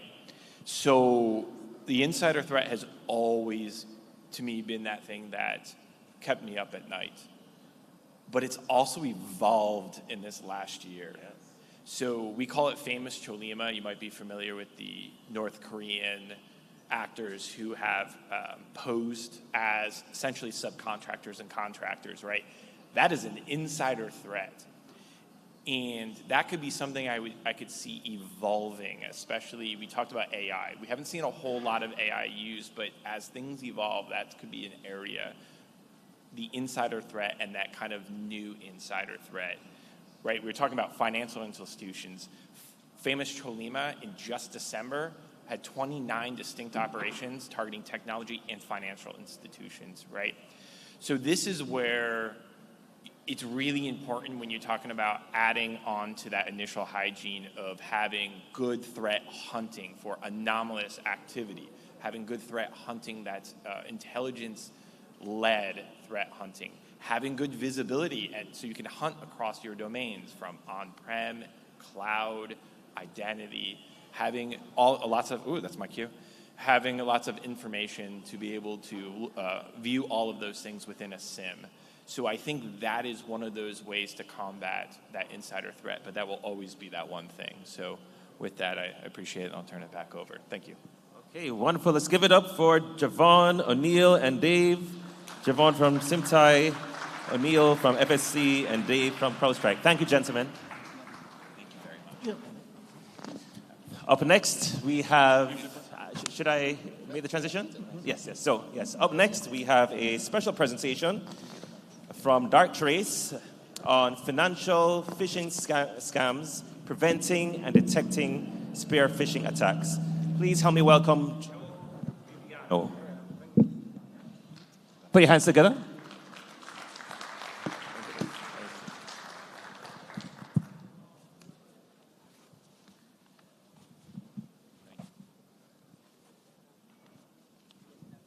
Good afternoon, everybody. So, yes, my name is Joe Viviano. I work for a company called Darktrace, and today I'm going to talk about, it's called financial phishing scams, but to be honest, I think I'll broaden it to just generally describe email security threats, right? And basically the risk that anybody's inbox can actually pose to them. Now, the main idea of kind of what I want to talk about today is my actual first-hand experience of what I've seen, right? Not some fancy survey or kind of data that's been kind of around the world. It's actual customer environments I've seen locally, not just in Jamaica, but also throughout the wider Caribbean. It's a region that I've worked for about 6 or 7 years. I've deployed hundreds and hundreds of customer environments in that time. And as I'm sure you can imagine, there have been some interesting things I've seen. Really quick background on Darktrace if you're not familiar with the business. We're a company that was founded about 12 or 13 years ago. We're an AI cybersecurity solution. I think most people, when they hear the name Darktrace, if you are familiar, most people recognize us for our network detection and response. But believe it or not, actually, by far and away, our fastest growing solution is our AI email security solution. And that's something that, again, firsthand actually deploying this in customer environments, it's pretty cool because we get to actually, before any customer purchases the solution, we get to test it in their environment and actually show them what level of phishing is getting through, right? So over hundreds and hundreds of deployments, right? We have 200 customers just here in the Caribbean alone, right? Close to 10,000 globally. But in all these different environments, you get to show them the actual risk level of what's getting through their existing tools. Now, in terms of, the basic challenge that is email security, guys, I think this is pretty obvious at this stage, but email has been and continues to be by far and away, right, the easiest path or the easiest route for a hacker to get into your business. Every business, every organization in the world obviously uses email. Right, so if you're a hacker, obviously that is step one, right? That's at least option one, I should say, of how to get into an organization. Now, the issue is that at the end of the day, we're dealing with people, right? People are always the weakest link. So if you're sophisticated enough, if you're tricky enough, if you catch somebody at the wrong time, people can fail, right? So obviously there's absolutely need to train people, but I think what Darktrace utilizes, and frankly what our customers utilize, is also some backup for those people because people are failable, right? So you want to also utilize technology to fight back because as you can see on the left there, the hackers are starting to use technology too, right? The hackers are starting to use AI and actually increase their sophistication of attack. Now, in terms of kind of where we're at with email threats. Right, I think on the far left-hand side of the screen, you kind of see the really old school kind of classic spam model. I'll call it kind of bulk phishing, basically, where you would have people, hackers go out and basically just try to send as many emails as they possibly can, as fast as they possibly can to as many people as possible. They were very, very generic. They weren't really sophisticated. Frankly, like 0.5% of people would actually fall for them, but because they were pumping out millions upon millions upon millions of emails, that actually worked, right? That actually worked for them because, frankly, if you're sending out 1 million emails, even 0.25% is actually a pretty good hit rate, right? Now, obviously, when we saw that, right, the wider marketplace reacted. And now there's plenty of email security gateways and spam filters that look out for those kind of known signatures, those blacklists, and can block those basic types of spam. So what do the hackers do? They obviously evolved, right? So what they decided to do, not generally, but most of them decided to do is say, okay, let's actually get fewer emails out, but the emails that we're sending out, let's have them be much more targeted and basically much more effective. Right? Instead of a 0.5% open rate, they want those open rates to be 60%. They want those click-through rates to be 40 or 50%.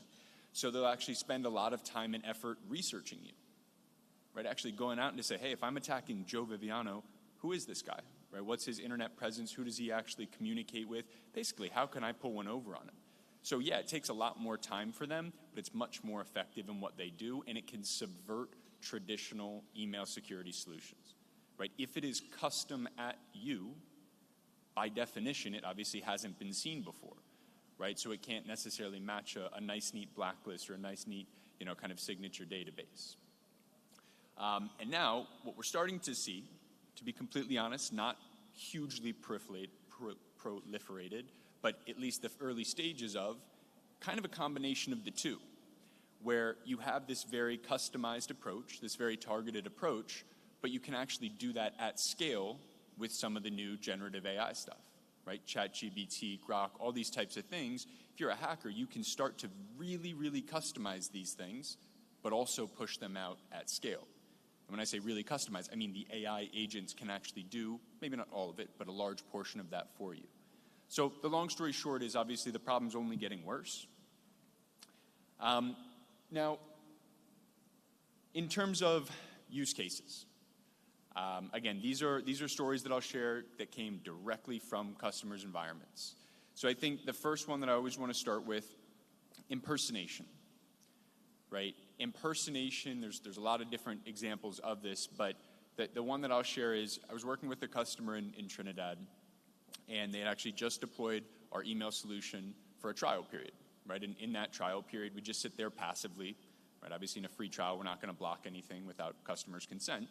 But it was really interesting because we highlighted, a whole host of phishing emails that we detected, but the one specific one, unfortunately this actually did the damage, but the one specific one was a known supplier of this customer, right? Somebody that they normally make payments to. And I forget the person's exact name, but the key thing here is that person, their name had an R and an N in it next to each other. And then the hacker, they created basically an identical domain. The only difference is one character. Instead of an R and an N, they just put an M, which to the naked eye, if you're not really paying attention, basically looks the same, right? Of course, it is slightly different, but odds are, right, are you really going to notice that one little thing if you check something on your phone or maybe quickly look at a laptop? So the long story short was that hacker was smart enough to know, right, they did their research to know, hey, this is clearly a supplier of, company ABC. They're clearly going to be making a payment here.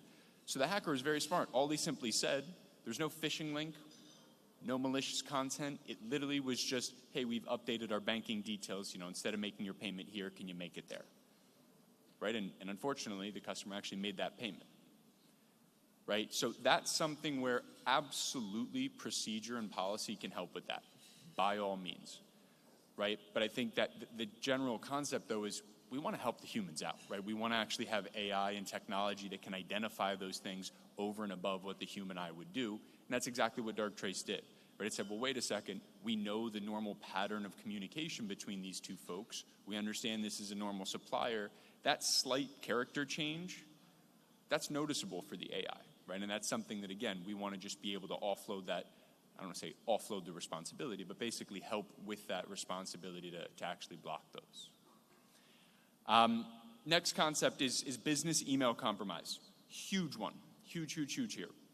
Where if you're a hacker, right, and you break into somebody's account, right, you're kind of in the golden spot where you can then impersonate that legitimate domain that you've just compromised and basically piggyback off that to every single contact that that person has and try to break into not just one account, but in theory, 100, 200, however many accounts it may be. So it was an interesting use case here where, I'll tell you two use cases, but the first one, so I'm based out of our New York City office, so yes, I work the Caribbean region, but most of my colleagues work in the northeast of the US. And I remember, I won't say the name of the university, but a really, really prominent university right around my region, right? They had a couple of their alumni emails get hacked, right? They maintain a whole list of email addresses for all their alumni, so as you can imagine, it's a bunch of different emails. Obviously, it's really difficult to protect every single one of them, right? So just a few of them got compromised. And I remember all my colleagues saying that in their own trials with companies in the US, they were seeing all this spam, all these phishing emails from that compromised domain. Why? Because it's a really trusted domain. Again, I won't say the name of the brand, but everybody knows the name of the brand, right? So it's a trusted domain that's been around, so it'll pass through those traditional email security filters. And I personally thought it was interesting because it's a US university in the Northeast.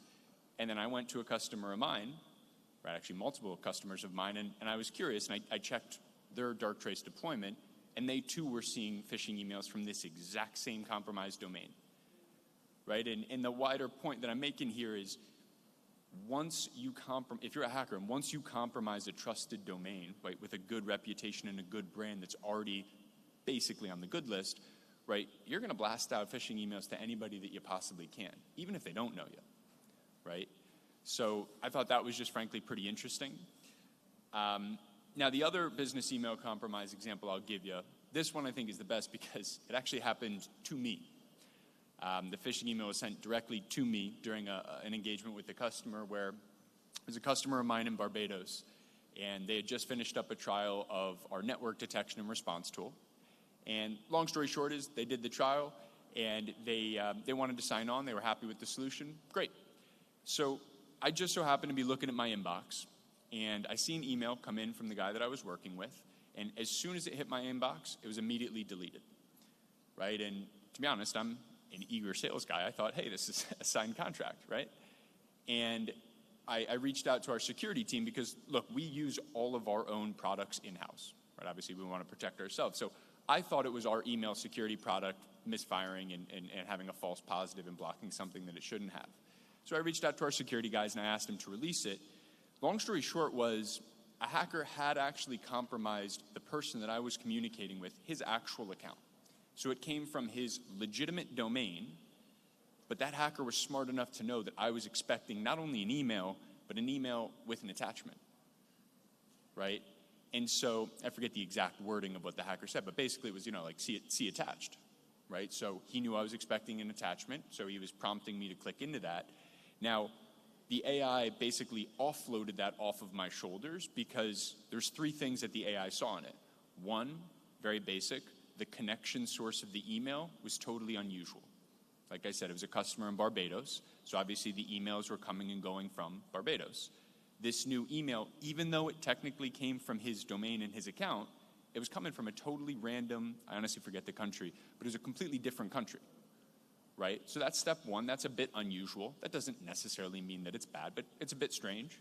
Step two was our AI can actually look at, this is the really interesting part, where it can look at the actual structure of an email, like literally the words of an email. Hey, how does this person type? How do they communicate? How do they address people? What's their tone? What is their signature in it? And it understood that this person was actually structuring emails and speaking, literally typing slightly differently. Right? Something was different as compared to his traditional kind of normal signature. And step three was, again, there was an attachment in that email. And the attachment from Darktrace's analysis was very simply an unexpected file type. Right? Obviously, you're expecting a signed contract. Maybe it's a PDF, maybe it's a Word document or something like that. Right?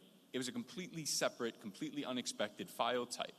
And so it's not like we had some signature database that we knew for sure it was malicious, but instead we're just saying, this thing's pretty weird, right? We're not really expecting this. This is unusual, right? So kind of the combination of all three of those just exemplifies how you can look at email security through a different lens. It doesn't just need to be, hey, has this been a seen, reported, and known threat, right? So I think those types of concepts are how our customers are actually approaching this thing. Again, to use AI and technology to offload as much as possible from the user, because unfortunately at the end of the day, right, users are fallible.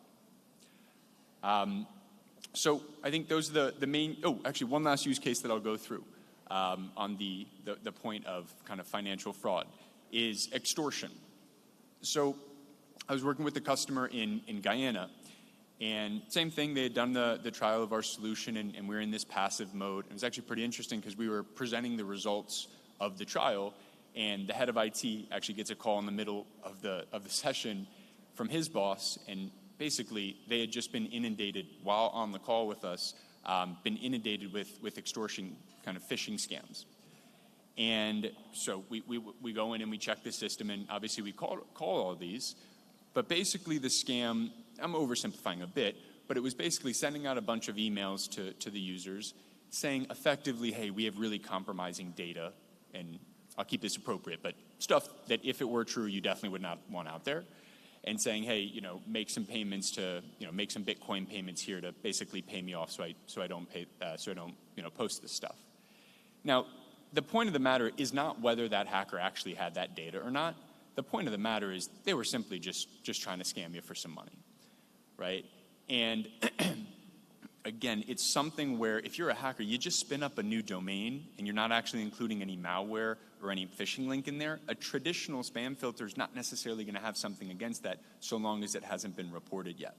But again, it's highly unusual for a normal business perspective, so that's how Darktrace and kind of an AI-centric approach can see that.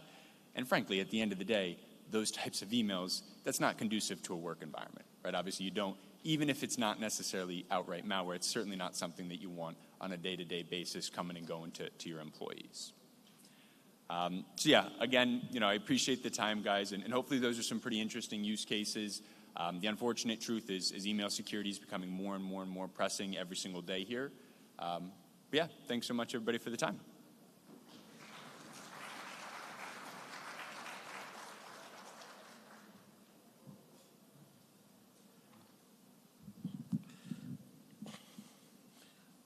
Before I touch it, I'm going to promise you that I have no skimming devices. I have nothing to access it. They have nothing in my hands. Thank you very much. Put your hands together for Joe Viviano. I can tell you I work for the Jamaica Constabulary Force, and on a weekly basis we get emails trying to get us to click on something, whether it's something, and it's always something that if you're not careful, you might presume it to be relevant. So they have a way of sending people things about promotional courses. You know, if those persons who are interested in moving from sergeant to inspector, there's a promotional course just for you. Click here. Something about some back pay that the government owes you, or something that is just so brilliant. It's always something. But these are the things that we have to be mindful of, and that's why Joe's presentation is so timely. All right, at this time I'm going to invite our next presenter, Robert Dartnall. He's the Chief Executive Officer of SEC Alliance, and he's going to be presenting about how Jamaica is building cyber resilience in the financial sector. Robert?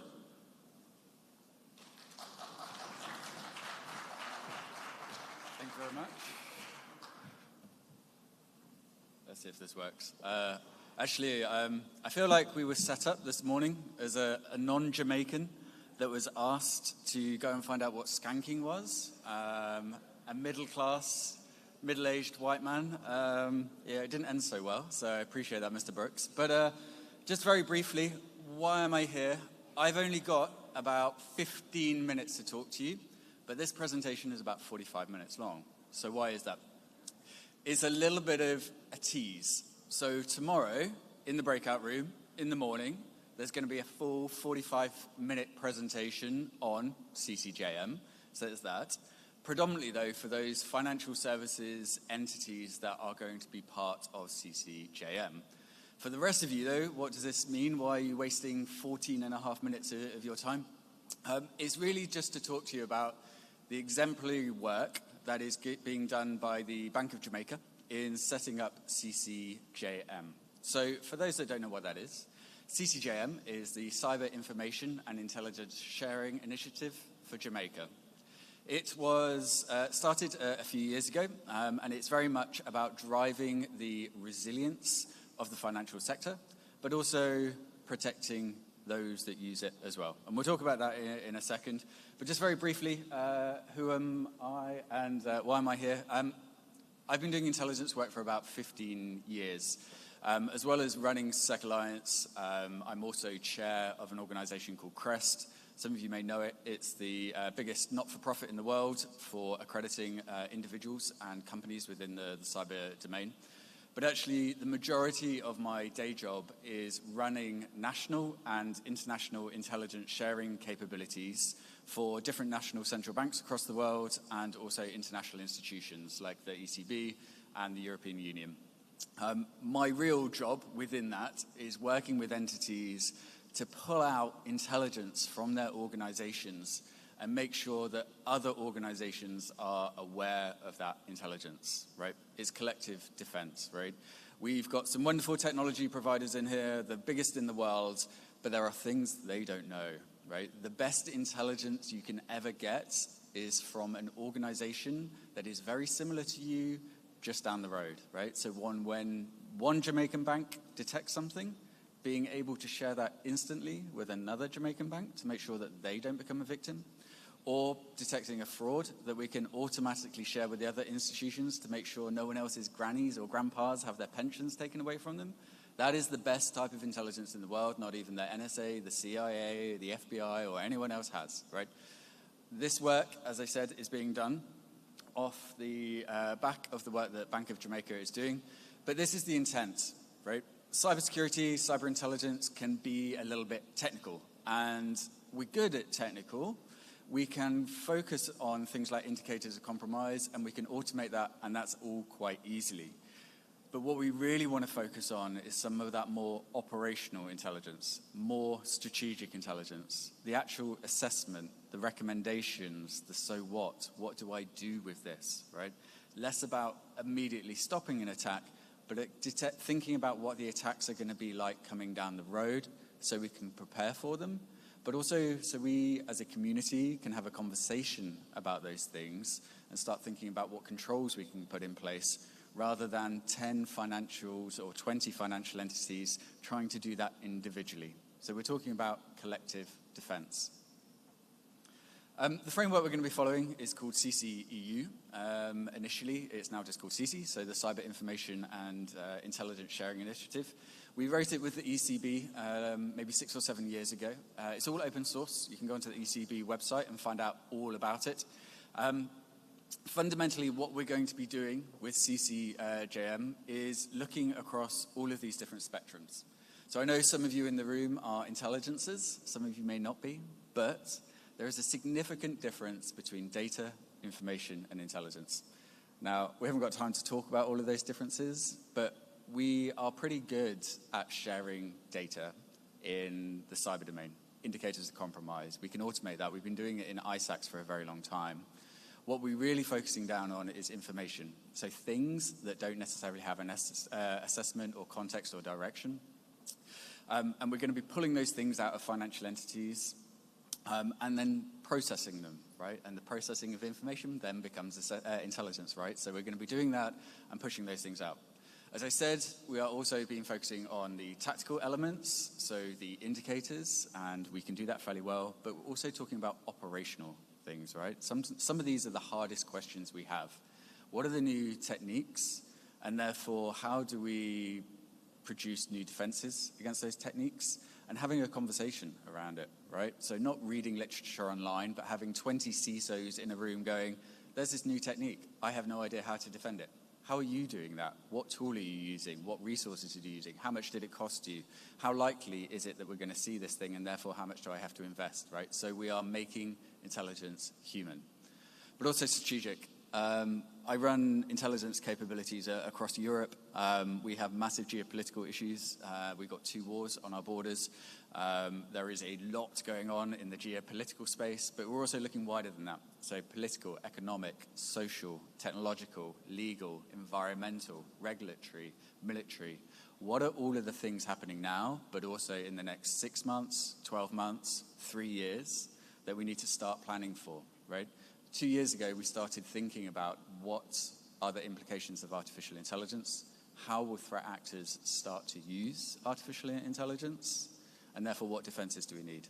We did that work 2 years ago, and those are the sorts of attacks that we're detecting now.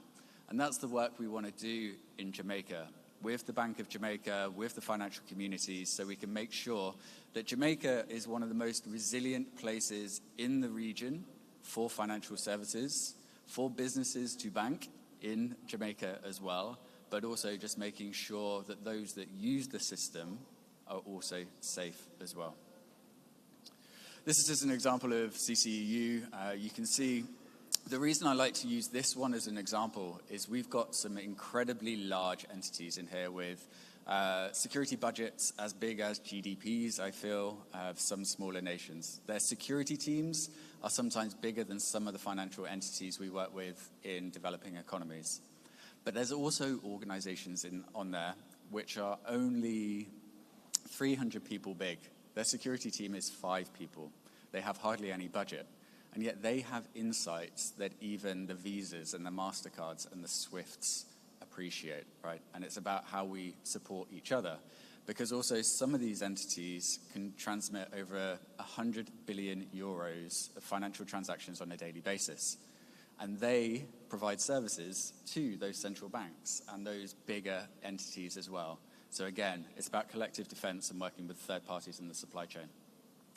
That's roughly what it looks like. I know I'm fairly short of time, but these communities are about bringing together different parts of financial entities. It's about organizations like SEC Alliance. It's using proper intelligence sharing platforms, not just intelligence platforms. It's working with law enforcement. It's really great news that within Jamaica, as we roll out CC Jamaica over the next quarter, not only is it going to be financial entities, but we're also going to have law enforcement as part of that as well. There's no oversight. This isn't a supervisory tool or anything like that.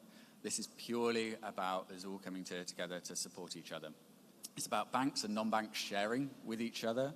It's about law enforcement sharing in and also having a direct line into those entities as well and just becoming a little bit more aware of everything that's going on, kind of more in a live manner as well.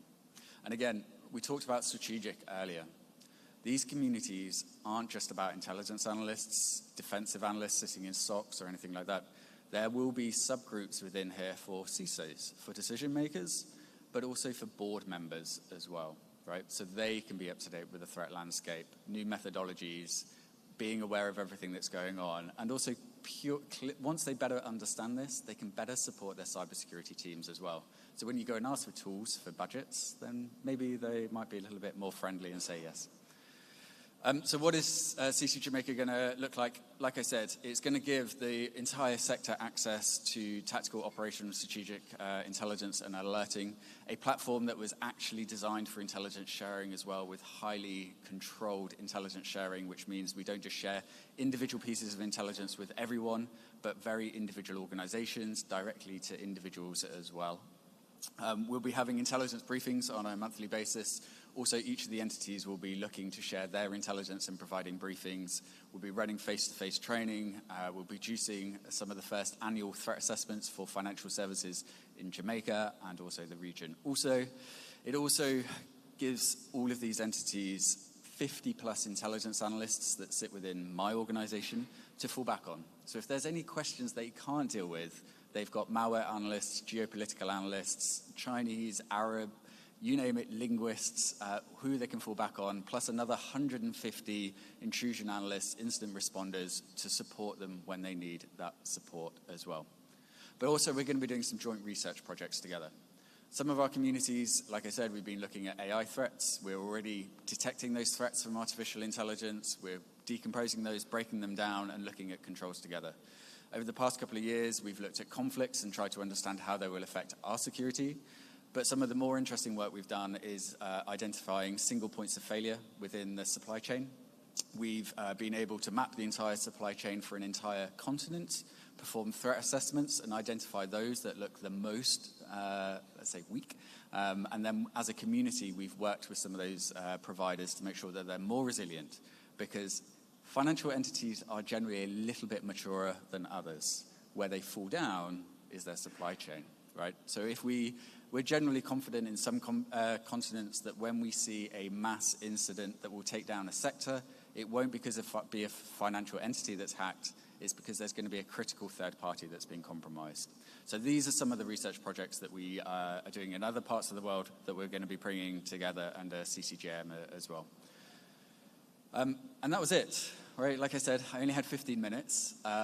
It was me teasing you for the big presentation, which is tomorrow. Did I say that? Tomorrow, breakout room in the morning. Please do come if you're one of those financial entities that will be joining the community, but also if you're interested in intelligence sharing and how that also happens as well. With that, I thank you and hand over to Mr. Brooks again.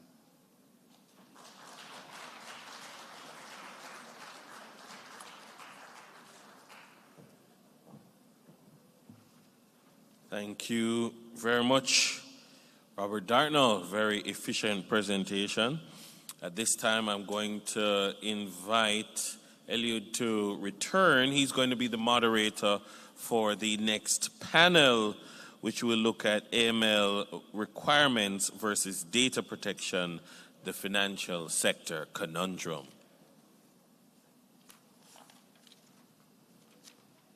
All right, this is our final session, and I'll just like to invite our panelists, David Gray, Deputy Information Commissioner, Rasheen Johnson, Head of Cybersecurity Forensics Data Analysis at FID, Professor Sean Thorpe, Dean of the Faculty of Engineering and Computing at UTech, as well as Stuart Hilton, Director, Assurance and Compliance at SIMTAI.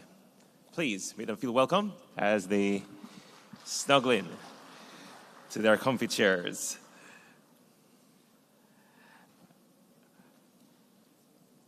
I see that this is a fireside chat. Am I supposed to sit on fire? Or do I have a seat? Yes? So do we have Professor Sean Thorpe? I saw him earlier. Okay.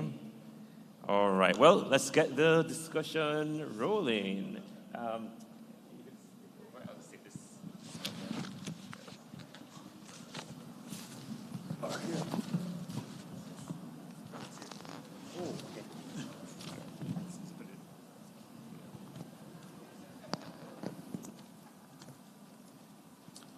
All right, so we're here to talk about AML requirements and data protection from a financial sector consideration perspective. But before we get into some bold questions, I think let's just start with some basics. Data protection, data privacy. I mean, what exactly is the difference? If I were supposed to come up with an analogy, tell me if it's somewhere on spot and help to elaborate more. So is data privacy like you have a window and then you have like a privacy screen? And then data protection is as if you have burglar bar grill rails, right? Would that be data protection versus data privacy? What's the difference and why is it important? Well, data protection really is the protection offered to personal data that persons really own and possess. Right? So everybody in this room has data. We have pins, we have passport numbers, TRN numbers, all forms of data. How we keep that private? Some of us keep it in our wallets. Some of us, we encrypt it. Some of us, we write it down in a little book, and every time we need to use it, we take it out and we put it. So for some persons, that's privacy. Security now is that same information. How is that information kept in a way that, even if found, cannot be used by anybody else? And why do we do that? Because data is, as the text indicate and all the writers, data is our new gold. It's even more valuable now than gold itself, right?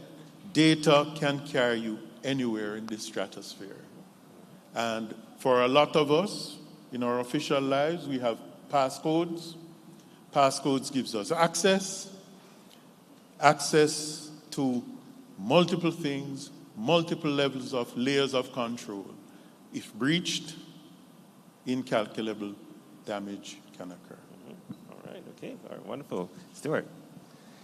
You know, that analogy you started out with was really good.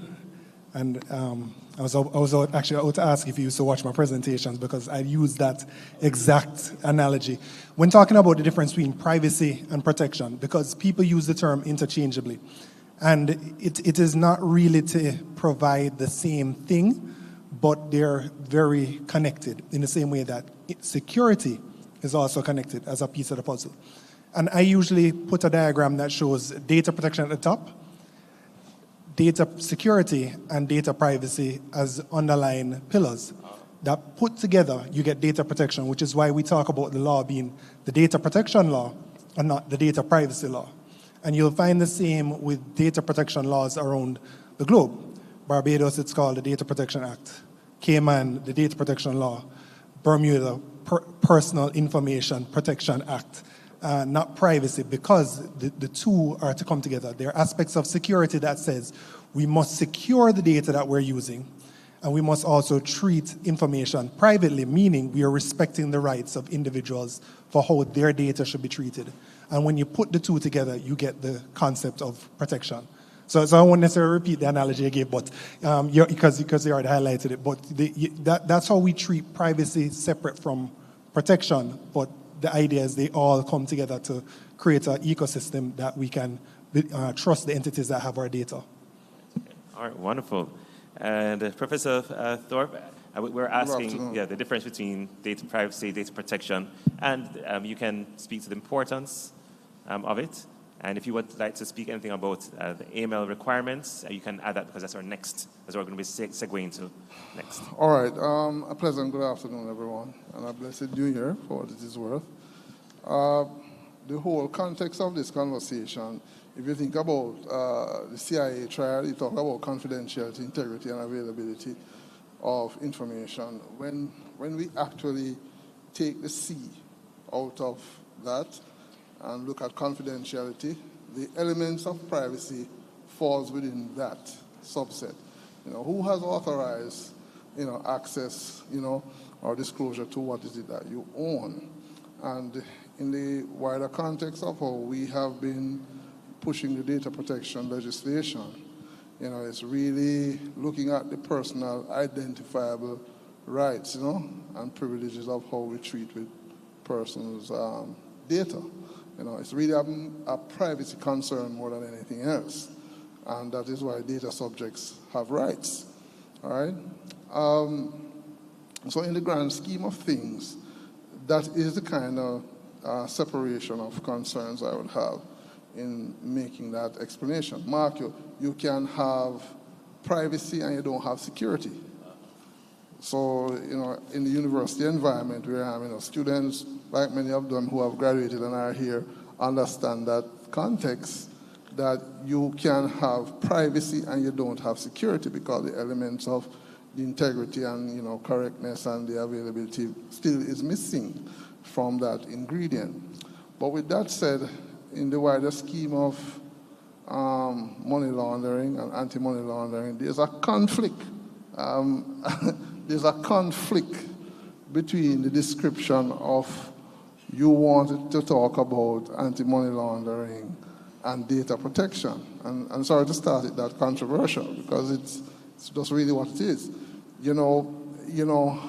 Money laundering, anti-money laundering legislation really is asking for lots of data, and very likely sensitive data, pertinent to a conversation that at the end of it, it should provide insights to law enforcement, to support treating with matters like terror financing, or you may have people setting up shell companies or to launder buying real estate and hiding, the whole illicit gains on the real estate, or even putting things into crypto and bitcoins. I mean, the idea is that becomes something very difficult to know, to track and handle, and hence I want to start there, but we can elaborate as we go around the panel that the two don't seem to coincide very well,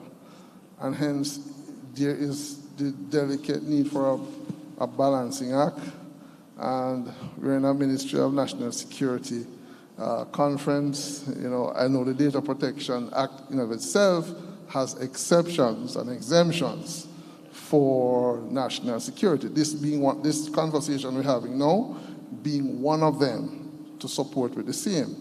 But notwithstanding, there is the whole issue of accountability in how you treat with it as one of the principles on data protection, that it should show transparently that we are dealing with it in a very clear way for the public to really trust that we are handling these matters as same.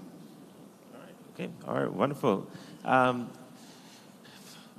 So we hear about cyber risks, and we hear about AML, and then there are lots of other letters that go with it, CFT, and so forth, risks. Is there a difference, or is it the same thing? So is cyber risk and fraud risk the same thing? Is cyber risks and AML, CFT risks the same thing? What should we know in terms of the difference and the commonality? Stuart, I'd just like to take that question. Sure thing. So the reason why you have the name separation is because there is some separation with the risk. Data protection in of itself and data privacy is a risk, and how we implement requirements for the Data Protection Act should be risk-based as well, meaning that we're not creating a situation where we've completely stopped doing business because we have this new regime in place and have decided that it is too risky to not comply with the law. So risk should be managed. AML risk is separate from your CFT risk because they're anti-money laundering, CFT, criminal, financial, I can't remember the T, but and so many others. But the separation really is that the end product of what's happening might be a little bit different. So the motivations are different, which is why we assess risk differently. In the same way that I know a display was on the screen around how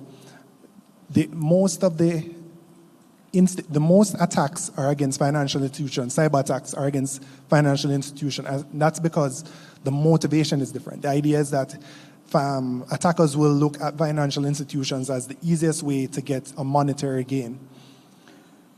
There are tons of attacks happening to governments as well. So infrastructure like JPS are getting attacked all the time because there are political motivations and countries getting motivations by bringing down infrastructure of an organization. So the idea is that if you look at the risk from a motivational standpoint, what are people motivated to do? What could go wrong? And therefore you get an appreciation for how you can prevent those things from happening. But each one does get treated slightly differently. Fraud is going to be very similar to AML, and in fact, what you're looking for in AML is whether there are any potential transactions that could be fraudulent. So there are going to be similarities, but there are other things that could happen in the space of fraud risk as well as AML. All right, great. And David, you wanted to follow up on what Sean was saying? Mm-hmm. Prof spoke about AML versus data protection. I want to posit that data protection and AML go hand in hand. Now, we take in data protection a risk-based approach to the handling of data. In the financial sector, it's a risk-based approach to financial transactions. The common ingredient between both is how you handle the data. And what we want to do in data protection is ensure that the rights and standards are upheld. Now, if we uphold the rights and standards, and of course, the registration facility, which is an ingredient of data protection, and compliance with the provisions of the Data Protection Act, if we adhere to those principles, then what you will see in money laundering is data protection assisting in money laundering efforts. Upholding the standards and the rights of persons, taking, let's say, accurate data. If there is accurate data, money launderers are easily identified. Because inaccurate data is what a money launderer wants, or data that is not securely protected is what the money launderer wants. In data protection, we are insistent that there are technical and organizational measures in place for the protection of data. And if there are those technical and organizational measures in place, our money launderer will have an extremely hard time infiltrating financial systems. And if we can have that goalpost set up, then AML, CFATF, and all our terrorism financing mechanisms which look at the whole money laundering and prevention of crime, proceeds of crimes, acts, all of those will make the money launderers what would be their heaven, their darkest hour. So I'm saying data protection is the most valuable tool, and it's aligned with money laundering efforts. All right, okay. Professor, you wanted to... No, I'm not going to counter, and I'm just going to say, what the commissioner is saying is correct, because preventatively, if you have a transaction, if you're buying a property in and out of country, you live somewhere else and you're buying in Jamaica or you're buying abroad, the transparency is that all of those financial transactions have to be checked before you complete said transaction. And hence, financial institutions in particular have responsibility under the data protection to ensure that those 8 standards are obtained. And that is very much so. I was just thinking about the case of you already have the breach. You have those cases beyond the breach, and you now have to deal with this pre-Data Protection Act implementation, and persons as data subjects might question, well, do you have the right to be checking so much data that belongs to me? But notwithstanding, it's really a balancing act. So if data protection is done effectively in its implementation within financial institutions, then the argument lends well to the fact that data protection is properly aligned with the anti-money laundering requirements, and that goes without question. So I will leave it there, but you have those exceptions which do occur, and then you have persons who will question that under the provision of data subject rights, and to the extent to which the information that is being sought about them in terms of revelation can be questioned, right? So that's why I'm saying it gets even more sensitive in that kind of context, and nothing more than that. So it's just a balanced conversation to the fact that these are two views that, must coexist, where this is concerned. All right, okay. We have a final question, and this has to do with now the cost. Now, whenever there are requirements, there's a cost to be able to comply with these requirements. And of course, there's also a cost when you don't comply in terms of penalties, etc. And I mean, businesses who are required to comply with the AML standards and also the data protection standards, they already have enough headache just trying to do business, much less now to think about all of these other things that are important, that the Information Commissioner has to have their eye on, and other regulators have to be able to be very precise on. I want each of you gentlemen to suggest one thing that doesn't cost too much or doesn't cost anything at all that can give tremendous advantage or tremendous results towards being better protected in terms of data and towards ensuring that there are proper anti-money laundering related measures. And while you think about it, in cybersecurity, a lot of times it's a big money thing. To be able to be secure, you have to submit some big budget, which sometimes the business sees as horrendous and overburdening, and therefore a lot of important actions in cybersecurity that a company needs to do doesn't actually get done.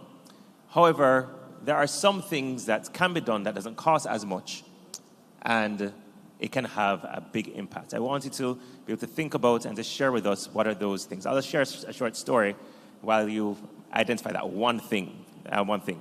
So my wife and I, while we're dating, courting, we have this thing that's every third of the month, we give each other a gift. Our courtship starts at the third of a month, and so we just make it a monthly anniversary where we give each other a gift. Now, I went really hard too soon in terms of the gifts. That by the third round, I was completely broke. Remember, Valentine's is this Friday. Right. Yeah, so what happened is that while I was on my way home, I saw a mango that was hanging over my neighbor's fence. And, when it hangs over the fence, anybody can take it, right? We hope. So I took the mango and I wrote on it, "Never let your man go," on it. And I gave it to her. It didn't cost a thing. Yet it is the best gift to date. We're 15 years married. To date, I've given her jewelry, given her all the expensive things. Nothing meant more than that mango that had on it, "Never let your man go." It didn't cost a thing. So what is that mango? What is that one thing that can be done by any financial institution or any institution that has complied with these requirements that can give you the biggest bang when you have no buck? One of the easiest ones, it will still cost, but not excessively, ongoing training. Training. And training can take multiple forms. Instead of it being in a classroom, you could ask one staff member to speak about an IT or security policy each month. So therefore, you're going to have collective learning done more or less on company's time, but guess what? Once your peer speaks it, I can almost tell you remember it far more easily than when you sit in a room and a lecturer is telling it to you. You tend to zone out easily as against when your peer is telling you that you're listening keenly, because for quite a few Jamaicans, you want to find something to go back and rib them out that they made a mistake or something. So it tends to be the most keenly listened to presentation. Very good. Yes, Stuart?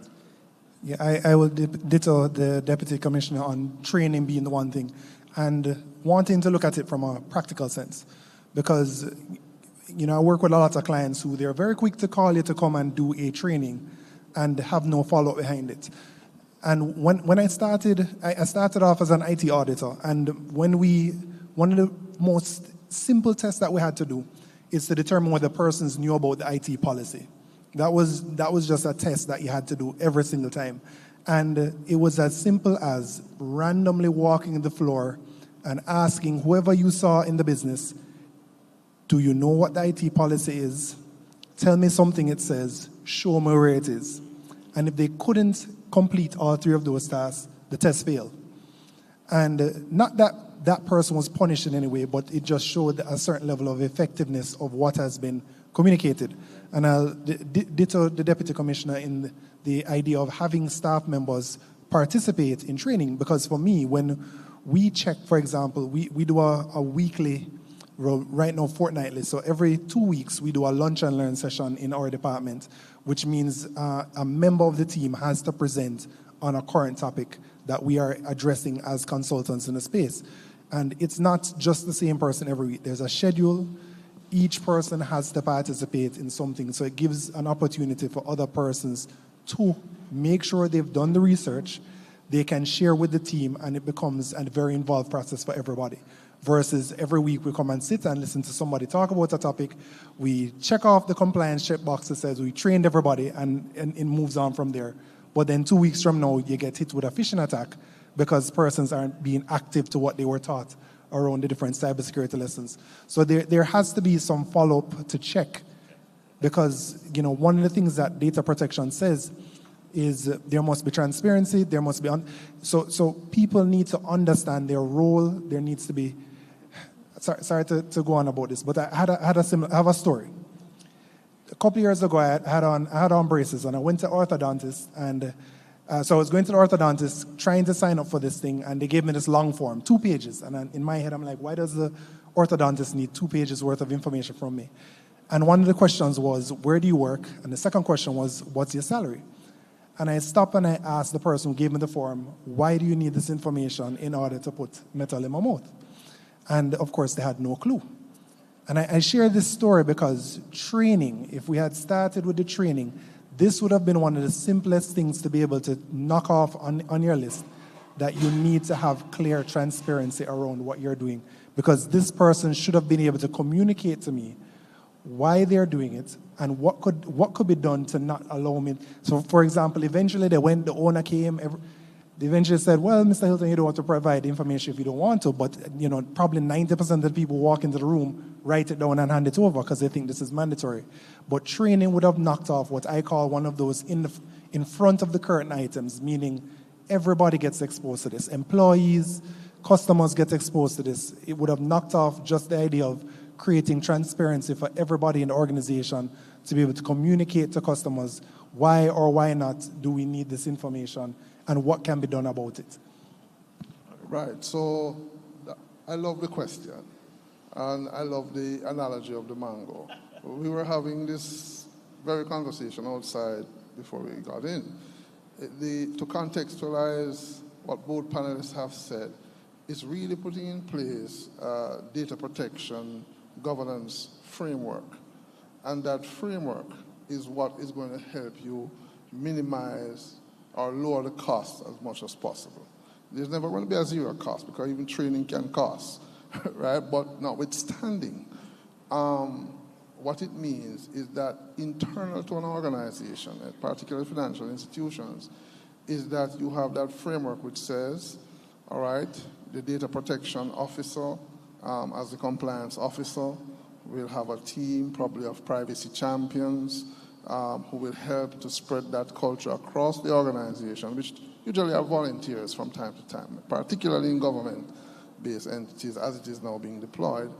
You'll have policy champions who would have assisted with the provisions of policy, and the privacy champions will help with the rollout by department of how those policies should be understood, interpreted, and implemented as a function of the technical measures, given that the policies are the part of the organizational measure for the entity. So these things have to be done internal to the organization, where you build that culture, given that framework. And by virtue of doing that, it becomes sustainable, not only short or medium, but long term.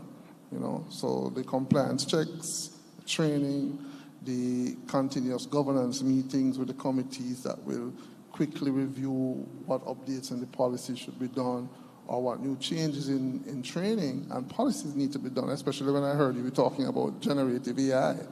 And soon to come is the need for AI and AI policy under the data protection. Because remember, the agentic AI agents can also be involved in money laundering activities. Can't necessarily be pinned to an individual, but to an AI. So that framework allows you to establish suitable governance approaches to ensure that the organization can minimize, if not reduce or eliminate that cost in the long term. All right, wonderful. Let's please give a hand to our panelists.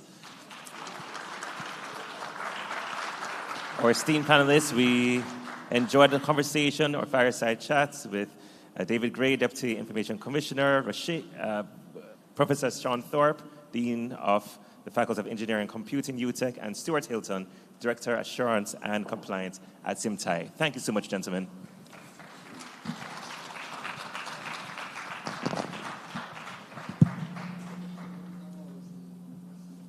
Thank you very much. All right, so we have had indeed a very productive day's discussions.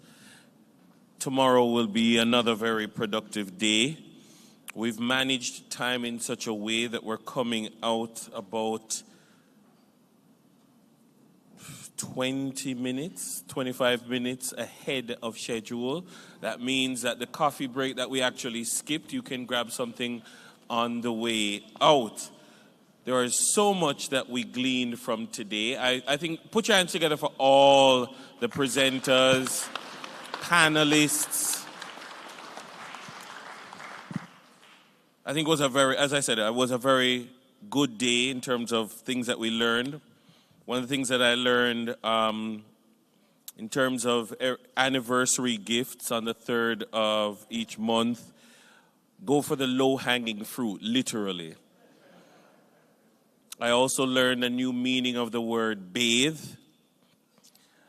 And I was looking for a way to use the acronym FRESH so that I could sing All Una Bathe from Morning Wango Fresh. But I was thinking like forensic, some acronym that I could use for bathe and fresh that we could allow it to coalesce. I'm going to also ask, there is a Haval with a license plate 4340LF, I believe it's F, that's blocking someone who needs to go. I'm going to ask you to just please make way for them, 4340LF, a Haval. And also, finally, those coming tomorrow, I'm going to ask you please to wear your armbands. Those of you who have registered for 2 days and you have an armband for tomorrow, please, you're going to have to scan in tomorrow in order to have access. So I'm going to just ask you to not divest yourself of the armband that you have.